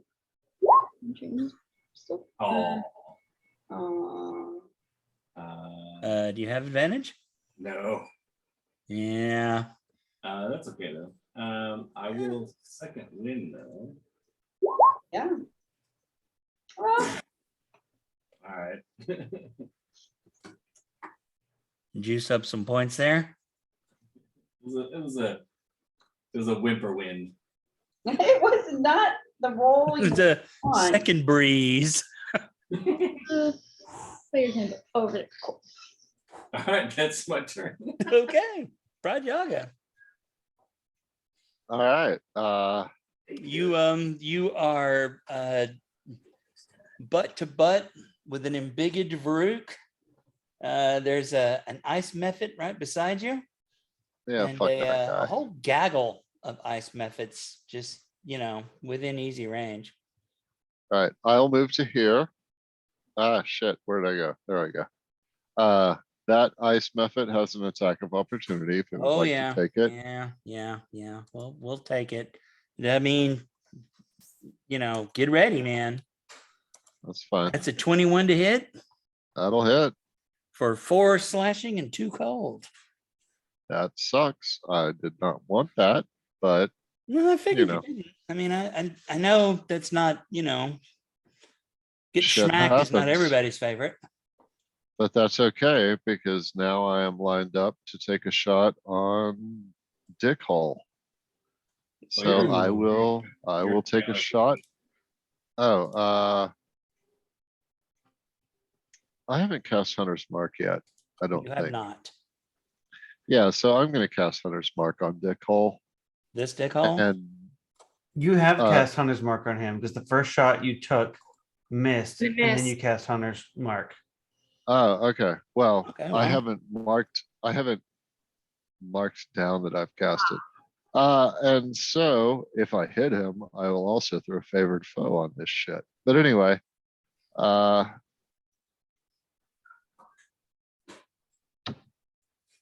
so let's shoot Dick Hall. Yeah. Shoot him. Does 24 hit? Oh yeah. Yeah, it absolutely does. Then he takes 18 points of damage. That's pretty good. That's pretty good. Yeah. All right. And then Hoot. Come Make on, that Hoot. death save. Made a death save. All right, we're 1-1. Come on, Hoot, pull through.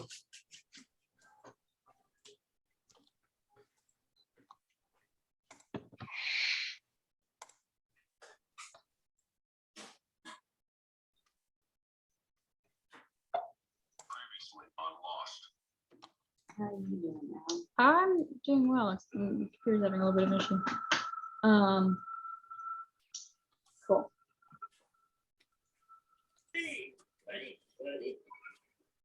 So are the Let me do that. bizarre traders people gonna help us out or flee or? I mean, we did threaten them and they did say they would try, but she couldn't guarantee that they wouldn't just puss out. Volkswagen out. So, how do you have a? Is it my turn? Yeah. All right. Sorry, I missed the going over. So I'm gonna move to here. That's 25 feet of my movement. And then so I'm 15 feet from that guy, 10 feet from that guy. So I believe, and I did a lot of research before I did this, because of my wild magic surge that I did when I raged, my great sword became light and thrown, has light and thrown properties, meaning I Right. can throw it and a dagger in the same turn. I mean, yeah, you'd have to use a bonus action to throw the dagger, but Yep. yeah. Okay, so I'm going to throw my great sword at at this guy right here. Yeah, and so we're gonna do that. Oh, Comes back. yeah, and then I'm gonna throw a dagger, which I don't have currently, but I can, wait, let me add that to my it's D20 plus 4. I mean, you're standing right next to Broad. You can just pull one out of his belt. It's fine. Well, she has in possession a dagger. She doesn't have it on her sheet to So be that's able to. Oh. roll. So that is a 16 plus 4, it's a 20 to hit 20 to hit. with the magic dagger. So that's a D4 damage, nope, adding. So 2 damage with the magic dagger. I don't know what the magic dagger does.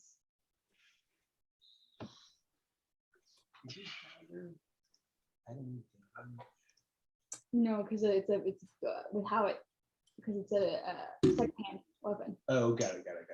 And if that's the end of my turn, my great sword reappears in my hand. All right, so what's the 16? The 16 is it's actually 20 to hit the method. This one right here. Yes, you absolutely do. And so I do 2 points of damage from the dagger Plus whatever else the dagger might do. Yeah. because it's magic. It's the one that was in the stall that they were gonna sell them. Do you have to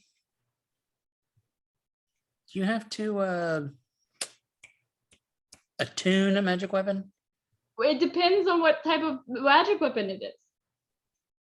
Generally speaking, if a weapon requires attunement, you don't get anything except the bare bonus until you attune it. Like if it's a +2 dagger of finding, you get the +2, but you don't get the finding spell. Yeah. Or Right. if it's a cursed -4 dagger of bleeding Correct. out? Correct. You don't get the because you didn't attune to it. You just like Yeah. did it. Right.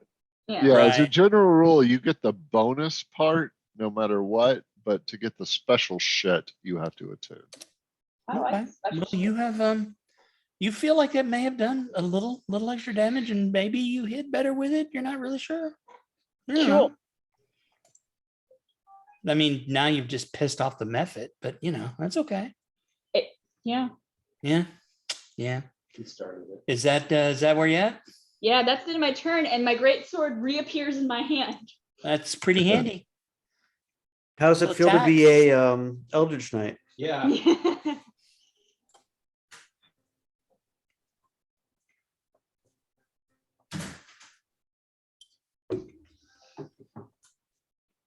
Taxidelphia. All right.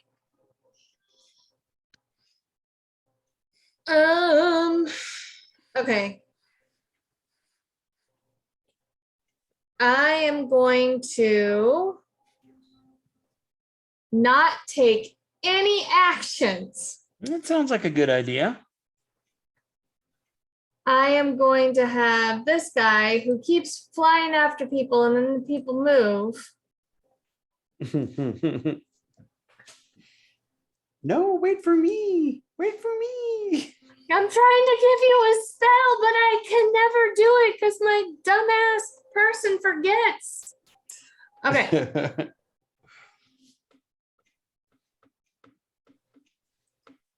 And I can't do a cantrip as a bonus action, can I? If it's a bonus action cantrip, you absolutely can. But I don't believe this isn't one action. Yeah, I don't think there actually are bonus action Shillelagh. cantrips. There aren't. Okay, Shillelagh. Had that one already. I had that like thought process already there. Shillelagh.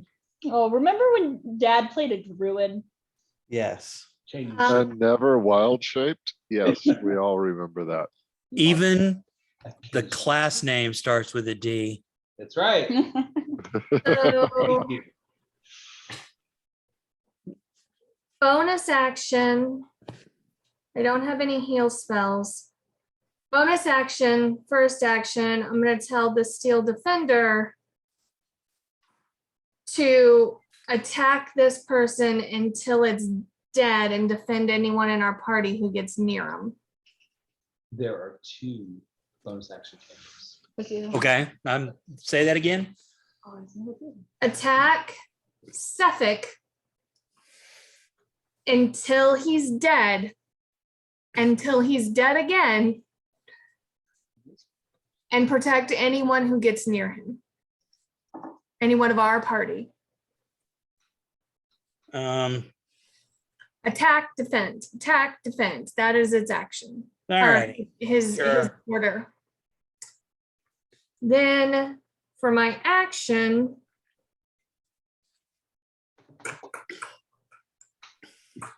I am, because they're right here, I don't got to worry about hoot and a holler.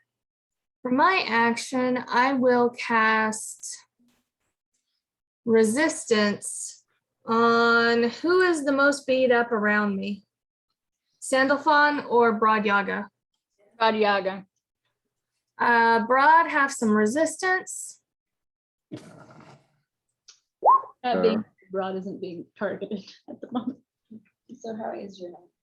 I would say it's a. And then this little dude is going to continue to fly around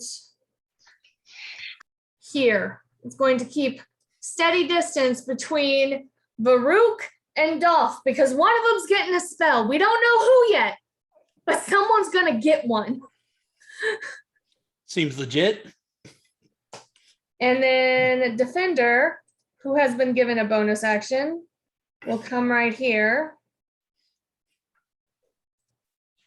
And Attack that fucker. that's right.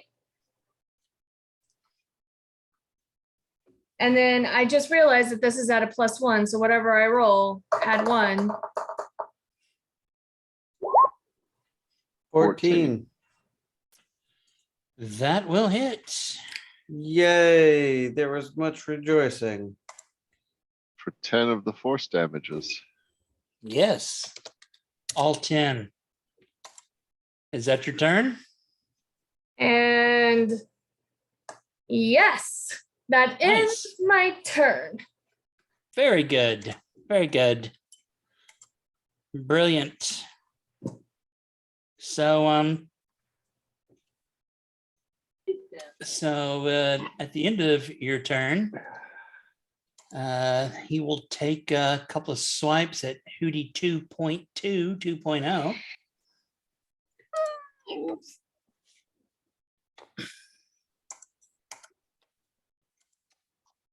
Will a 20 hit? Yes, a 20 will hit. Does 5 points of slashing and 5 points of cold, and will a 19 hit? 19 will hit. Does 11 slashing and 6 cold? Well, that one's down.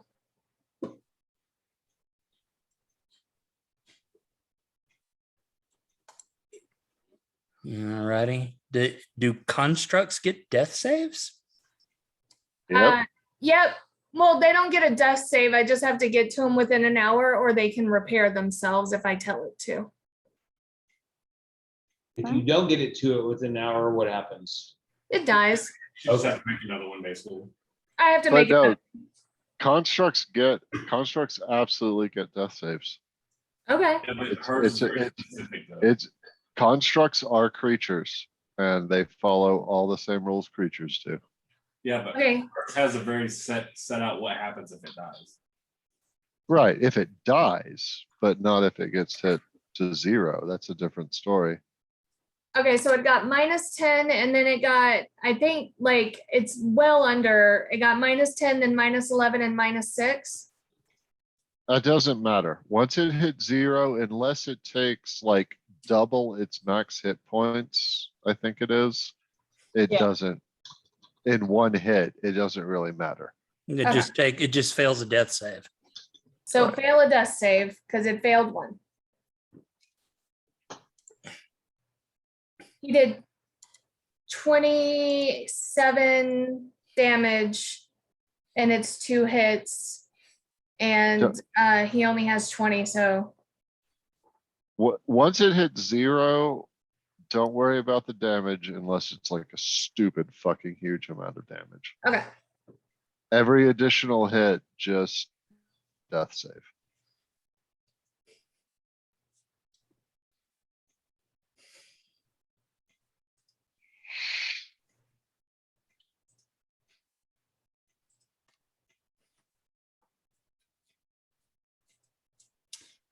Alrighty. Dylan, Am I in a tent or am I in a pavilion without walls? you're in a pavilion with canvas walls. Okay, so I step out, kind of make eye contact with Dolph and Pax and go, where is he? Where is he? That way. All right, I step over here. 5, 10, 15, 20. Yeah, I think I can. The rule now works. Yeah. No, I'm just trying to, I think I can see him at this point. So I'm gonna just cast magic missile again. Yeah, Okay. you should be able to see him. 8 points of damage. Nice.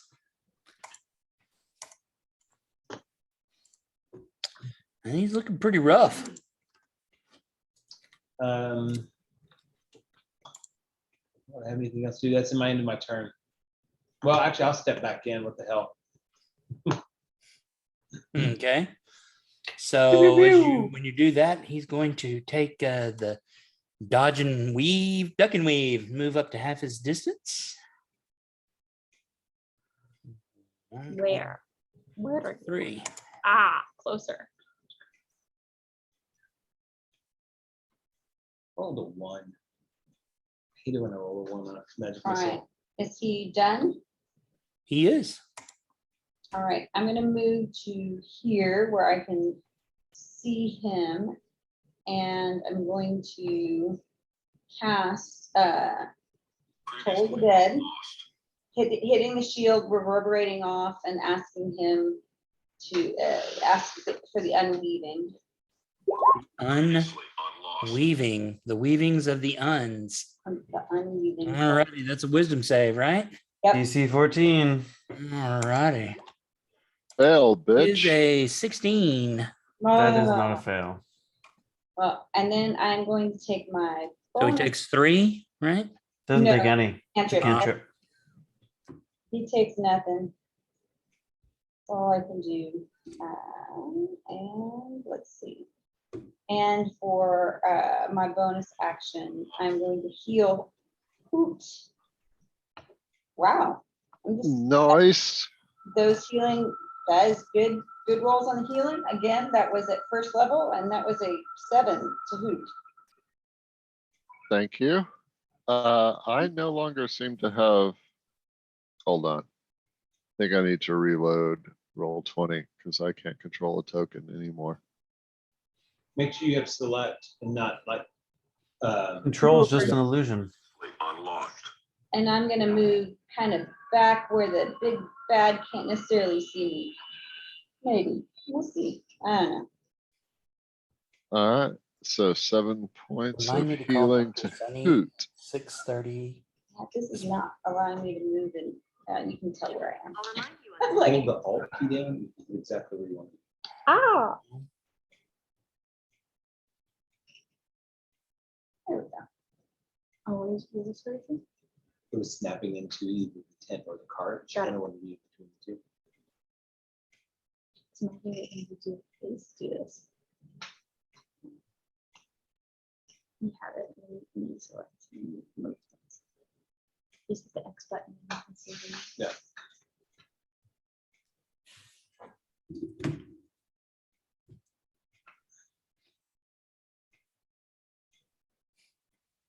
I think that is Dalen, and that is then Yes, that's systems. That is all my movement, turn, and bonus action.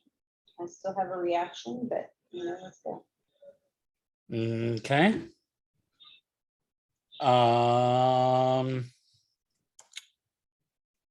And so it rolls back around to, Suck it. Yeah, suck it. all right. And he breathes in some cold. God, we really gotta hit him with chill touch. And I know. I want to hit him with chill touch too. You got this, Croesus. I believe Well, are in you. you no longer blind since it was the? I am no longer blind now. Okay. Now that the cold light walker's turn has passed. So But like I'm in this weird turn order spot in between all the baddies, so it's kind of awkward. no longer rain, so I'm assuming you can see clearly now. Oh my God. moves to here. And he takes 2 attacks at Oh, yeah. bell attacks. Whoa, okay. Oh, Oh, fuck you, asshole. Yeah. Yeah, What? Yeah. nobody likes What? that. So he rolls a 16 and an 18. Both hit. So he Oh, wait. does. Hold on, motherfucker. 1 second. I forget sometimes because I'm thinking 7 steps ahead. I forget about this step. I'm gonna cast shield. Thank you. Yes. I'm glad you remembered you had shield as a spell. And then neither of those hit. Very good. And then at the end of that, he will bounce out. Uh, is that a legendary action, by the way? I'm just curious. Nope, For mechanics reasons. Okay. it's it's a thing he gets to do things. Kind of an at-will sort of thing. Where did he go? Right here. About 8 steps. He's up here. Okay. That's cool. He's still in range. I'll shoot an arrow at his dick. Yeah. Okay, His tamale wagon. I'm kind of good at the arrow shooting. What? What? What? Didn't you see that guy in the middle of the street with his tamale wagon? I didn't even see his pants were down, on your honor.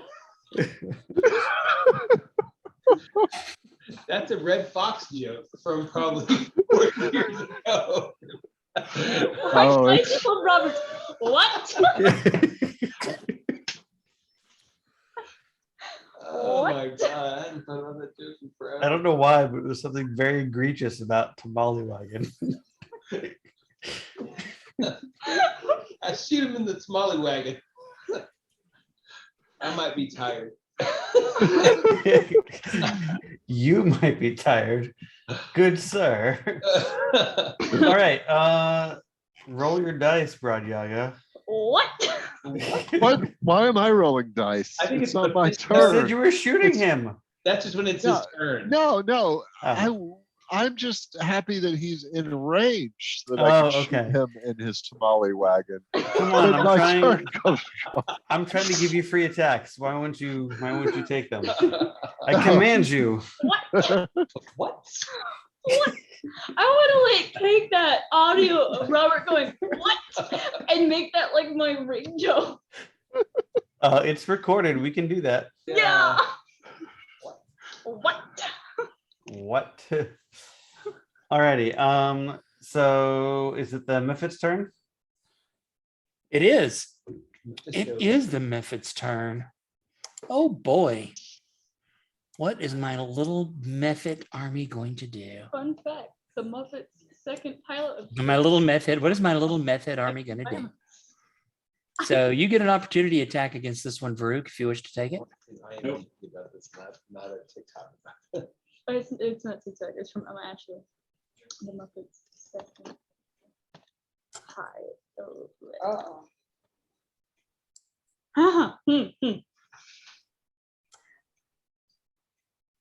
oh, the methods are coming. Wow. The Mephits are coming. The Mephits are coming.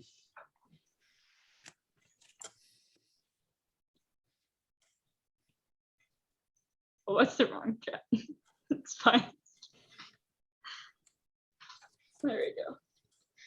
Better. What? What?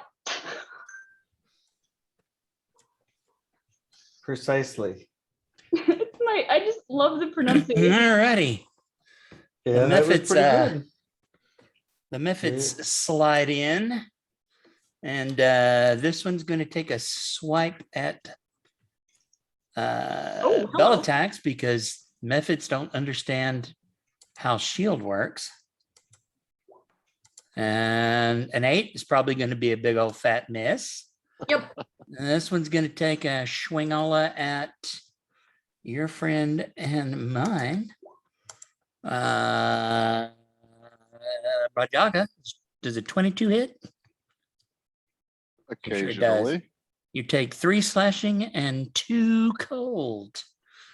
These two are going to take attacks on Dolph. And that is boop, boop. So a 22 and a 17. Both will hit. That is 3 slashing reduced to 1 and 1 cold, and 2 slashing reduced to 1 and 3 cold. And then these two are gonna take swipes at Varuk. I think that was. This is gonna be funny. A 10 and a 6. Womp womp. It's like, Wompity womp womp. where did he go? Where did he go? There she is. Bring her home to our queen, and we will be rewarded. Well, if you want to reward, we'll just Has anyone double. ever told you that your voice can be very grating? It's all the time. It's part of the contract. Croesus, you're up. You're no longer blind. Yay! You're kind of hanging out in darkness, though. Exactly where Croesus wants to be. Because he could see in his own darkness. I can. Right? Being able to see in your own darkness is pretty good. It is great. It is It's like deployable cover. Do you have an it's like outbreak? not it's like not smelling your own fart cloud. It's pretty much exactly that. We're going to try to chill touch this Sephek dude Ooh, and hope for the best. Jesus. Yeah. Yeah. Again, the 7? Cantrips, man. Hold Right. on, hold on, hold on. What am I holding on for? You are in darkness. He cannot see you. That is an attack roll. From You have advantage. advantage. Woo! Come on, come on, come on. Yay! that's a field goal from the 30 from the. Now we'll see if it does. If part of me feels like he's immune to necrotic damage, but It doesn't matter. He still can't regain hit points. this is true. That's That is how the true. spell works. Yeah, that's a 15 to hit. Okay. Yeah, that hits, I think. I need to look up chill touch. Yes, look it up. It is worth looking up. Should rename it Netflix. and Chill Touch. Robert, you might be able to put it in the, Oh, I can. there you go. Someone already has it pulled up. Yeah. I've been looking at it. If you hit an undead target, it also has disadvantage on attack rolls against you until the end of your next turn. Very nice. Yeah. Very nice. You cast it at 17th level. That's amazing.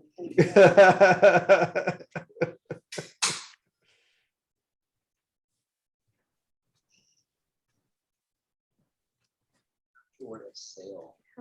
Doesn't look like a real word.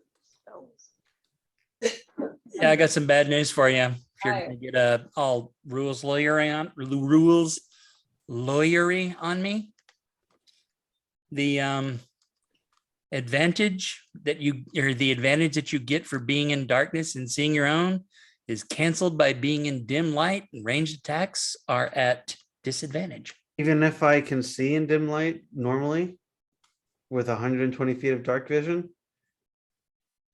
I'm not seeing your dark vision. I'm seeing the thing. It's a class feature. I have eyes of the dark. Let me put it in. Oh, There you go. Because of the dark. Oh, eyes of the dark. Well, that's handy. Yep. Yeah. Okay. Well, back and forth. And then I mean, this is like. I mean, I appreciate the rules lawyer and making me like have it. I appreciate that. no, fair enough. It's okay. It's fine.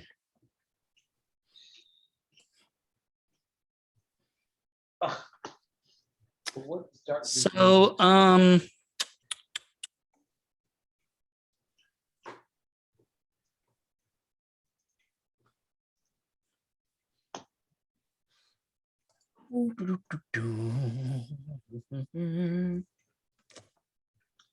Monster with dark vision, he's in the dark. Monster, since it's dim light, dim radius is if it were bright light and Okay, because it's dim light already, you can see. Yeah. Like it's bright. Okay, cool, cool. That's one to make sure. Perfect.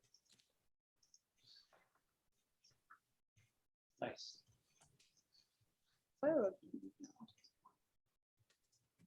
Oh, wow. You can tell I've been staying up. Wow, that is dumb.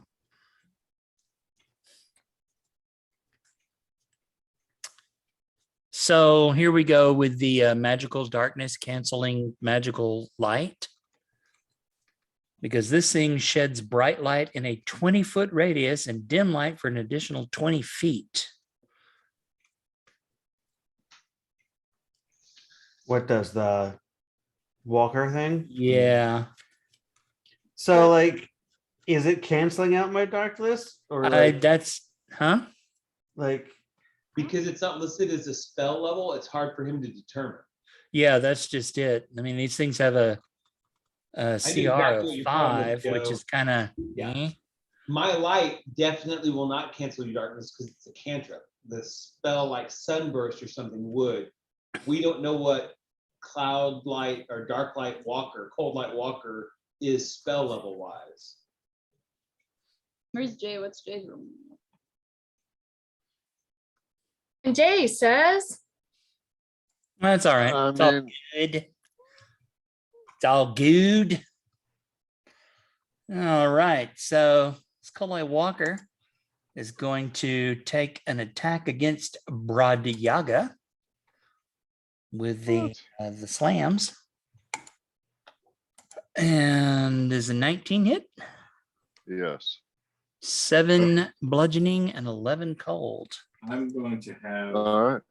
the I'm gonna cloud room that Hmm. and have it hit the method next to him. Wow. And that's the Lol. wounded one. The method pops out of his little pop. Well, he'll do it again then. I was like, no, no, no. Oh man. Yeah, like no, no. lol. So much lol.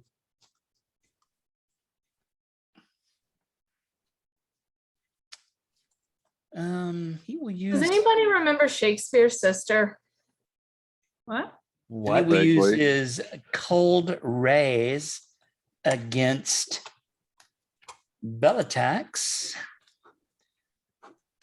who still has shield up, I would imagine, right? Yep. Yep. How high does that make it? Well, let me ask you another question. Does it beat a 23? It does not. Wait. No. So you take 29 points of cold damage. Oh. What the fuck? I feel like I wasted my cold room, but I didn't know that was coming. So Well, someone's dead or mostly dead. Okay. Mostly dead and dead are two very different things. Are you at Yes. 0? Are you unconscious? She's unconscious. Oh, I'm unconscious. Yeah. No, Tax. No. And then he will provoke an opportunity attack and move closer. He doesn't provoke an opportunity attack. Oh no, does he? No, I guess he's still in range there. Yeah.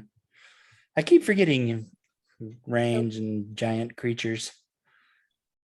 So, yeah. Okie doke. Now it's Farouk's turn. Farouk smash. Mm-hmm. all right. Let's go ahead and smack this cold light walker. I can barely Yeah, hear can you you. move the mic a little closer to you or aim it towards you? I wasn't talking very loudly. Oh, sorry. okay.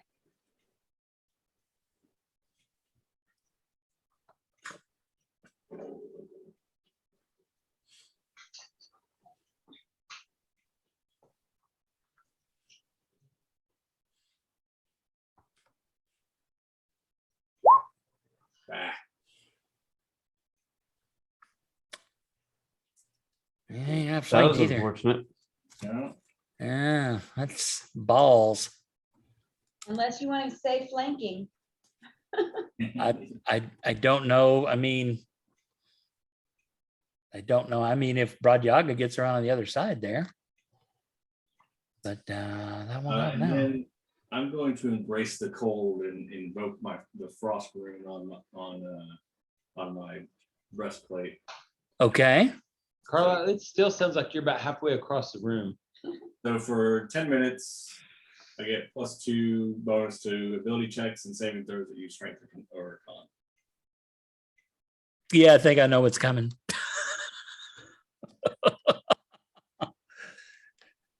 Bradya. That's it. Varuk wants to see if he can make a cold light walker fly. Ooh. All right, Bradyaga, you were up. Dolph, you were on deck. Yeah. All right. So this is a very simple round. There's not much I can do except what I have to do.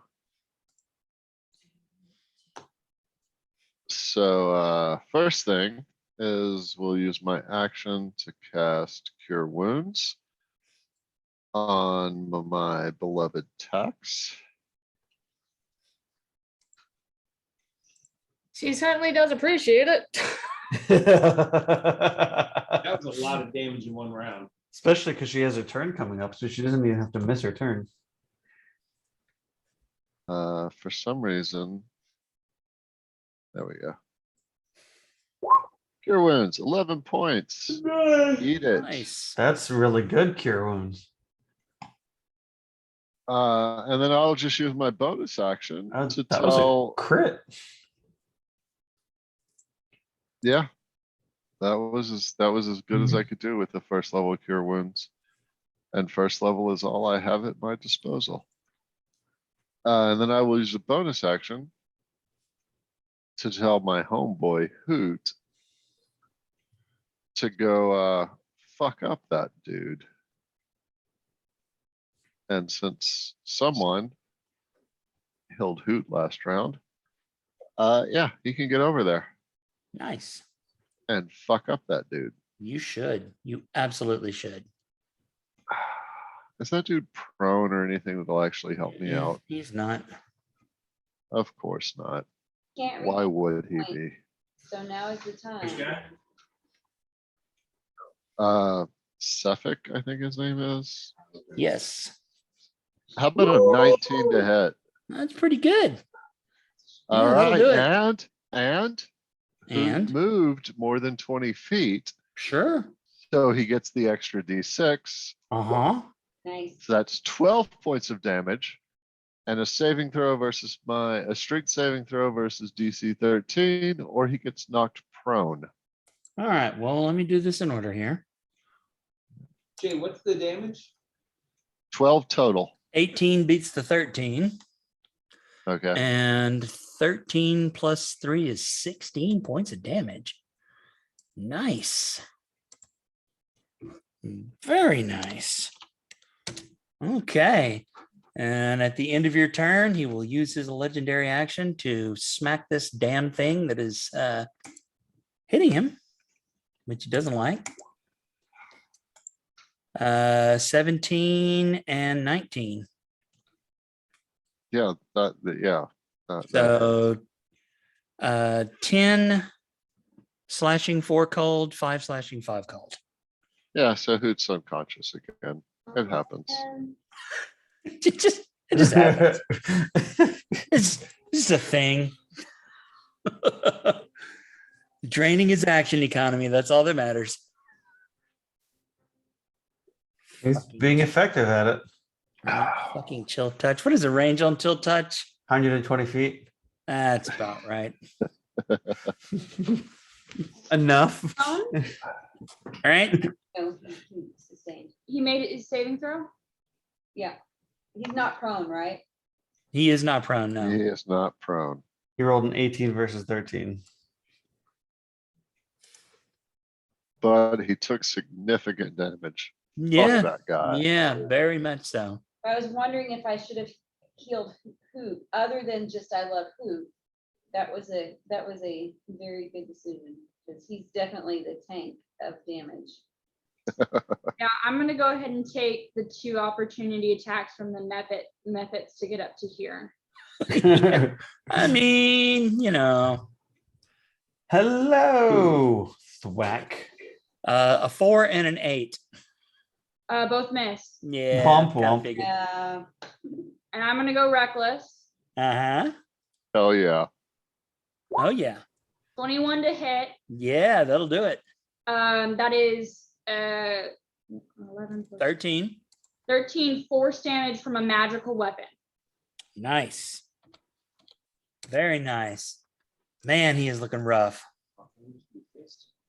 Can I, because it's a light weapon, even though great swords are two-handed, if it's a light weapon, can I attack offhanded with just my fist?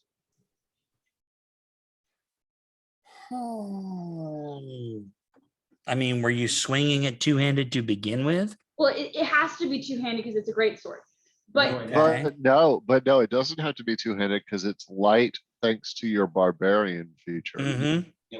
then actually, Then make an offhand weapon attack. let's say I was close enough to Broad, I took a dagger from Broad. Yeah, sure. You Sure. can absolutely have Yeah, one of my that seems daggers. legit. So this is gonna be +4. It's advantage because I'm recklessing. So 8 plus Oh, so 8 plus 4 is 12. So Nah. it doesn't hit. Nah. Okay, Let's try though. That's God, my turn. that wasn't my dagger. That was my butter knife. God damn it. Oh, don't mess that up. That's still Right, damage. and so is that the end of your turn? Silver. That is the end of my turn. And I'm going to yell out, we need to get him down now. And he will use his duck and weave to move half his speed Run away. and not provoke opportunity attacks. Oh God. That's not running away. No, it's not. All right. Wait, Tax. is he just standing on Hoot? No. To the right of who? Okay. I mean, he should. He should be like dancing on him. So, couple things. One, remember that potion of healing that we found in the thing? I'm about to Mhm. drink that. Just Yeah. Yeah. knock that back. Right. Yeah, you should. And that's 2d4, right? I think so. Yeah. Sounds good. Uh-huh.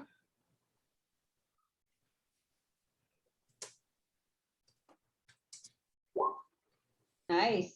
2d4 plus 2, so that's 9. Yep. All right. So I'm feeling better. Feeling better. Feeling good. That motherfucker is in range, but the question is, What's the question? within range, flammable.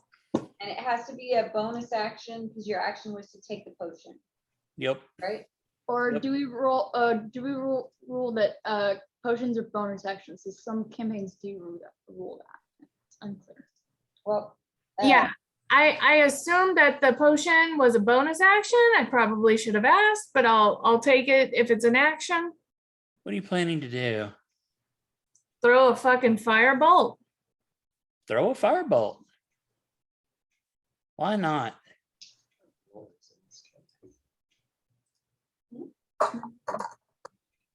Ah, fuck you. I'll take it. Yes. Nice. Come on. Nice.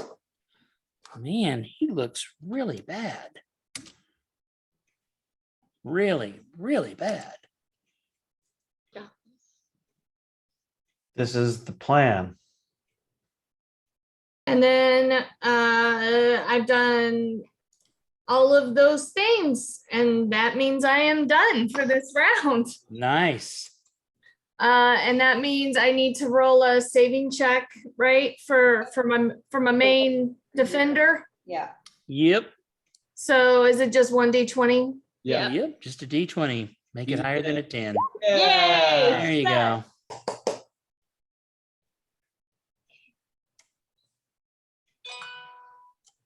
Joe, is he doing anything or am I up? You're up. All right. I Good. start Cast magic missile. and Yeah. say, where is this guy? Where is he? Where is he? Over there. All right. 5, 10, 15, 20, 25. As soon as I see him, I fling in my hand, say, Kaliskaran Tobaniskar. Oh, that's 15 Hell yeah. damage. Yeah. Beautiful. Yeah. They slam into him with a scream of arcane energy. He drops to the ground, looking at you, Dolph, and saying,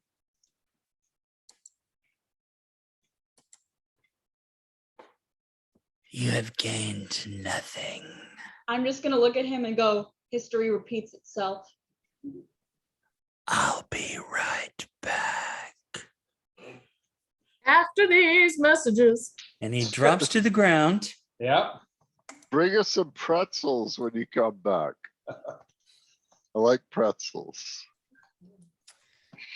And you notice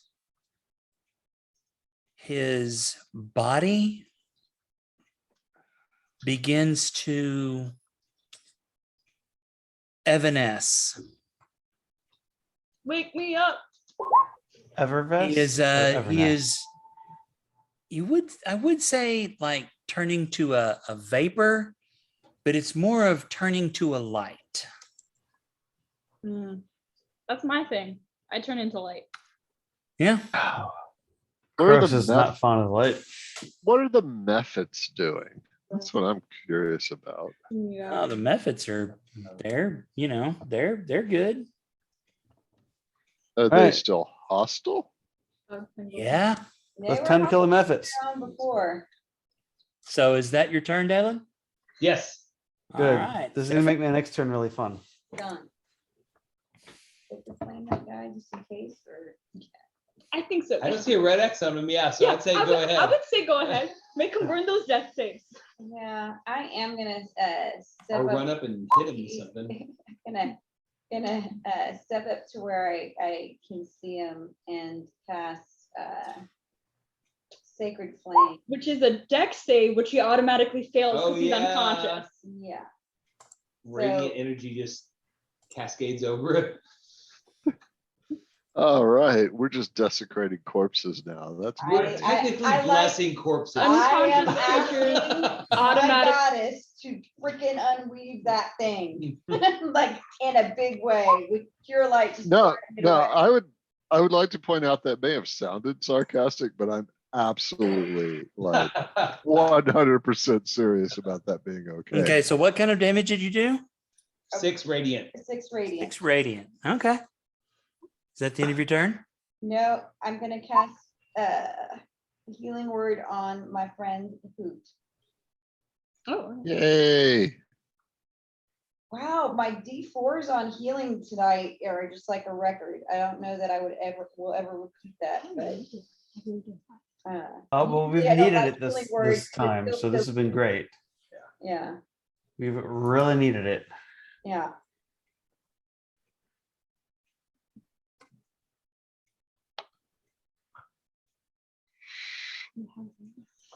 Is that Alright, the end of well. your turn? That is the end of my turn. All right. Well, since none of you did fire damage, Yes, they did. I did. when Yep. She did Firebolt. firebolt. Firebolt. after he was dead, No, not No. after he was dead. Oh. But he can't regain hit points due to chill touch. he's not regaining hit points, changing forms. Ah. I So tried. the Flame. his body collapses, and there's like a poof, poof, It is a flame like radiant. Oh God, no. and a cold, radiating light bursts from his clothing, where his head was, where his face was, and he levitates up, looks at all of you and says, I told you I'd be right back. And he's back. Better than ever. Like super better. Well, and that's Womp where we womp. get to end the night because it's 1 a.m.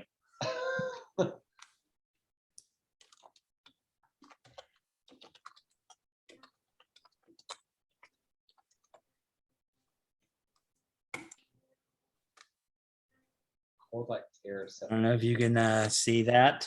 Sweet, sweet, sweet, sweet. Yeah.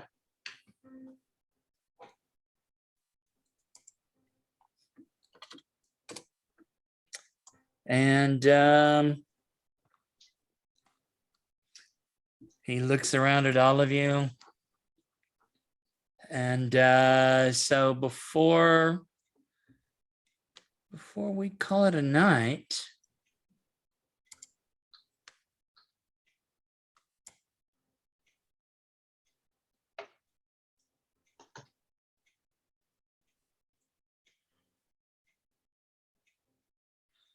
I'm going to need Tax, Dalen, Siston, Dolph, and anyone else to make a wisdom save. Anyone else? I don't even know what anyone else means. Well, I if was you checking need to it, see if you there was have a anybody else plus. that was alive. Well, fuck, I'm fucked. But meanwhile, Dolph, if you need it, you still have resistance. Which me, oh no, you don't, because I fell unconscious, so you don't have it anymore. Cool. So Crit never -2. those of you who rolled under a 16, Oh, Ouch. I can't ever. the whispers of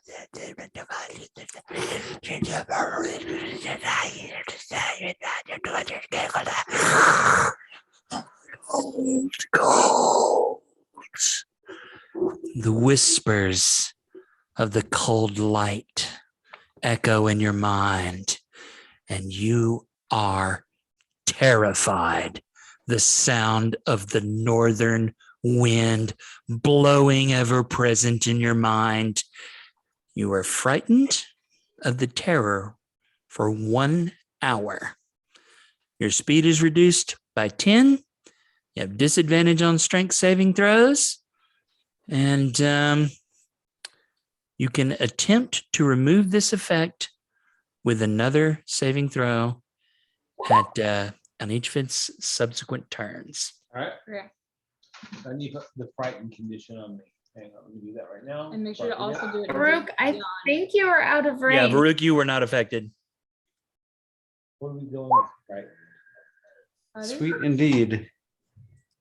Pretty sure. Ah. I'm gonna do- All right. Well, I have a plan for the methods. and Dolph, even though it doesn't affect you, I don't know. the whispers in your mind, the whispers come into your mind and you can hear them. The whispers of the sound. The sound is there. You can hear the sound in your mind, and it says, if you had just Wow, he's doing the if you ASMR. had just come with us, your friends might live, but now they all will die. Again, not my fault. Yours there, buddy. Those are entirely your choices. No. Boundaries. Those were your choices. That was your thing. This has nothing to do with me. Oh. Fire. Okay. Fire. All right, that it? So Radiant damage.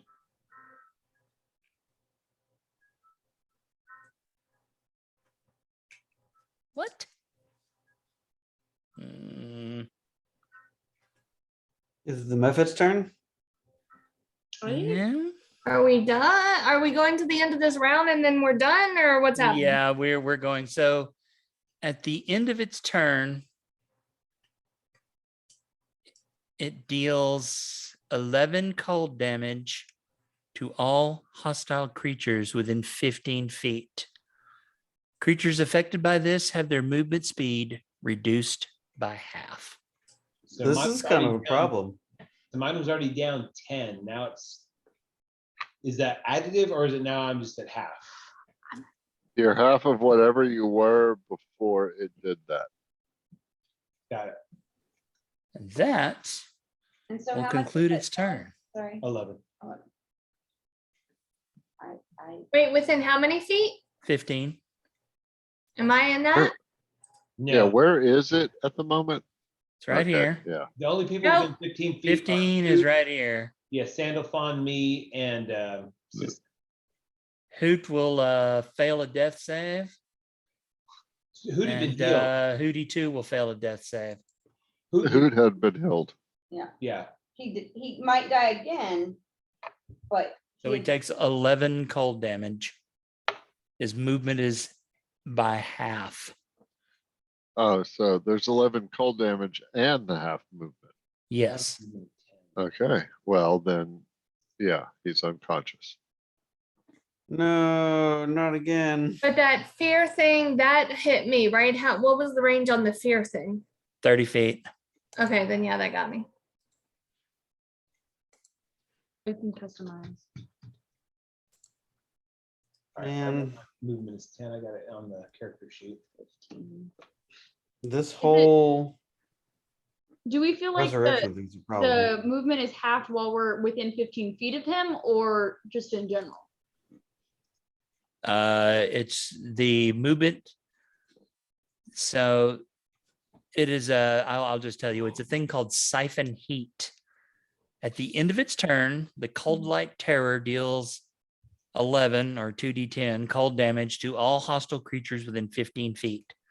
Creatures affected by this have their movement speed reduced by half. Till just in general?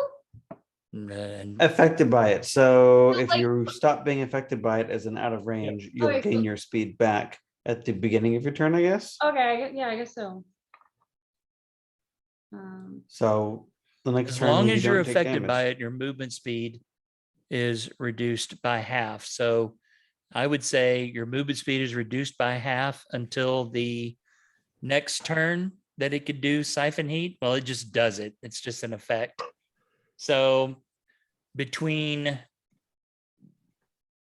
the beginning of its turn, you need to be more than 15 feet away from it with half your movement. Got it.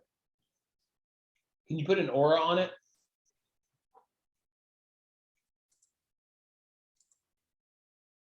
And do the thing that Jay said about subtracting how many from the aura. 2.5. 2.5.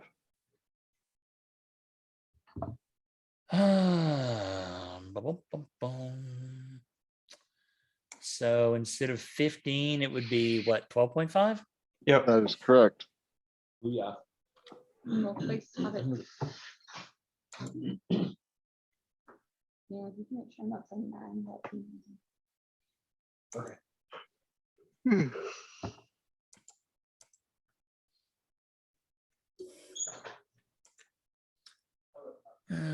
30 minus 2.5 would be 20, 27.5. yeah, 27.5.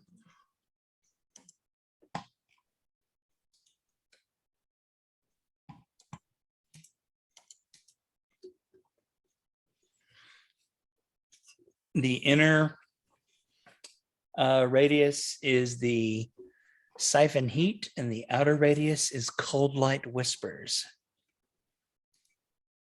Well, I don't see either of those radii. I see the Yeah. inner one.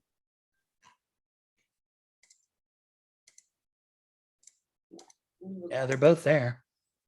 Oh, now I see them. Oh, now I see one. I see, Well, the other one's very light within it. okay, that's good.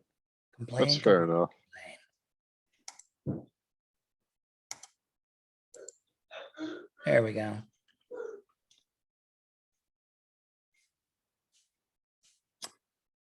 And With that, I think we'll call it a night. Doesn't Croesus? Oh no, we're not gonna have the methods go. Yeah, I thought we were gonna wait till the like top of the round, like No. finish. That he wasn't, we asked that question. He did not say anything yes or no to that question. He was just gonna Okay, turn. that's fine. I mean, mean, as long as We we want to keep, finish out the turn. We can. We're almost there. No, I would rather go to bed at this point. Yeah. yeah, Okay. it's fucking late. Yeah, it is. It's very late. It's 1 o'clock. As long as we keep the turn order, I'm not changing anything. Turn order tracker staying right there. right, the methods are next, and then it's, Make sure to have hit points and things you used on D&D Beyond. So you remember you can customize your speed on D&D Beyond, and you can add conditions to it as well. right, Cool. yeah. No. We need to fuck this dude up. Yeah, this is kind of a. Somebody just like kill this guy. Do you guys have any idea how ridiculously hard it is to make a challenging encounter for you fuckers? This is a challenging encounter. Because there's a horde of you, and it's like, oh, well, we're only level 3. Yeah, there's like 20 of you, and one guy's over here with a baby fucking owl bear, and the other one is making more baby owl bears. Yeah, but I mean, my baby owlbear has been knocked unconscious like 3 fucking times now. I don't know what the outer circle's gonna be. That's the frightening. Well, this is supposed to the outcome of this is it's meant to be a lethal encounter or potentially lethal. Right. Meant to be All challenging. I know is if we don't see much more help from the assembled masses, me and Torga are gonna have a talk when this is Yeah. done. I mean, it's really good that you're more concerned about punishing someone that has nothing to do with this instead of defeating your enemy. That's Nothing I don't to even do know with what to say to this. that. I told her Hey if guys, she didn't Koenig, get help, her sign off. Right. All right, take it easy. All right, guys. she has everything to do with this. No. I she told her, doesn't. I told her if she didn't offer help, we were gonna burn this thing to the ground, and I'll do it. Well, that's good. Assuming you're alive to carry out your threat. Well, then you can I have mean- words afterwards, I suppose. And if I'm not alive to carry out the threat, then I'm just going to be Charlie Day as an Aarakocra. So All right, it's fine. guys. Thank you so much. I know tonight was kind of a slog. No, this is No, fun and no, challenging. I That was enjoyed good. it. I enjoyed it. Don't get me wrong. But I will come back as Charlie Day as an Aarakocra. All right, guys. Good night. All right. All righty. Y'all take Y'all care. have a good Bye, night. guys. Thank you so much. We will do this again next week, hopefully. Sounds good. All Take right. care, y'all. Bye, y'all. Bye.